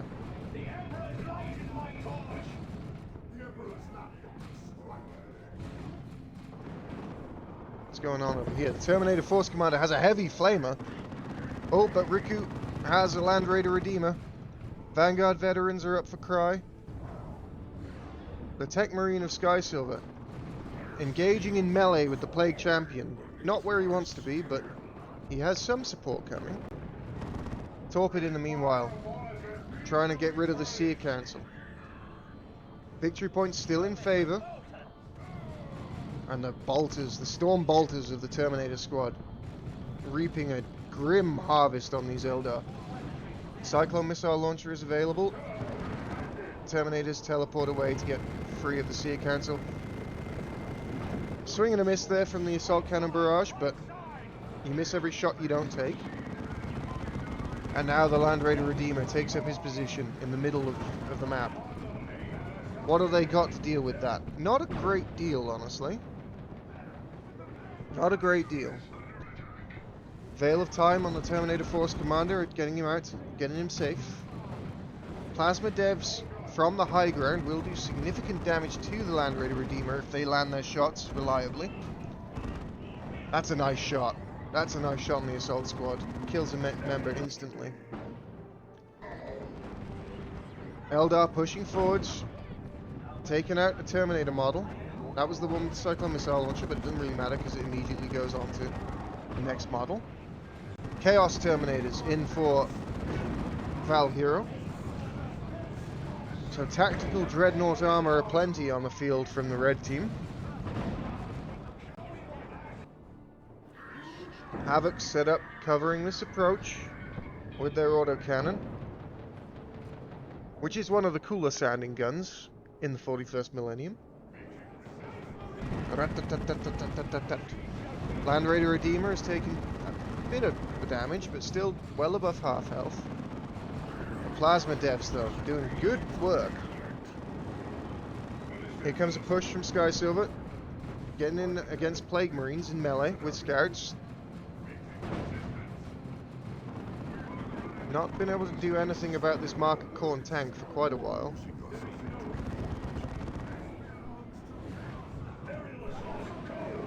Blue team looking to get grouped up for a push. Assault Marines diving into the back lines, trying to kill off these plasma devs, trying to get them off the field at the very least.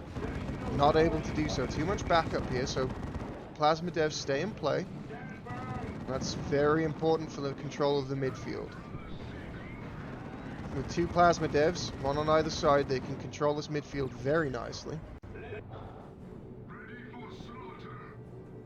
It's going to be an autocannon for the Chaos Terminators, as expected. Can go Lightning Claws, but there's not really anything on the field right now that you need Lightning Claws against. If there were Terminators of their own. Fire Prism on the way for Blood Rain. He's looking very depleted now. Chaos Terminators don't want to be here. This is a lot of damage. Double Plasma attacks and a Meltagun Tech Marine. You're going to start losing models. They lost another one. It's going to be expensive to replace. You actually can't afford to replace them at the moment. Meanwhile, in the middle, the Levitation Blade again, scattering the Terminators, pushing them into weird positions. The unit cohesion on these Banshees is absolutely nobbled. And another big hit from the Plasma Devs. Double cap though for Blue, but Blue is having to. Looks like. Oh my god, these Vanguard veterans. They're not going to get out of here. And they wipe. Crisis loses another unit. Mid is going to be captured, or decapped at the very least. That shot from the Fire Prism managing to prevent the cap, and Riku has Terminators of his own now. Going also for the missile launcher, taking a direct hit to the chops from the Plasma Devs. Meanwhile, scouts from Sky Silver taking out the Western victory point. They're going to get this cap, you know, and they do. An absolute bloodbath here on Calderis Refinery. Tactical Marines of Torpid moving in with their faster capping speed. They're going to get disrupted by a Whirlwind, however. Being spotted by these scouts. With no aspiring champion, the scouts go completely undetected. A good grenade takes out 4 of the heretics. And Torpid's attacks, it's all falling to pieces. Both armies looking very depleted.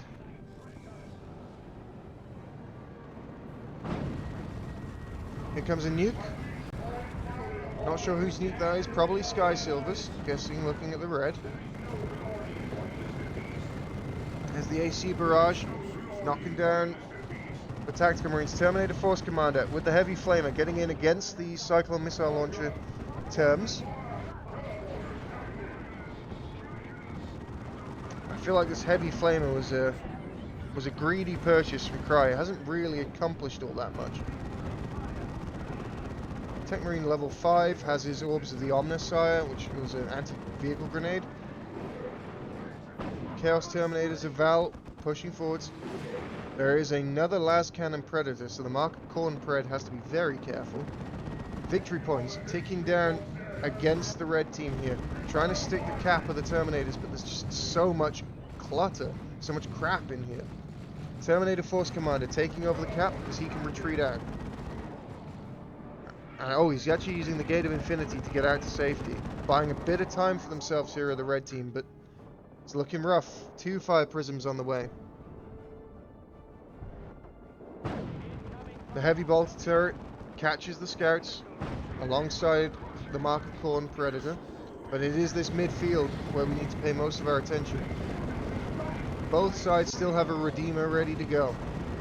Blue sticking the cap with their Terminators. They must have a teleport to get out of this, and they do. But they have it. Double cap in favor of Blue. Plague Marines jumping, moving slowly forwards to open fire on the last Cannon Predator. Here's the Levitation Blade from the Farseer. She's going to die for this. Doesn't quite disrupt the cap. Missed that, Bruce. The Termi FC managed to get in and punch the prism to death. Very cool, very cool. There's another Predator coming for Sky Silver. Where is the last cannon Predator? It's hiding behind a shot blocker. Oh, the Technoran gets absolutely melted in the front of this. Riku's Terminators have been marked. And the Tactical Marines trying to stick this cap. They're not able to do so, and they die. Bravely, honorably, foolishly. These scouts are going to get detected. The aspiring champion is here. Let's see. 1v1 is the caps. Plasma Devs on the way for Riku. Predator on the way for Cryer. Super lag.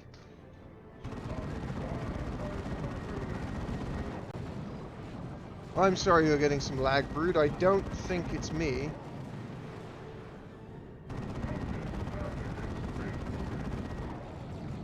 Yes, everything on my end seems okay. I will check after the game, though, and do it more of an in-depth. Here comes the levitation blade again, but that Farseer. Oof. Takes it. Shot to the chops from the P-Devs.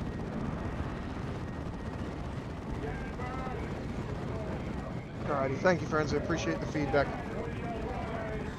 Farseer goes down again. Asman. The Supreme Court has ruled to forbid Dawn of War 2 stream 6-3. Here it is. The push from blue. Double last cannon Predators going after the Land Raider Redeemer. And the Terminators trying to stick the cap. It's do or die here for the blue team. Huge battle in the midfield. Mark target put down on the Terminators. It's just a lack of firepower here on them. They get the cap and they get out. Time is bought. The Terminator Force Commander doing God's work. Rear armor power fisting las cannon Predators to death. Terminators are torpid. Standing strong in the mid. They teleport out. And the Dreadnought retreating back. A breath will be taken before the final push.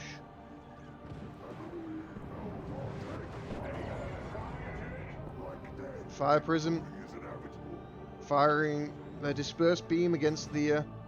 oh, a big Plasma Dev hit. Terminators moving forwards, trying to get in onto this VP. Being healed up, covered by the P-Devs.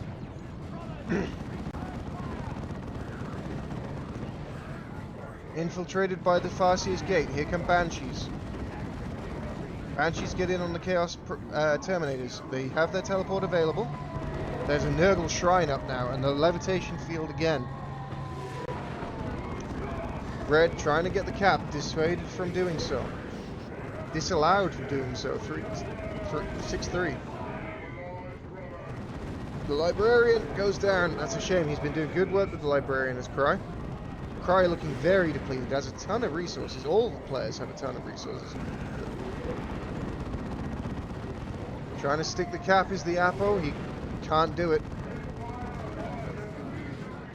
P-Devs disrupting the Terminators. And again, P-Devs from the other side disrupting Terminators. Land Raider Redeemers standing strong. It's a second squad of Terminators from Val Hero. More Nurgle worship. Pushing forward to the red team. Terminator Force Commander continuing to go ham, punching tanks to death. Trying to stick the cap now. Oh no, rezzing the Plague Champion. He wants that Pestilent Fist buff. Scouts from Sky Silver managing to finally sneak in. Terminators see him off. The midfield. Trying to stick the cap. The Terminator Force Commander with the buff from the Plague Champion. Is he going to make it? Can he do it? No, he gets disrupted at the last by a P-Dev. Trying to get back in. Nope. Realizing he can't stick it. P-Devs doing God's work. Here comes a push from the Eldar.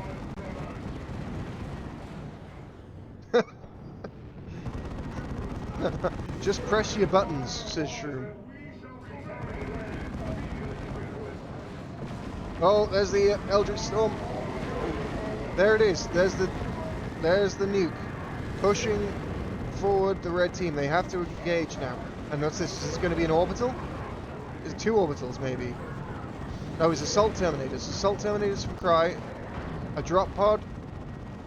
Bringing in a Venerable Dreadnought from Torpid.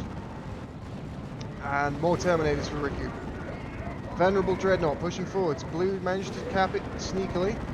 Scouts under the cover of the Pestilence Strike.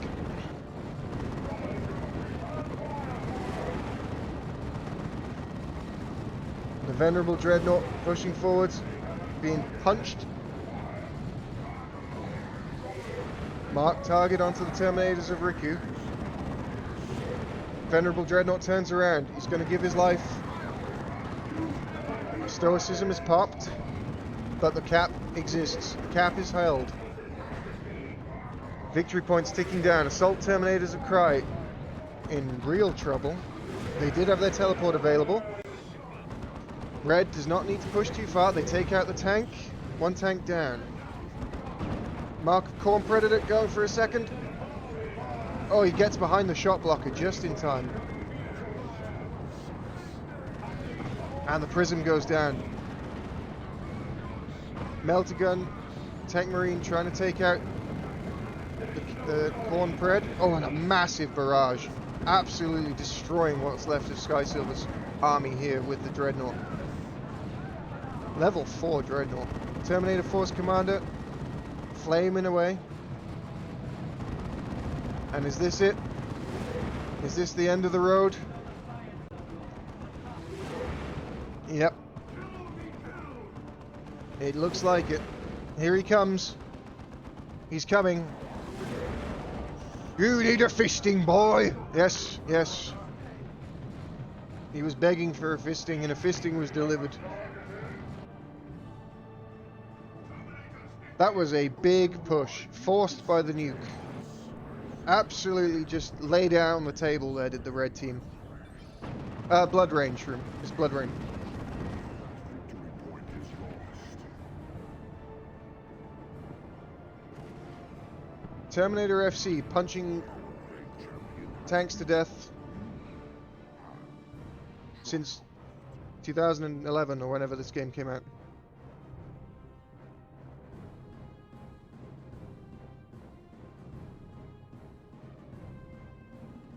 In 2010 this game came out. Good grief.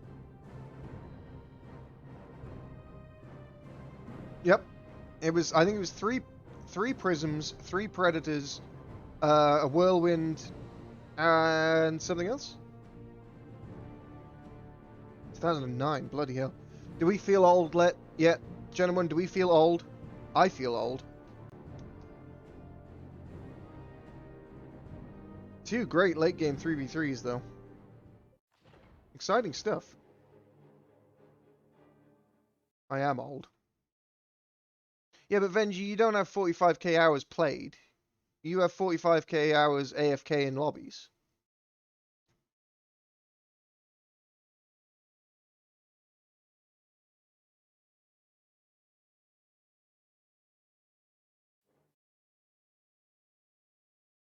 Yeah, exactly.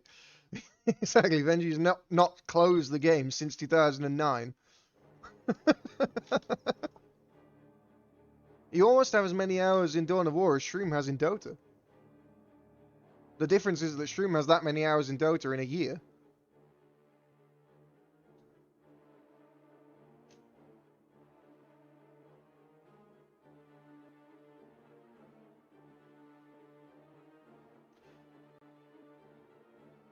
Alrighty.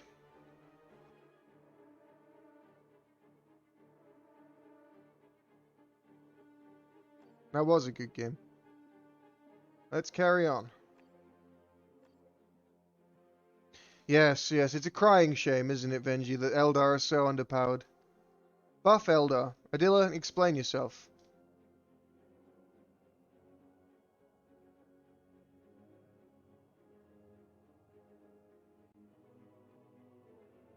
Hey, Rostam. How are you doing, sir?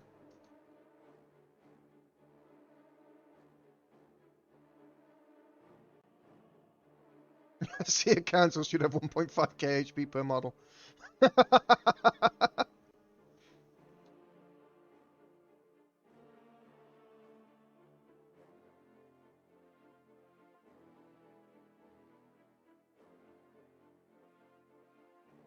You need 7 minutes. Seems reasonable. I do stream Blood Bowl sometimes.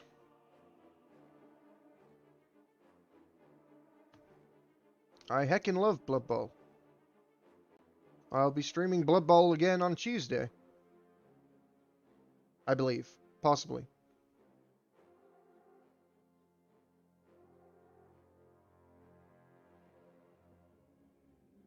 On speed is best noob, Vengitron.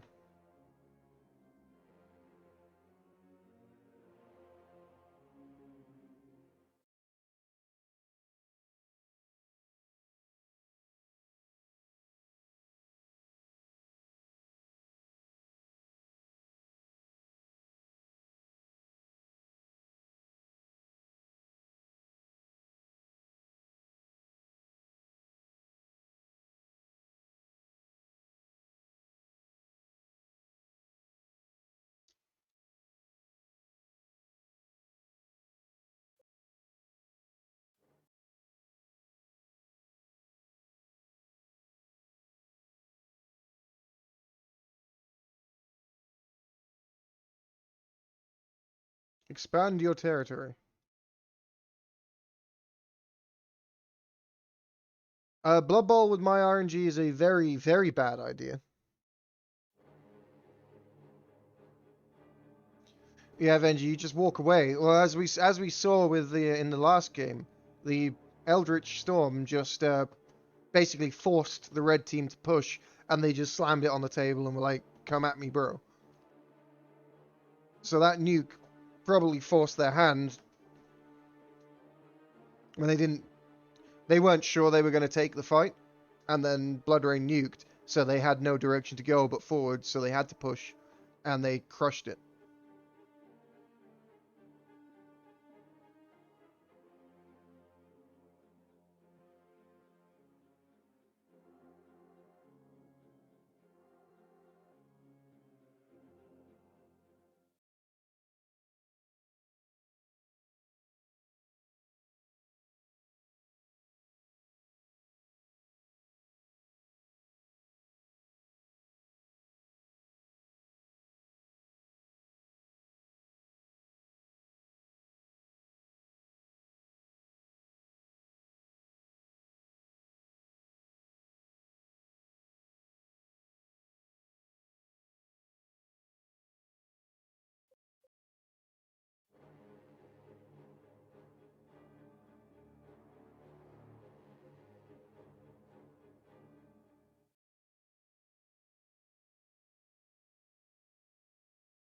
Alrighty.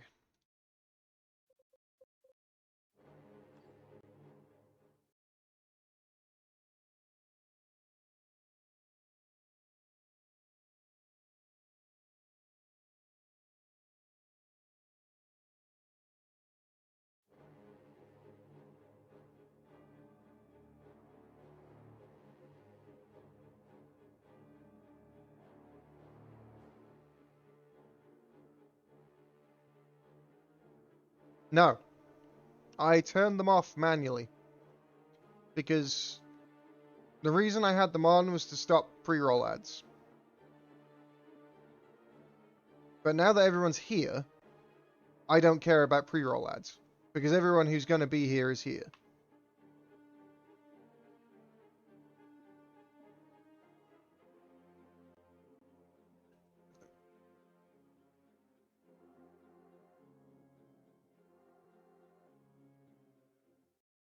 I can run them manually.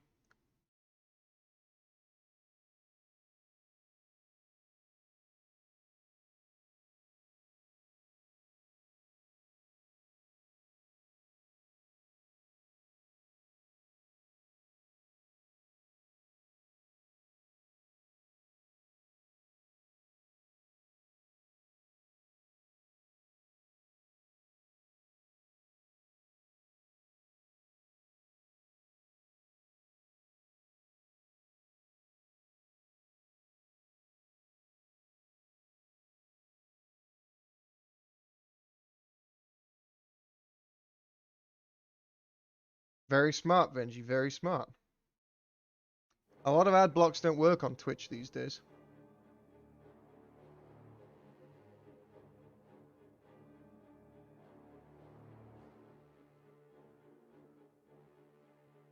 Yeah, you enjoyed that ad break?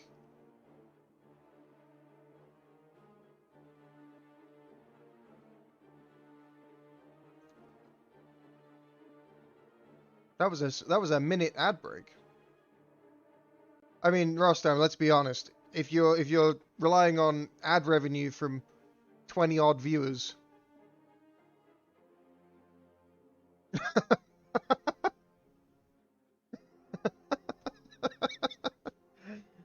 was that the 94th time in a row, Bruce? Because sometimes, you know, when you get those like 2-minute 30 ad breaks and you get the same ad 6 times in a row, isn't it wonderful?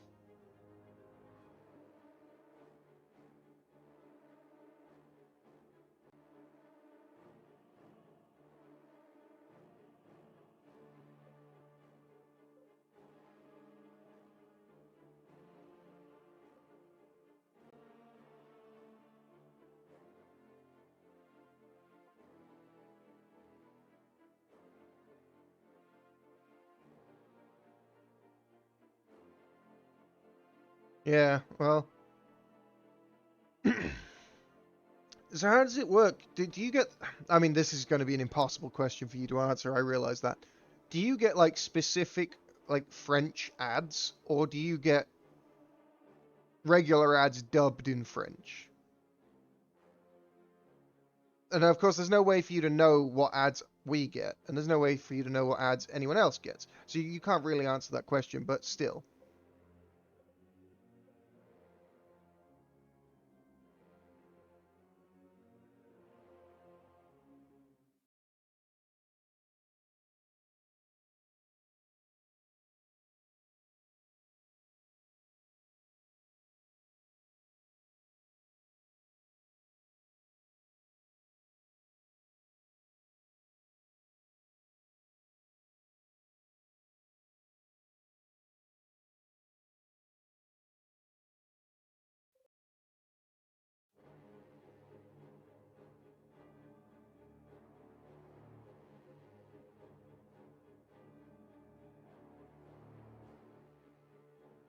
Sometimes you get real French ads, and you can tell because it's for French companies. That makes sense.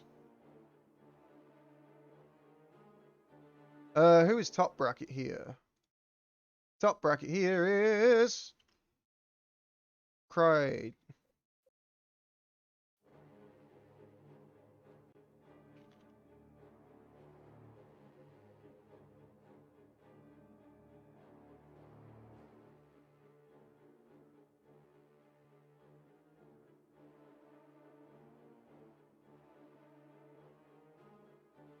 On speed is best noob, Shroom.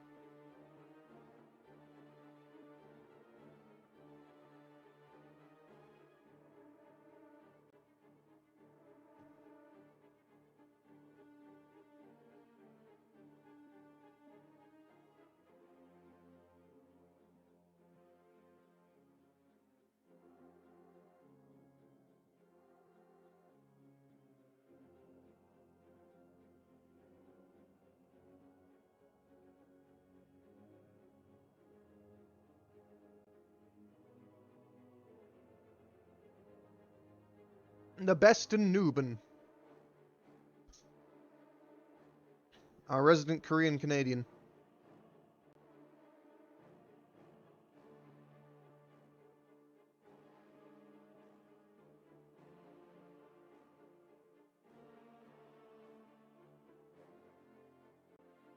Big boobs. And does he have large tatas, Vengitron? I must admit I've never seen his tatty bojangles.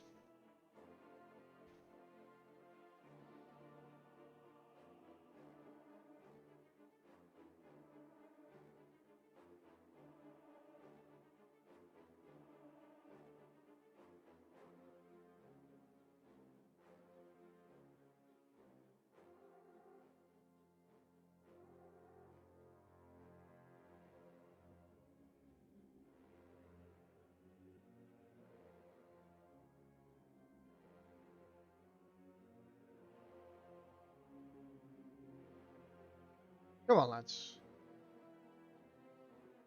Replay.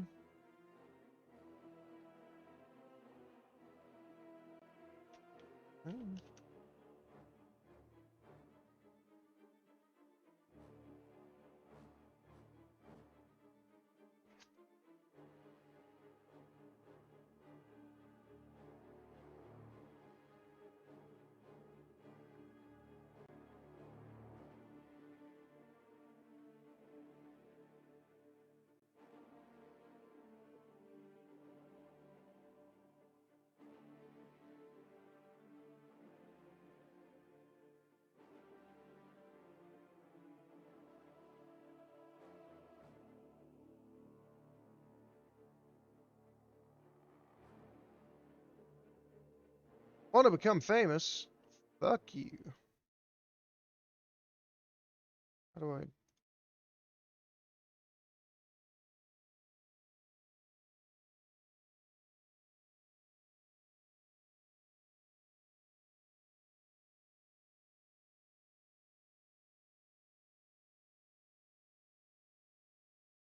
Fuck off. Bot.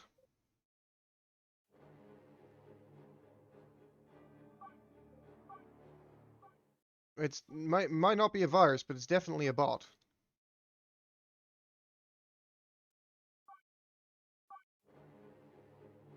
It is 100% a bot.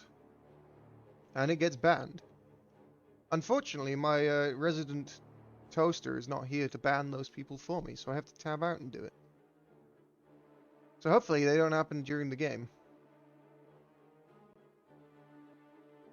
But if they do, they do, and I shall not complain over much.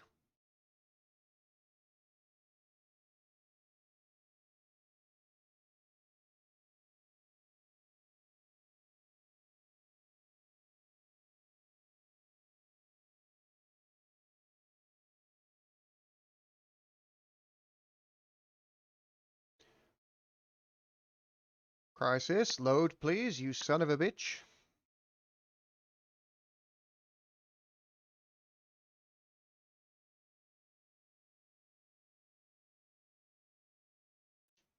Alrighty, ladies and gentlemen, here we go. Angstrom Heights is the map.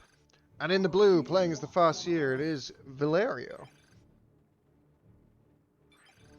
Also in the blue, playing as the Tech Marine, it is Torpid. And the Force Commander of Cry. Their opponents in the red trunks, the Lord Commissar of Don Freeman XII, the Warlock of Bruce Campbell, and the Tech Marine of Best Noob. We are gonna see Force Commander versus Lord Commissar, Tech Marine versus Warlock, and Farseer versus Tech Marine. Those are your lanes, ladies and gentlemen. Torpid did wonderful work in the last match, rotating from side to side, helping out his weak and puny allies where he could. And indeed, Rustam, you are correct. We have Vostroyans. The Vostroyan Firstborn, one of the cooler Imperial Guard regiments. No, they don't quite have the stick up their arse of the Mordian Iron Guard. Nor are they quite as god-bothery as the Maccabean Janissaries. But they have cool hats, so, you know, you don't have to be an asshole to have a cool hat. But it helps. Honor's pretty much going even here. Double Guardians into Rangers from Bruce Campbell. The Banshee's going pretty much uncontested for now, but there's the shotguns from Best Noob. And that will be the end of Val Hero's aggression.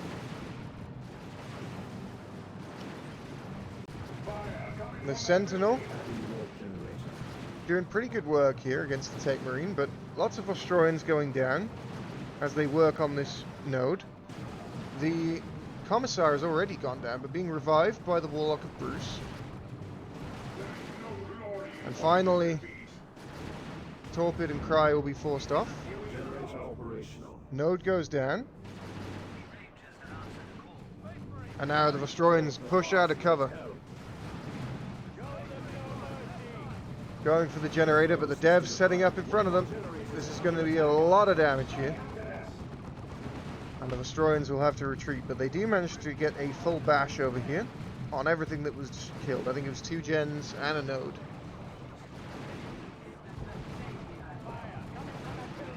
It's triple scouts from Best Noob going for triple shotguns. We've seen this before from him, the triple scout shotgun death squad. Gives him a lot of maneuverability and a lot of close range firepower. Ghost Helm gives the Fascia Mind War, which gives him a lot of single target damage. And look at the shotgun scouts go, shredding the Fascia's health pool. Oh, the Banshee's charging in, that's aggressive. But the scouts being forced away by the DPS of the Guardians. Meanwhile, Torpid and Cry pushing forward.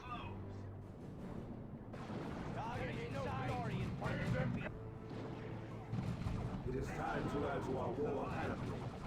And the Guardians and Rangers trading not so brilliantly against the Tactical Marines. They get a model. Great, but no such thing.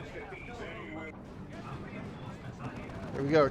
Tarantula turret set up. Not a great position for it, honestly. I mean, it's not bad. But it does force a longer path around. Harder for reinforcements to get here. Forces the guard through this choke point. There we go, there's a battle cry popped by the force commander. Big grenade barrage. And then a smoke shell to help protect the guardsmen. But they're not able to get the flank done. Oh, and they're going to retreat right past this turret. Going to be a lot of damage here. There we go. Immolator from the Warlock of Bruce. Going to do pretty well here. There's the defendability from the Force Commander and jumping in onto the scouts, the Assault Marines of Cry.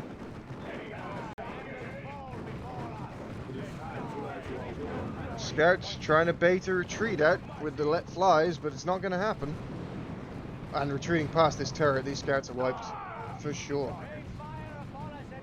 So Best Noob came down to try and help, ended up losing a lot for that privilege. In the mid, Valerio taking out the Tech Marine of Best Noob. And these scouts as well. Going to take a lot of damage, lose 2 models maybe? Yep, they lost 2 models. Oh, they wiped actually. Oh, wow. Okay. And these Guardians trying to hit a plasma grenade from the high ground. Not quite able to do so. Tactical Marines coming to help out. Turret is still up. Defend, trying to keep Cry's forces in play. Force Commander retreating on out. 6 HP, 3, 2. He's going to get out on 3 HP. But he lost Tax. Oh, sorry, ASM. ASM died to Lord Commissar. And the Tech Marine goes down to a flanking Warlock. Here come drop pod Tax from Cry. The Immolator will put pay to the turret. Kraken bolts pop. And Catachan's moving in. Tech Marine's going to be tough to res there.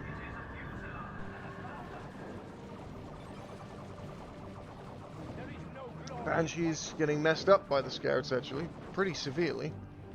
Going to be a grenade on these scouts? No. No, they will not. So, now the counter push on the western side from Don Freeman, but it's not going to really get too much accomplished. He's committed to Flamers here. He might get a generator. I don't think he's going to get much more than that. No, no way. He's going to be forced off here for sure. Tier 2 on the way for both Don Freeman and Best Noob.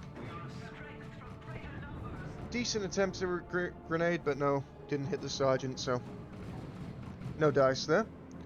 Where's the Force Commander? Force Commander is in here. Okay, so we're going to try and stick the res on the Tech Marine. Got it. Meanwhile, in the north, shotgun scouts. Nope. Grenade attempted. Defend up from the Force Commander. 2 grenade attempts, double ranges from Bruce Campbell. Whose is this? It is Cry. Just a reinforcing drop pod, no attacks in that one.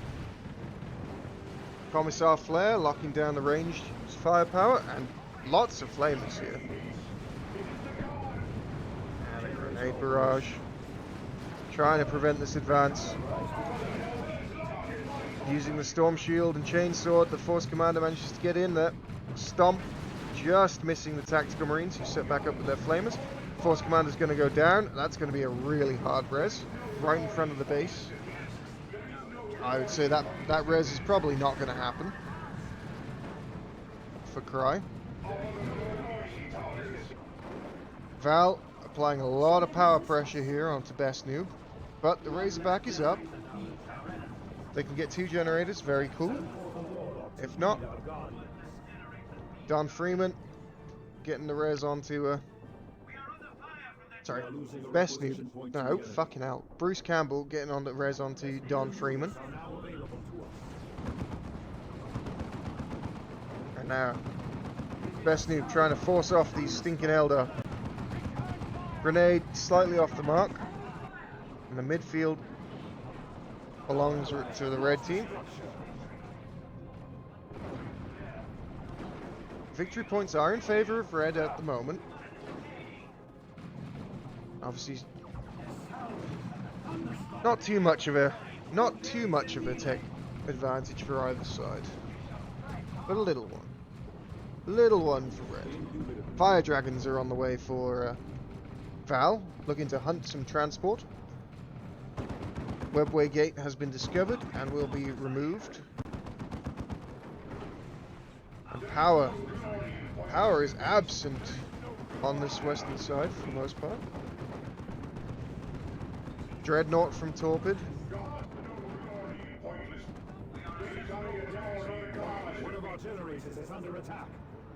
Best Noob going to take up this power plant on the northern side. So thank you very much, Val, for your free generators. Those are excellent. But meanwhile, Valerio doing some shenanigans. Managed to get the res onto Torpid as well, I think. Oh, not onto Torpid, onto Cry. And with this gate, we'll manage to bash power completely. Dark Reapers from Bruce, laying down the barrage. And this webway portal is not long for this world. Bruce Campbell's Warlock went down. And got back up again by the Tech Marine. Oh, and immediately killed again by the Dreadnought. Get up and get back down, he says. I don't think Bruce noticed he was being rezzed,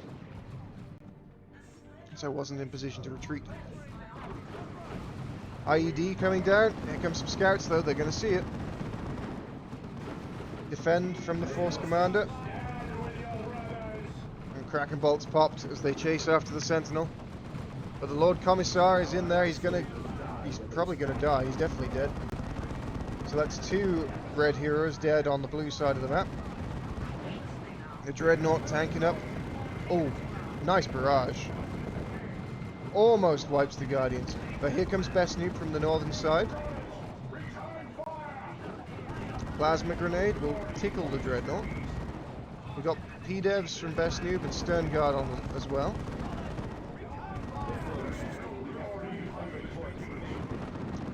There's a melee Dreadnought for now. Going after Catachans. Bonk. Gibbs a couple of them. And another one. And now he has an assault cannon, so this Sentinel has to get the hell out of Dodge. But, forced back are the blue team, forced back to base. Manticore on the way from Freeman. Meanwhile, Valerio taking back this northern power. Trying to get in onto this victory point, but no such luck.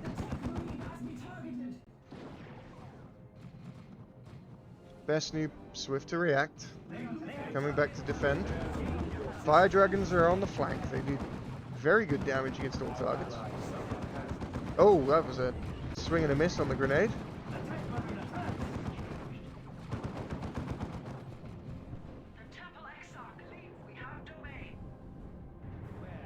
Alrighty.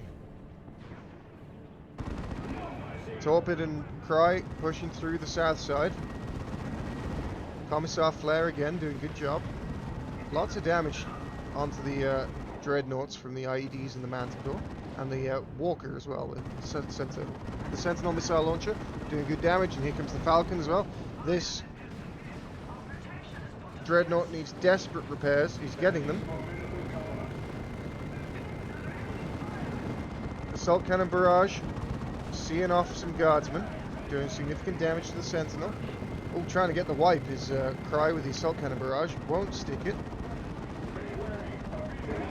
But managing to repair up the first Dreadnought. Commissar Flare taking the teeth out of this whole army.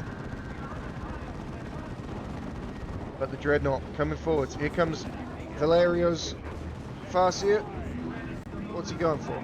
He's just going for a spinny slash. Sentinel, get him repaired up. God, look at this absolute gibbing that's going on right now. Stone Guard retreat out. The Manticore is doing good work. Lots of Marines died down here. That was the attacks of Cry that got absolutely mullered. Assault Cannon Barrage, not enough to hold back the advancing Catachans. Torpids. Perhaps Cry's Dreadnought, sorry, did a bit better job covering the retreat. Meanwhile, in the north, where are the Fire Dragons? Fire Dragons are coming. Not able to get into range. Meanwhile, a red push on the south, overwhelming Torpid and Cry. And tier 3 started for all 3 red players.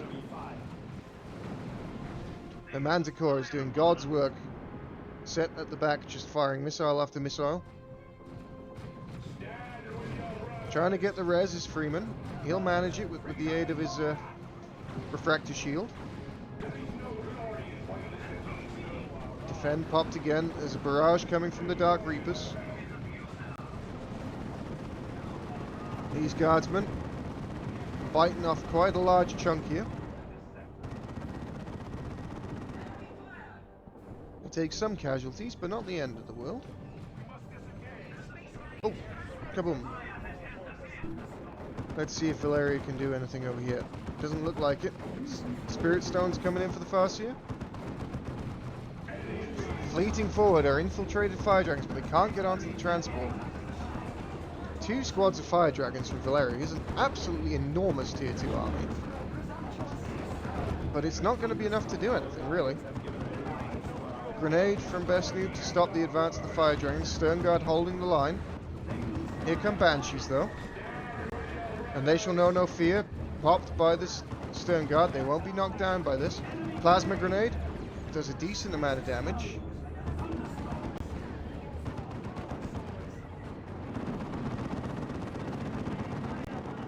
Comes the Assault Cannon Barrages, 2 of them.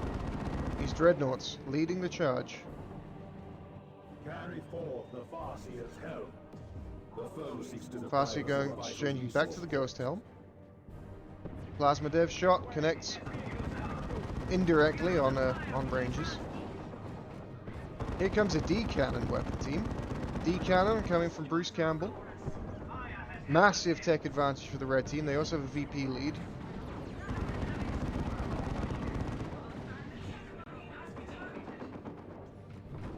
Not able to kill this transport was Val, despite everything he tried. Cry's going to lose scouts here. Land Raider Redeemer coming up from Best Noob. And heavy weapons from Don Freeman.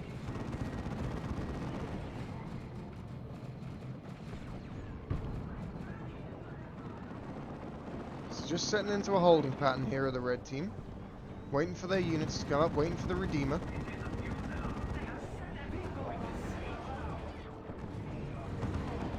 Pushing forward from the north, Valhero comes in with a host of Eldar. These are fleetness banshees, leaping and jumping and bounding across the cover, aiming to get in on the stern guard. They suppress them with their war masks. Managed to get... They don't even get a single model. That's unfortunate. In the mid... Oh! Kaboom! The Singularity from the D-Cannon doing excellent damage here against the Tactical Marines Torpid. Veil of Time from the Librarian gets him out of dodge as fast as possible. Meanwhile, Tech Marine from Best Noob goes down, still unable to kill this transport of the 2 Fire Dragon squads. And a triple cap now in place. Not the greatest grenade placement. Secondary grenade, still a bit off. Triple cap will be short-lived. Holding the mid though, a blue. Tier 3 is in for Torpid. On the way for Cry. Cry lost his Dreadnought somewhere. Not sure where he lost his Dreadnought. Here. Lost it here. What to? IEDs and a Manticore, I guess. Carry forth the Farseer's help. Now the Force Commander just duking it out with Guardsmen. I have paused the arms delivery. Bruce Campbell moving his Guardians around the flank. Runs into Stern Guard veterans. I hear another assault cannon barrage, taking out the infiltrating scouts. And here's an Eldritch Storm. Bruce Campbell whiffing that one a little bit, trying real hard to get the Dreadnought. He's not going to get him. Here's a Singularity. It did freeze the Dreadnought in place, and as the melter guns of the Land Raider Redeemer go to work, desperate repairs from the Tech Marine. Bit of a whiff on that Eldritch. Orbs of the Omnissiah coming in for Torpid's Tech Marine, but he's going to go down. Yep, down he goes to the Hurricane Bolter of the Land Raider Redeemer. And it is a Predator for Torpid. The push comes in on the south again from Freeman. Everything to play for both teams. Terminator Force Commander from Cry. We saw what good this could do for them in the last series. Let's see if it can have similar effectiveness here. Destroying Guardsmen, boldly going where no man has any right to go. Into the teeth of the Astartes. Meanwhile, Bruce's own Fire Dragons here. Commissar Flare. Locking down this field of fire. Oh, that's actually a Manticore barrage, my mistake. That's the Commissar Flare, that's the Manticore barrage. They look very similar. In my defense.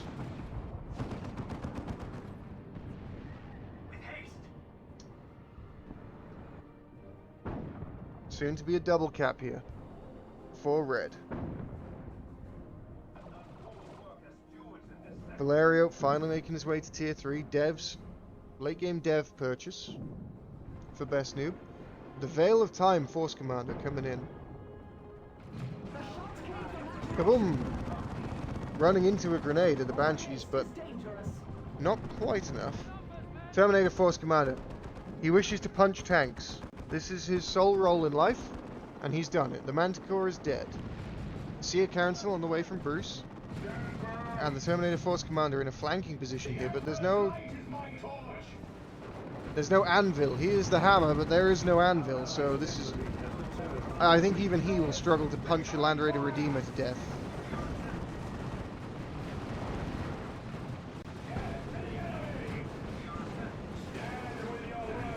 Freeman doing a bit of flaming, and here's a rocket run. That's a nicely aimed rocket run. Oh my. Lots of damage done here. Only killed one model, that's unfortunate, but it did force him out. Bruce Campbell back in play. Freeman's Lord Commissar, fulfilling an excellent role as squad medic.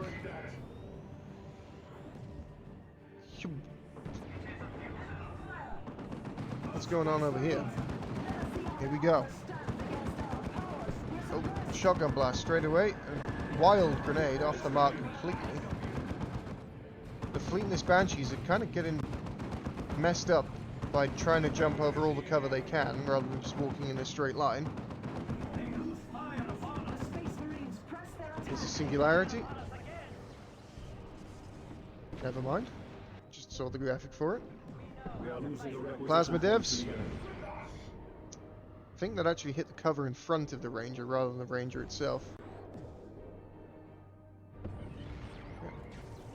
They're a bit funky with elevation. Oh. There we go. Manticore barrage. No. Wait, hang on, the Manticore's dead. What was that?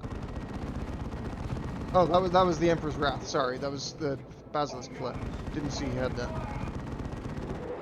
Yep. I got there. I got there. Don't you worry. We got there eventually. Heavy flamer. Oh, double grenades. Look, Terminator Force Commander lives. Oh, Gate of Infinity. Very nice. Nice teleport play. Time ticking against the red team here. It's a fire prism on the way for Val. Cry has a ton of resources. Assault cannon barrage on marked Seer Council does a lot of damage. Kills a single model. They are retreating back. Did not set the Land Raider Redeemer as their retreat point, so retreating all the way back to base.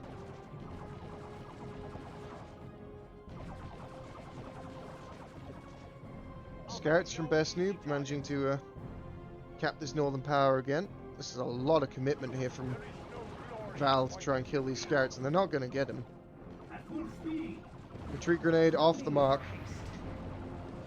There's the Doom. That's not going to hit.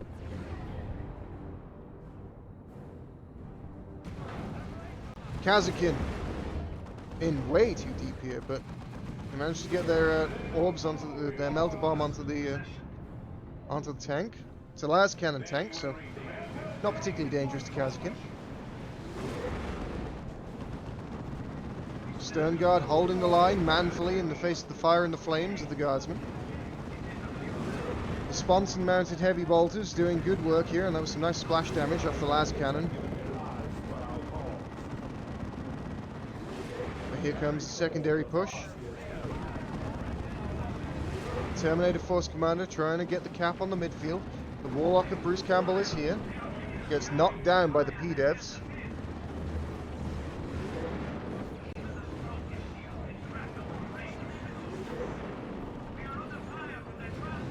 Here comes the Singularity. Oh. The retreat not quite in time. But the P-Devs managed to disrupt the cap. Before the Emperor popped on the Assault Terminators as they go in against the Plasma Devs. Best Noob, you gotta retreat your boys, lad. No, they're dead. Might get the D-cannon as well. Not quite, not quite. Best Noob's attention elsewhere. Up here, in fact. Where there's a big fight going on. We're gonna see the Psychic Storm. And an Eldritch. Yeah, I'm assuming that was the Eldritch of Val Hero. Meanwhile, the Assault Terminators getting stuck in. There are Plasma Gun... Oh, Melter Gun Kazakin here, not Plasma Gun. So they will do some damage, but not the massive amount that Plasma Cannon will. Terminator Force Commander on retreat. We have a Lehman Russ going for his Vanquisher Cannon. Here is a nuke. Best Noob. Hitting the nuke. This is a really nice nuke. Holy moly. That was a great orbital. My god. Cry got absolutely shredded by that. And he cannot afford to reinforce his Terminators.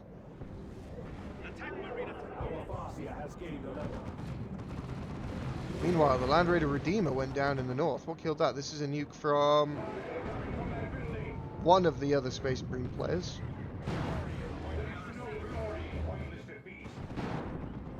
Fire Prism from Val. Pushing forward in the north, but the southern push. Nothing to stand against it.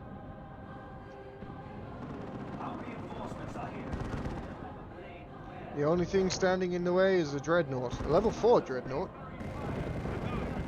He does decent damage, but does very good damage to the fire dragons. The enemy has destroyed our mighty Terminator Force Commander teleporting forwards, trying to get stuck in. He fists one of the fire dragons to death, We have 100 points remaining.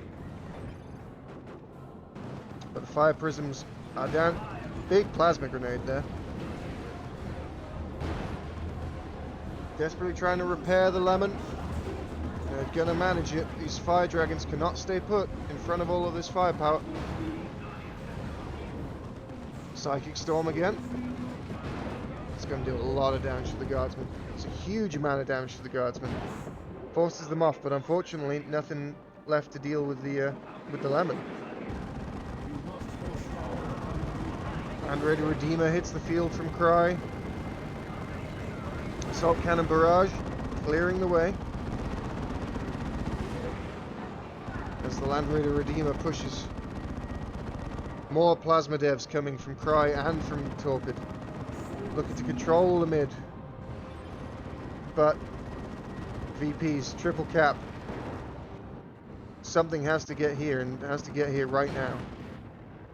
Where are the Assault Terminators? They're the only guys that can do it, and they're nowhere near. So, this should... Maybe the Terminator Force Commander, actually. I didn't see him. Yes, he can get in there. Are there plasma devs anywhere? Is there a nuke?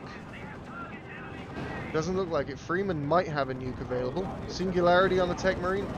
Does a lot of damage. So they will continue to draw breath here. The blue team, they're on life support, gasping for air.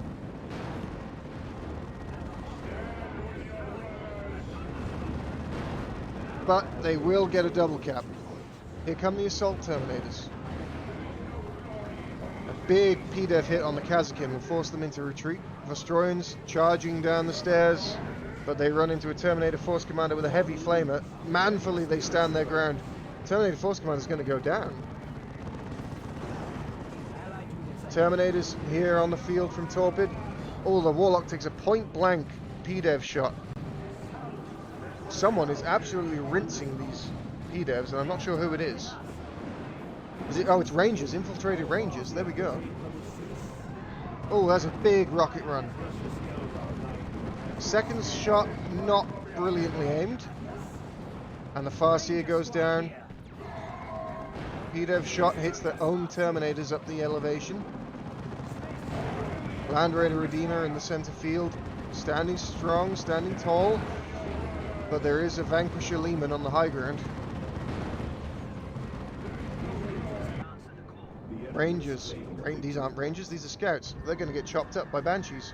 Val was waiting for that.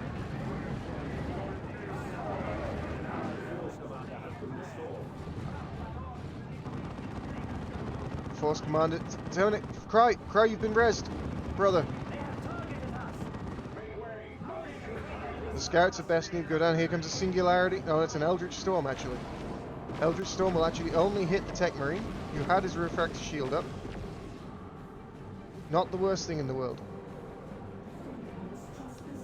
Trying to repair the Land Raider Redeemer up. Best news on fumes. Val Hero is on fumes. Bruce Campbell has a large roster, but it's not very killy. Oh, massive damage on the Fire Dragons. Same thing with Don Freeman. His roster looks healthy, but it's not the most killy of rosters. Cyclone missiles do miss. The Meltagun Kazakin running in, trying to deal with these Devastator Marines. They will in turn be fisted down by the Force Commander. The Rangers doing God's work from the high ground. Valeria trying to interrupt them with the Guardians. Taking shelter in the Land Raider Redeemer of the Devastator Marines. Vostroyans on the low ground, getting flamed, getting punched, getting shot at by Terminators. But they stand strong. The grenades on the front of the Land Raider Redeemer, disrupting their formation. Reinforcing from the Land Raider Redeemer. We've got a nuke coming in. This is Cry's nuke, I would imagine. Not going to hit anything. Everything takes cover. Managing to get the decap in the mid was the Lord Commissar. breathing room has been purchased, but nothing more for the blue team. Farseer down. Tech Marine down. Land Raider Redeemer in trouble. Drop pod from Bestnube, depositing a venerable dreadnought on top of the las cannons. Land Raider Redeemer goes down. Eldritch Storm, most likely from Val Hero, because why would Bruce do that?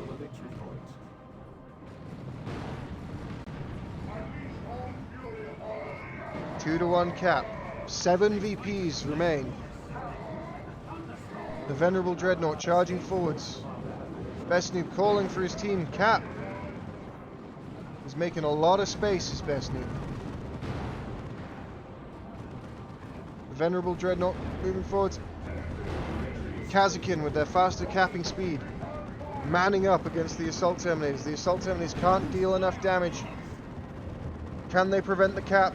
The venerable dreadnought coming in. If this cap succeeds, oh, the PDEV shot. The Terminator Force Commander's in there. He gets in on the cap. He sacrifices assault terms for that. Singularity, D-cannons. It's too much. It's too much. The blue team is spent. It cost them everything to hold that. They have nothing left.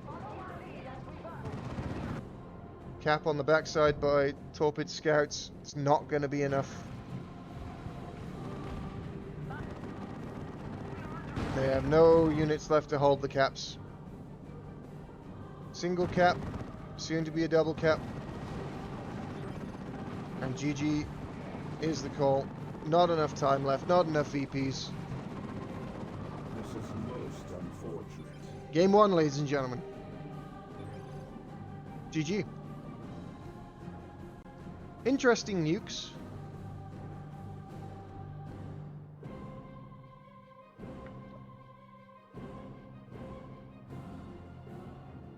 Alrighty.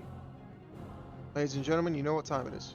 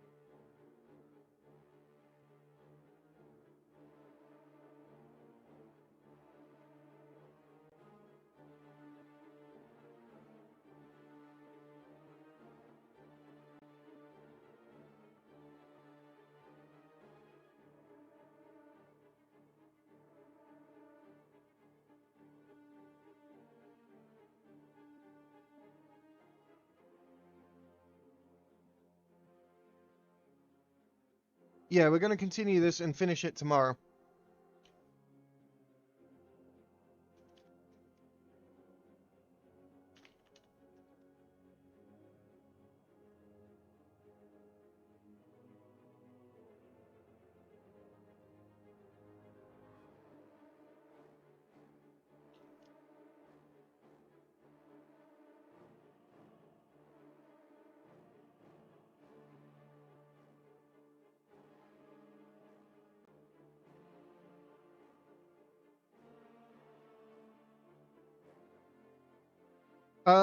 Let me see. This might be the last game for the day. I think we're gonna do the losers round 3, and then tomorrow just losers finals and grand finals.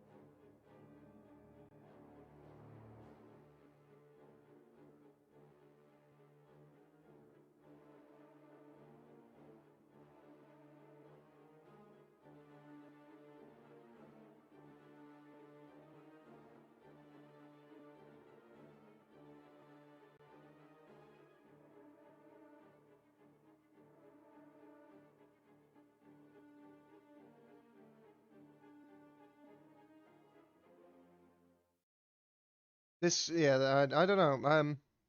It might be the last game for the day. We'll see. Oh, fucking hell. There we go. Hey. Hey. TY.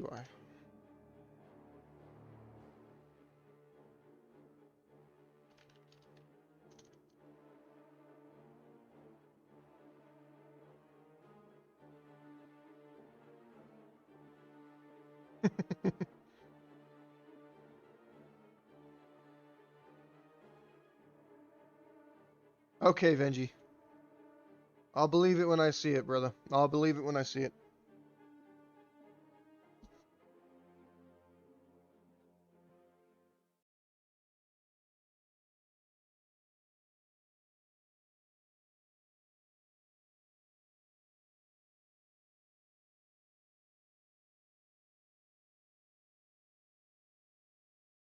When it comes to opening 3v3 lobbies, Venjitron's skill is unmatched by mortal man.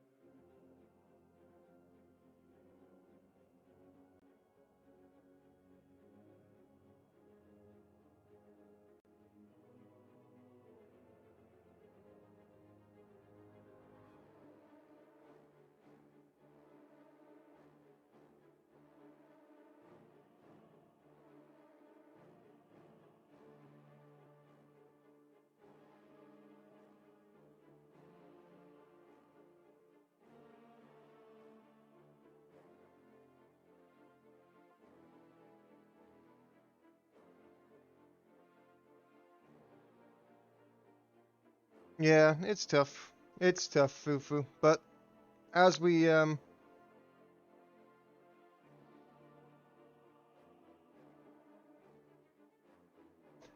know, it's this mod is not balanced around 3v3.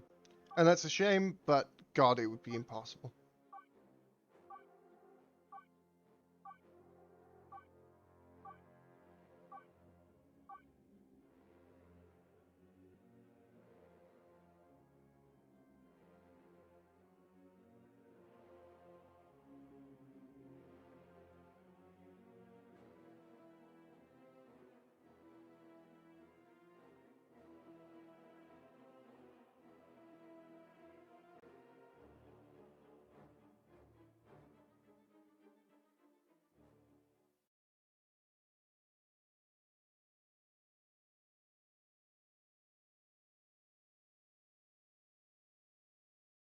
Yeah, and Topa did play a single game on a Mech Boy.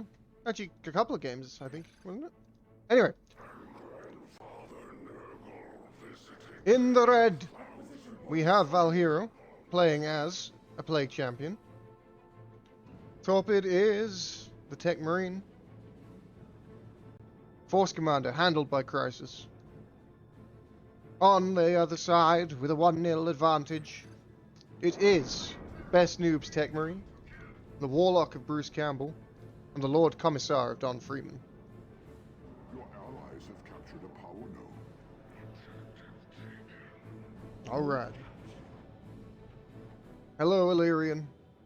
Welcome, welcome. Your allies have claimed the Yep. Destructor.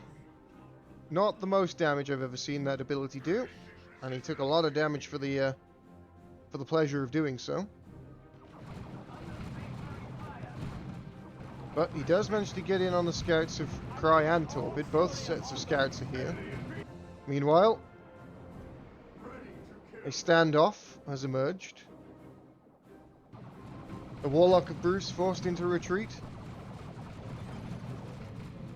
Meanwhile, oh, Freeman thinks he's up against 2,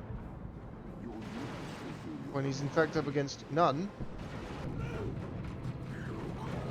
There goes the Chaos Heretics. They got absolutely mullered on the approach. Both squads no longer in play. Freeman being flanked now. A Plague Champion trying to... God, Val, this is madness what you're doing right here. Freeman has indeed been flanked. Didn't manage to... didn't lose anything though. And took the node. Pretty good. And Best Noob absolutely handled Val in that little engagement.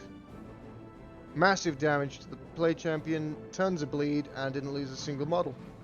And now he can cap up this eastern side. Meanwhile, Torpid and Cry going in on this power node.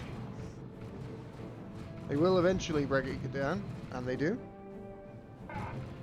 What's going on here? Well, here we have Torpid engaging in a punching war. He's going to lose that, and he loses a model. Should just retreat on out of there. Val was nowhere nearby to help him out.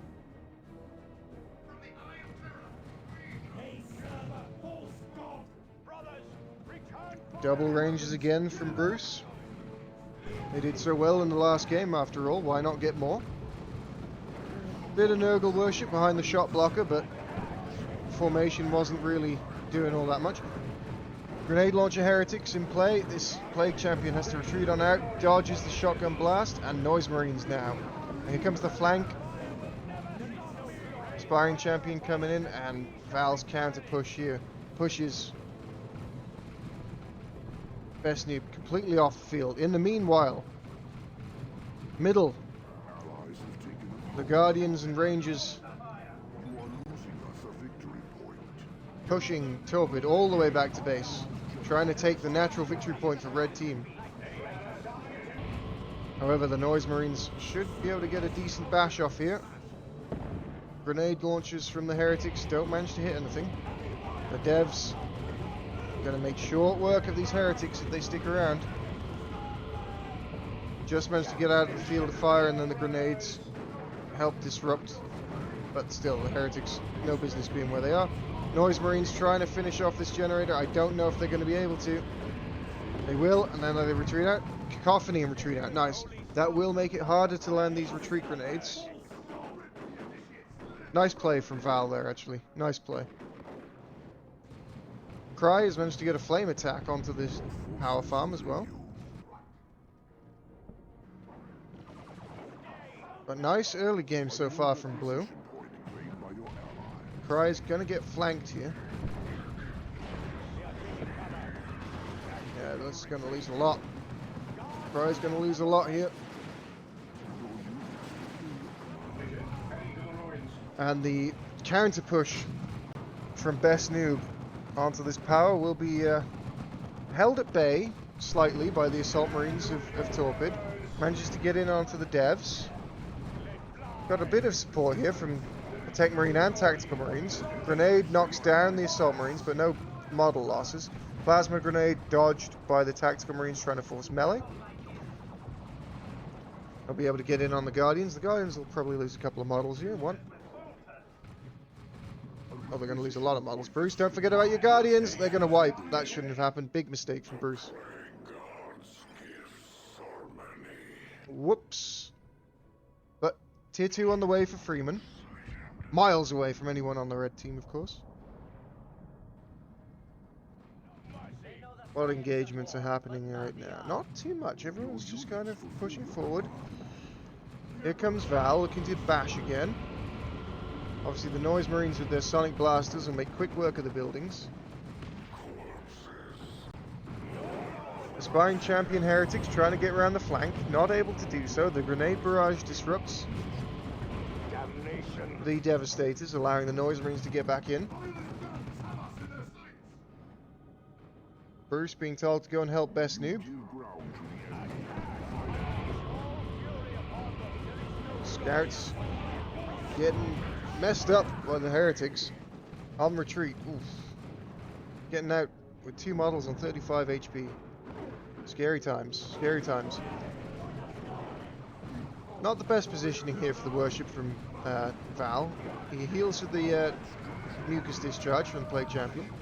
And here come Assault Marines from the flank. Torpid's Assault Marines getting in there. Tier 2 on the way.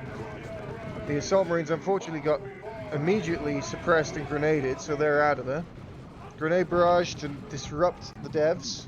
Freeman pushes forward on the east, but will be flanked.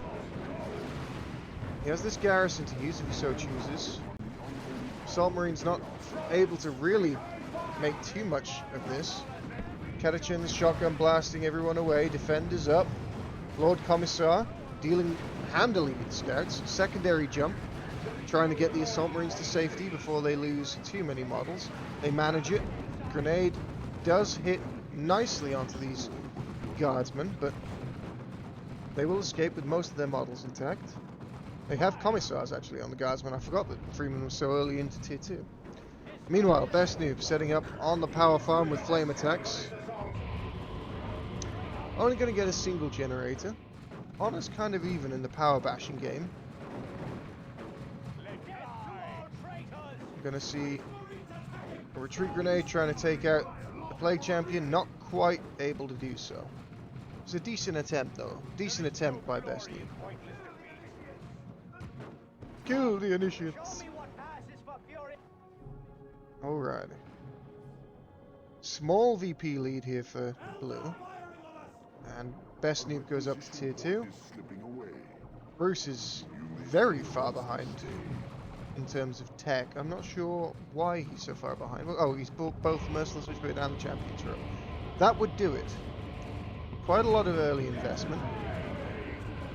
The old let fly, not going to get past this pillar, unfortunately. Warlock gets knocked down by the Assault Marines. And Ranger's not really able to have the same kind of impact that they had in the last game so far. We'll have to see how it goes. Leveling up are the Noise Marines, not able to really finish off this generator thanks to the suppression of the devs, but retreating away are the devs, and now other units have arrived to finish off the bash. Not going to stick the cap, I don't think, but nope, not going to do it. Tier 2 about to finish for Best Noob and halfway there. 1-0 to Bruce's team, Riku is the score. 1-0. This is game 2. Tech Marine plinking away at the CSM. Manages to take out one model.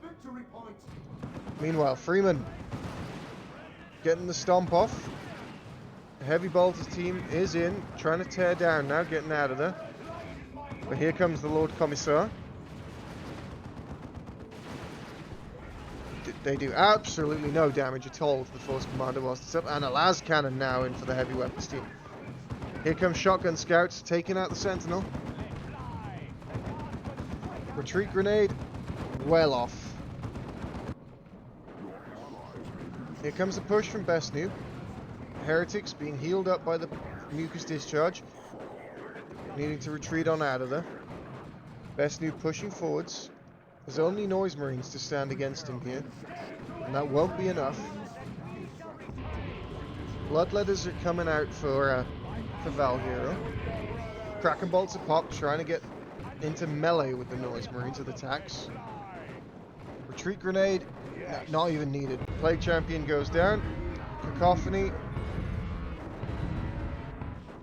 delaying Best Noob from getting onto the power farm. Very low HP CSM. Have no business being here. Grenade launcher heretics and regular heretics coming out again. The barrage will disrupt and do decent damage. We cancelled the bloodletters actually. There's the touch of Nurgle and the Doom Blast.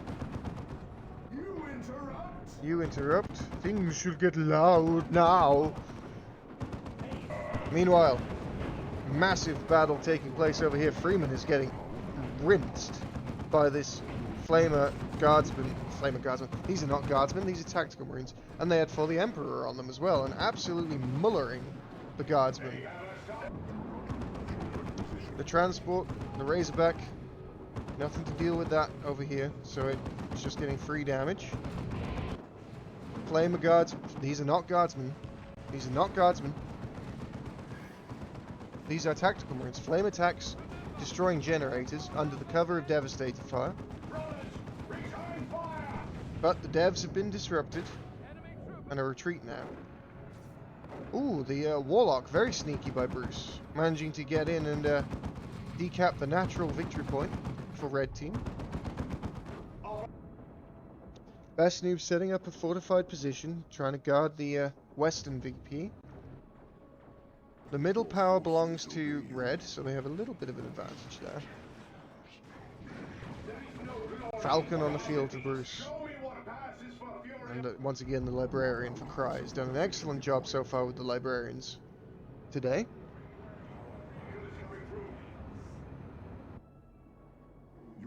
A bit of reconciliation time now.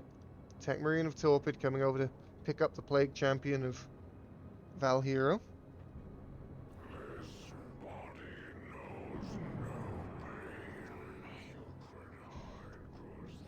A bit of breathing room, for both myself and the players, before it all kicks off again. The Axe of the Mechanicum for the Tech Marine of Best Noob, making him into a powerful melee combatant. He also has the Bionics and the Refractor Field, a very tanky, melee-focused Tech Marine now. I'll have to see what kind of value he can get out of that. Here comes Cry, pushing forward again. But here's the big battle for now. Torpid and Val trying to find a way to attack this position. Pushing forward is Best Noob, taking a lot of damage on his scouts. The Noise Marines have their Blastmaster upgrade. And Tactical Marine Sergeant available. Getting disrupted by the aggression. Oh, bad Noise Marine shot. Huge friendly fire there. The sound of the Blastmaster is truly excellent.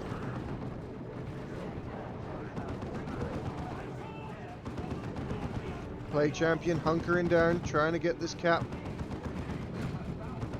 They forced off the forces of Bruce and Best Noob, and another Blastmaster hit. Ooh, nice. Hits the devs square. We have Plague Marines here with their stinky rocket launcher. Meanwhile, Cry setting up on the power again. Might be forced into a retreat here. Going tier 3 is Cry. Here comes the Librarian. He's met some Dark Reapers. He doesn't want to see those guys. And Freeman and Bruce are able to hold here. Meanwhile, Best Noob being pushed back by Val and Torpid. Not able to get on the power yet.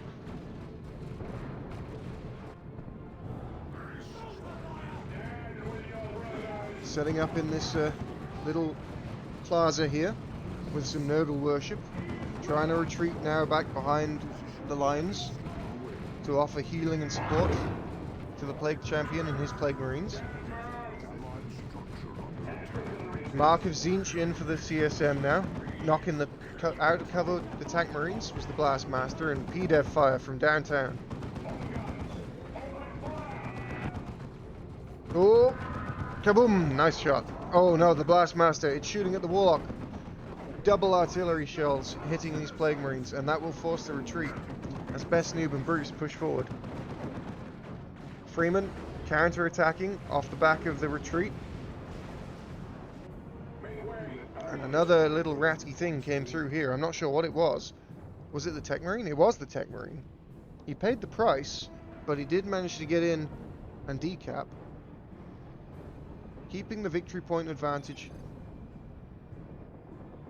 Here comes Bruce trying to get the Tech Marine back up. Should be able to do so. There's no red forces anywhere near. Yeah, this is an easy res. I'm level 4 for the Warlock. Tier 3 for Torpid. Tier 3 for Cry, and Tier 3 on the way for Val. Tier 3 should be soon from Freeman, should be soon from Bruce. A little while away for Best Noob. It's going to be a good tech advantage here for the red team. But they're going to lose a lot of their power. They already lost lots of power here, but they've had more power anyway, just because they've had this. So power reserves are looking pretty good, except for Cry. Cry has no power at all. But he does have his favourite, the Terminator Force Commander with the Heavy Flamer.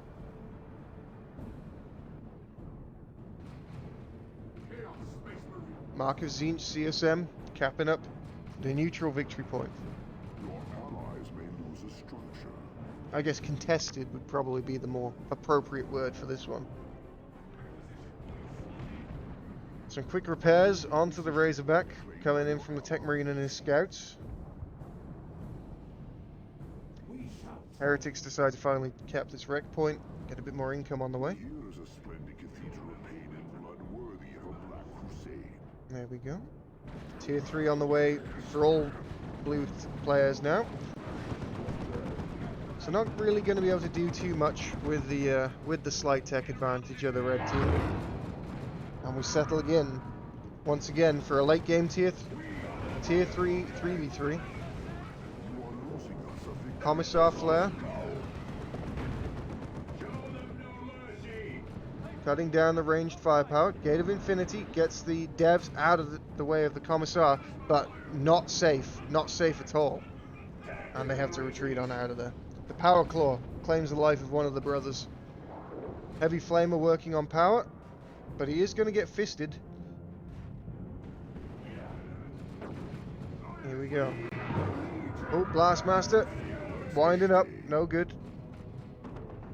And again, they've managed to sneak in and claim the natural victory point. These tacks might be in a bit of trouble. Oh no, Noise Marines, they're pointing the wrong way. Val!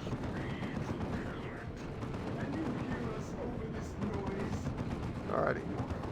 Missile attacks from Torpid stick the cap, but they are in a world of problems if they stick around here with this monstrous melee Tech Marine coming in. Oh, the last rocket shot, not going to connect. The Tech Marine, however, working on these scouts, he's trying to plink them down. Only a mastercrafted boulder for this chap. No Signum armor, nothing else. And he's up against two melee monsters here, the Warlock and the Tech Marine of Best Noob. And he does get taken down. Land Raider Redeemer on the way for Torpid. Vanguard Veterans are in for Cry. Nothing in Tier 3 yet for Val. He has all of the resources known to man. Anything he wants, he can have. Is he saving for Terminators? Does he have the red for it? Not quite. Oh, he did. Oh, he did. He's called him in. Yeah. Yeah, that's what he was saving for. He needed the wreck for Terminators, and here they are. Freeman being pushed back by the Vanguard Veterans and the Librarian. Scouts sneaking in, managed to get the decap on the natural VP. Plague Champion settling into heavy cover. So a lot of firepower coming his way from the Falcon and the two Guardian squads. Blastmaster hits the rear armor of the Falcon, but it's bounced off the energy field. Here come Vanguard veterans. Cry abandoning his pursuit of Freeman to come over and help the mid. This is going to be the point of contestation now.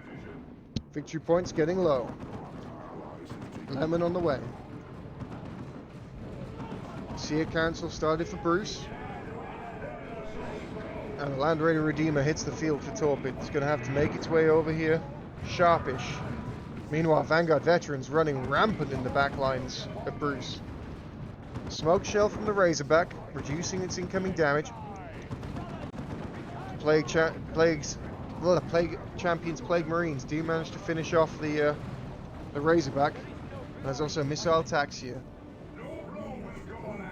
Pushing slightly too far forward, perhaps, the red team. They're backing up.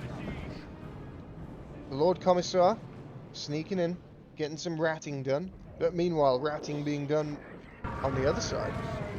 Who is this? This is the Tech Marine of Best Noob. Ran in manfully. Took out... And here's the rocket run. Ooh, something just died. Was that Heretics? Yeah. Heretics died. And the rocket run pushes everything back. Land Raider Redeemer holding position in the mid. And this will provide a mobile reinforcement point for the red team now, where they can start to set up a fortification on this victory point. Best Noob trying to get around. He's spotted by retreating scouts. And the autocannons of the Chaos Terminators will make short work of these P-Devs if they catch them out. What's coming in over here? Terminators, perhaps? Yep, Assault Terminators for Cry. Going after the rear armor of the Falcon is the Terminator Force Commander. He has not punched enough tanks today. The Lemon taking a lot of damage. Plague Marines are here. Rocket Launcher, Tax, and the Blastmaster. The Noxious Cloud giving chase to the infantry blob. And Raider Redeemer holding strong. These fights are very split up now. Red trying to keep their forces together. Teleporting out of danger are the Chaos Terminators. Blastmaster shot hitting the shot blocker. Plague Marines moving forwards, trying to get in on the Lemon. Repairing them desperately, the two Guardsman squads, and is doing a good job. However, here comes flank from the Best Noob. Tech Marine, Singularity pulls in the Lord Commissar, and Gibbs, I think a Noise Marine that was, yep.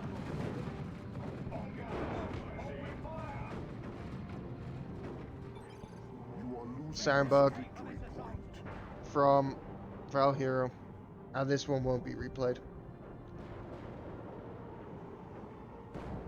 They're gonna have to try and find it out.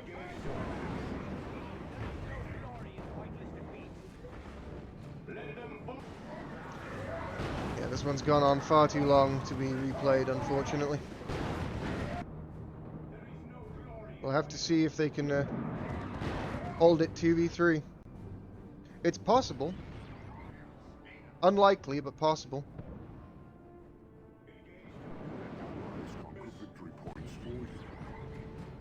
Val has soundbugged.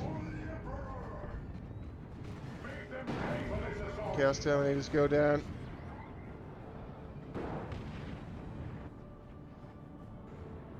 And here comes the push. 3v2. Is it possible? Yes, it's possible. Is it likely? No, it's unlikely.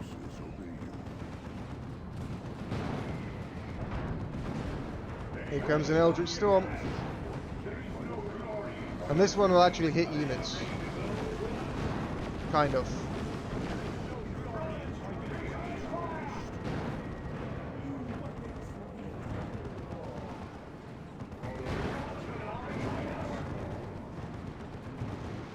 Vanguard veterans trying to get out of that.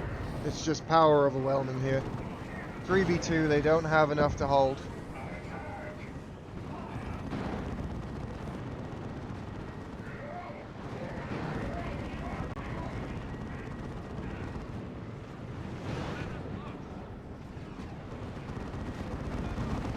2v1 cap. The Lehman pushing forward aggressively, trying to get in onto the Lord Commissar. There's a Emperor's Wrath, which hits himself and his own Lehman. Little weird, but I guess when you're 2v3, you can do what you like. Epic Tank Puncher Man is here, punching a tank, but that tank is very strong. It's a much stronger tank than any other. And here's the nuke from Best Noob, and this should seal the deal.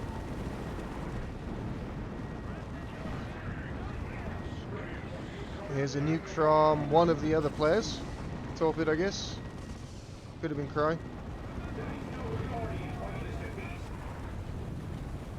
Wallop. And with that,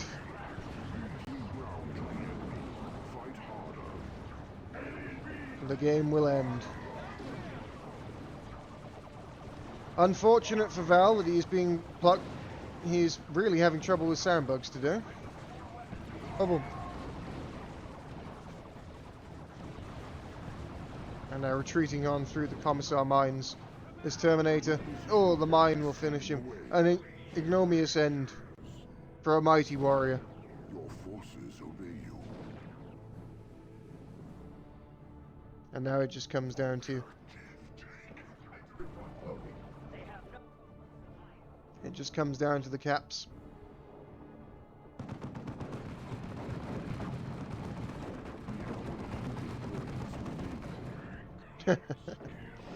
Yes. Look at this wonderful AI play.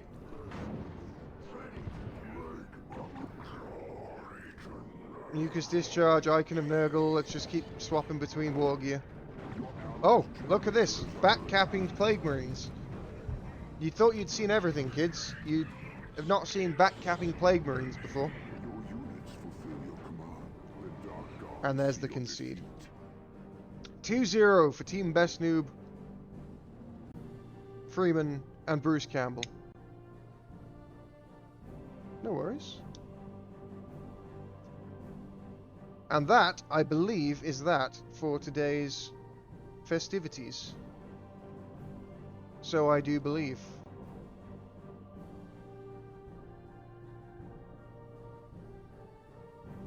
Let me see. Unless we're doing the final losers round before the finals. Let me ask.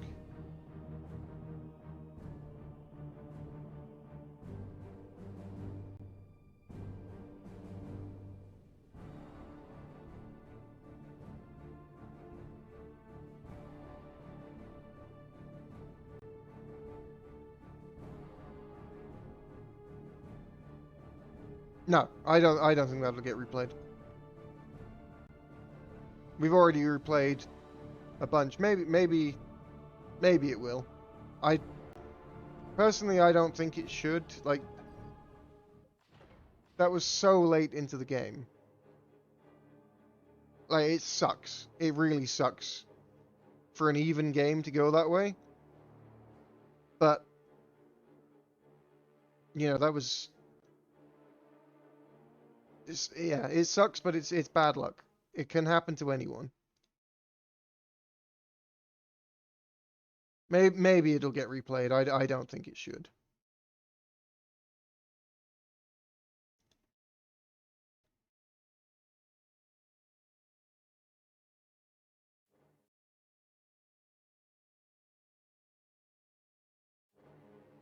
But as always, Papa Adila will make up his own mind.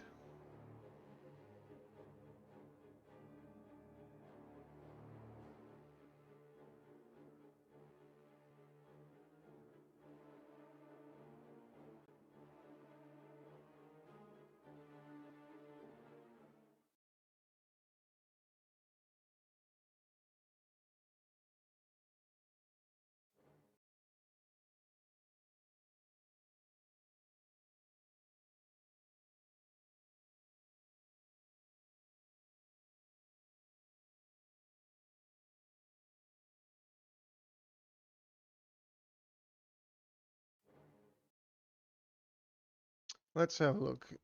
Who's talking? No one's talking.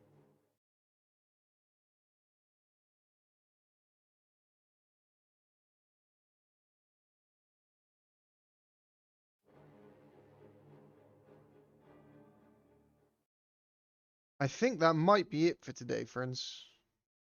No one is saying nothing. Nothing or nothing.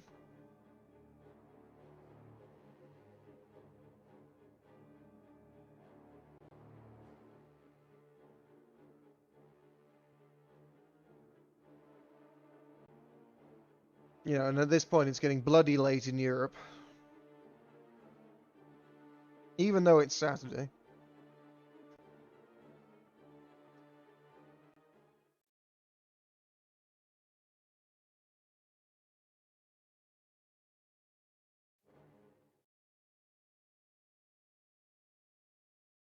Well, I don't know. I'm going to stick around until someone tells me definitively what the plan is. Because there's no point turning everything off.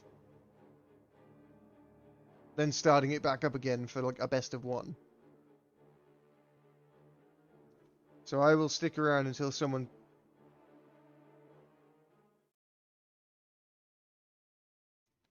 Yeah, but there's no way you want to replay that game, right? For sound bug? Like, surely not.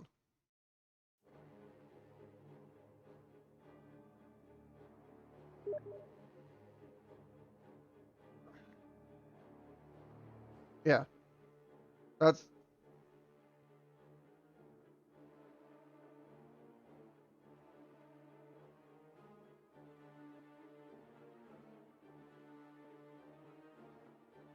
Yeah, that's what I'm saying.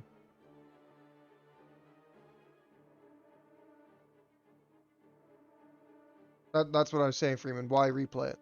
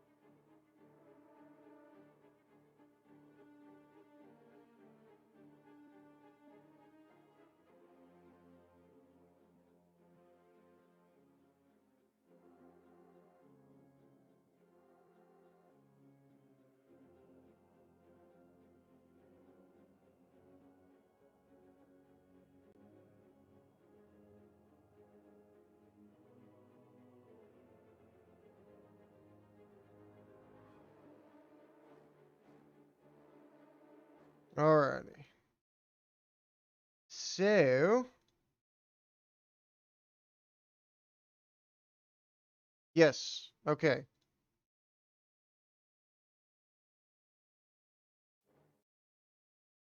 I think that is definitely the end. It's just that Adila hasn't updated the roster. Just had to deal with the rematch requests for that one. and tell them, no, we're not replaying that game. So, we shall see everyone tomorrow for the losers finals, which will be U120. Yes, correct. Correct.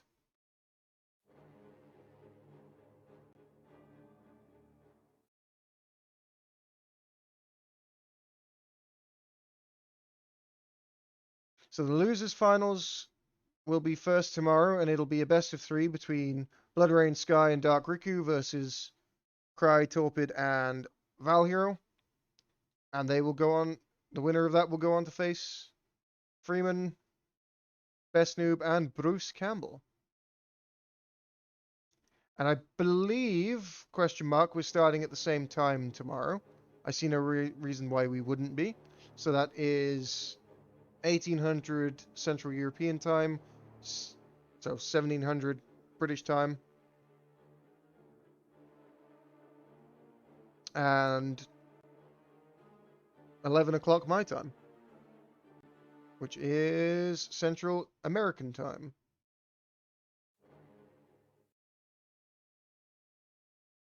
On that note, thank you everyone for tuning in today. It's been a really fun day. An excellent stream. Thank you, my lovelies, and I shall bid you adieu.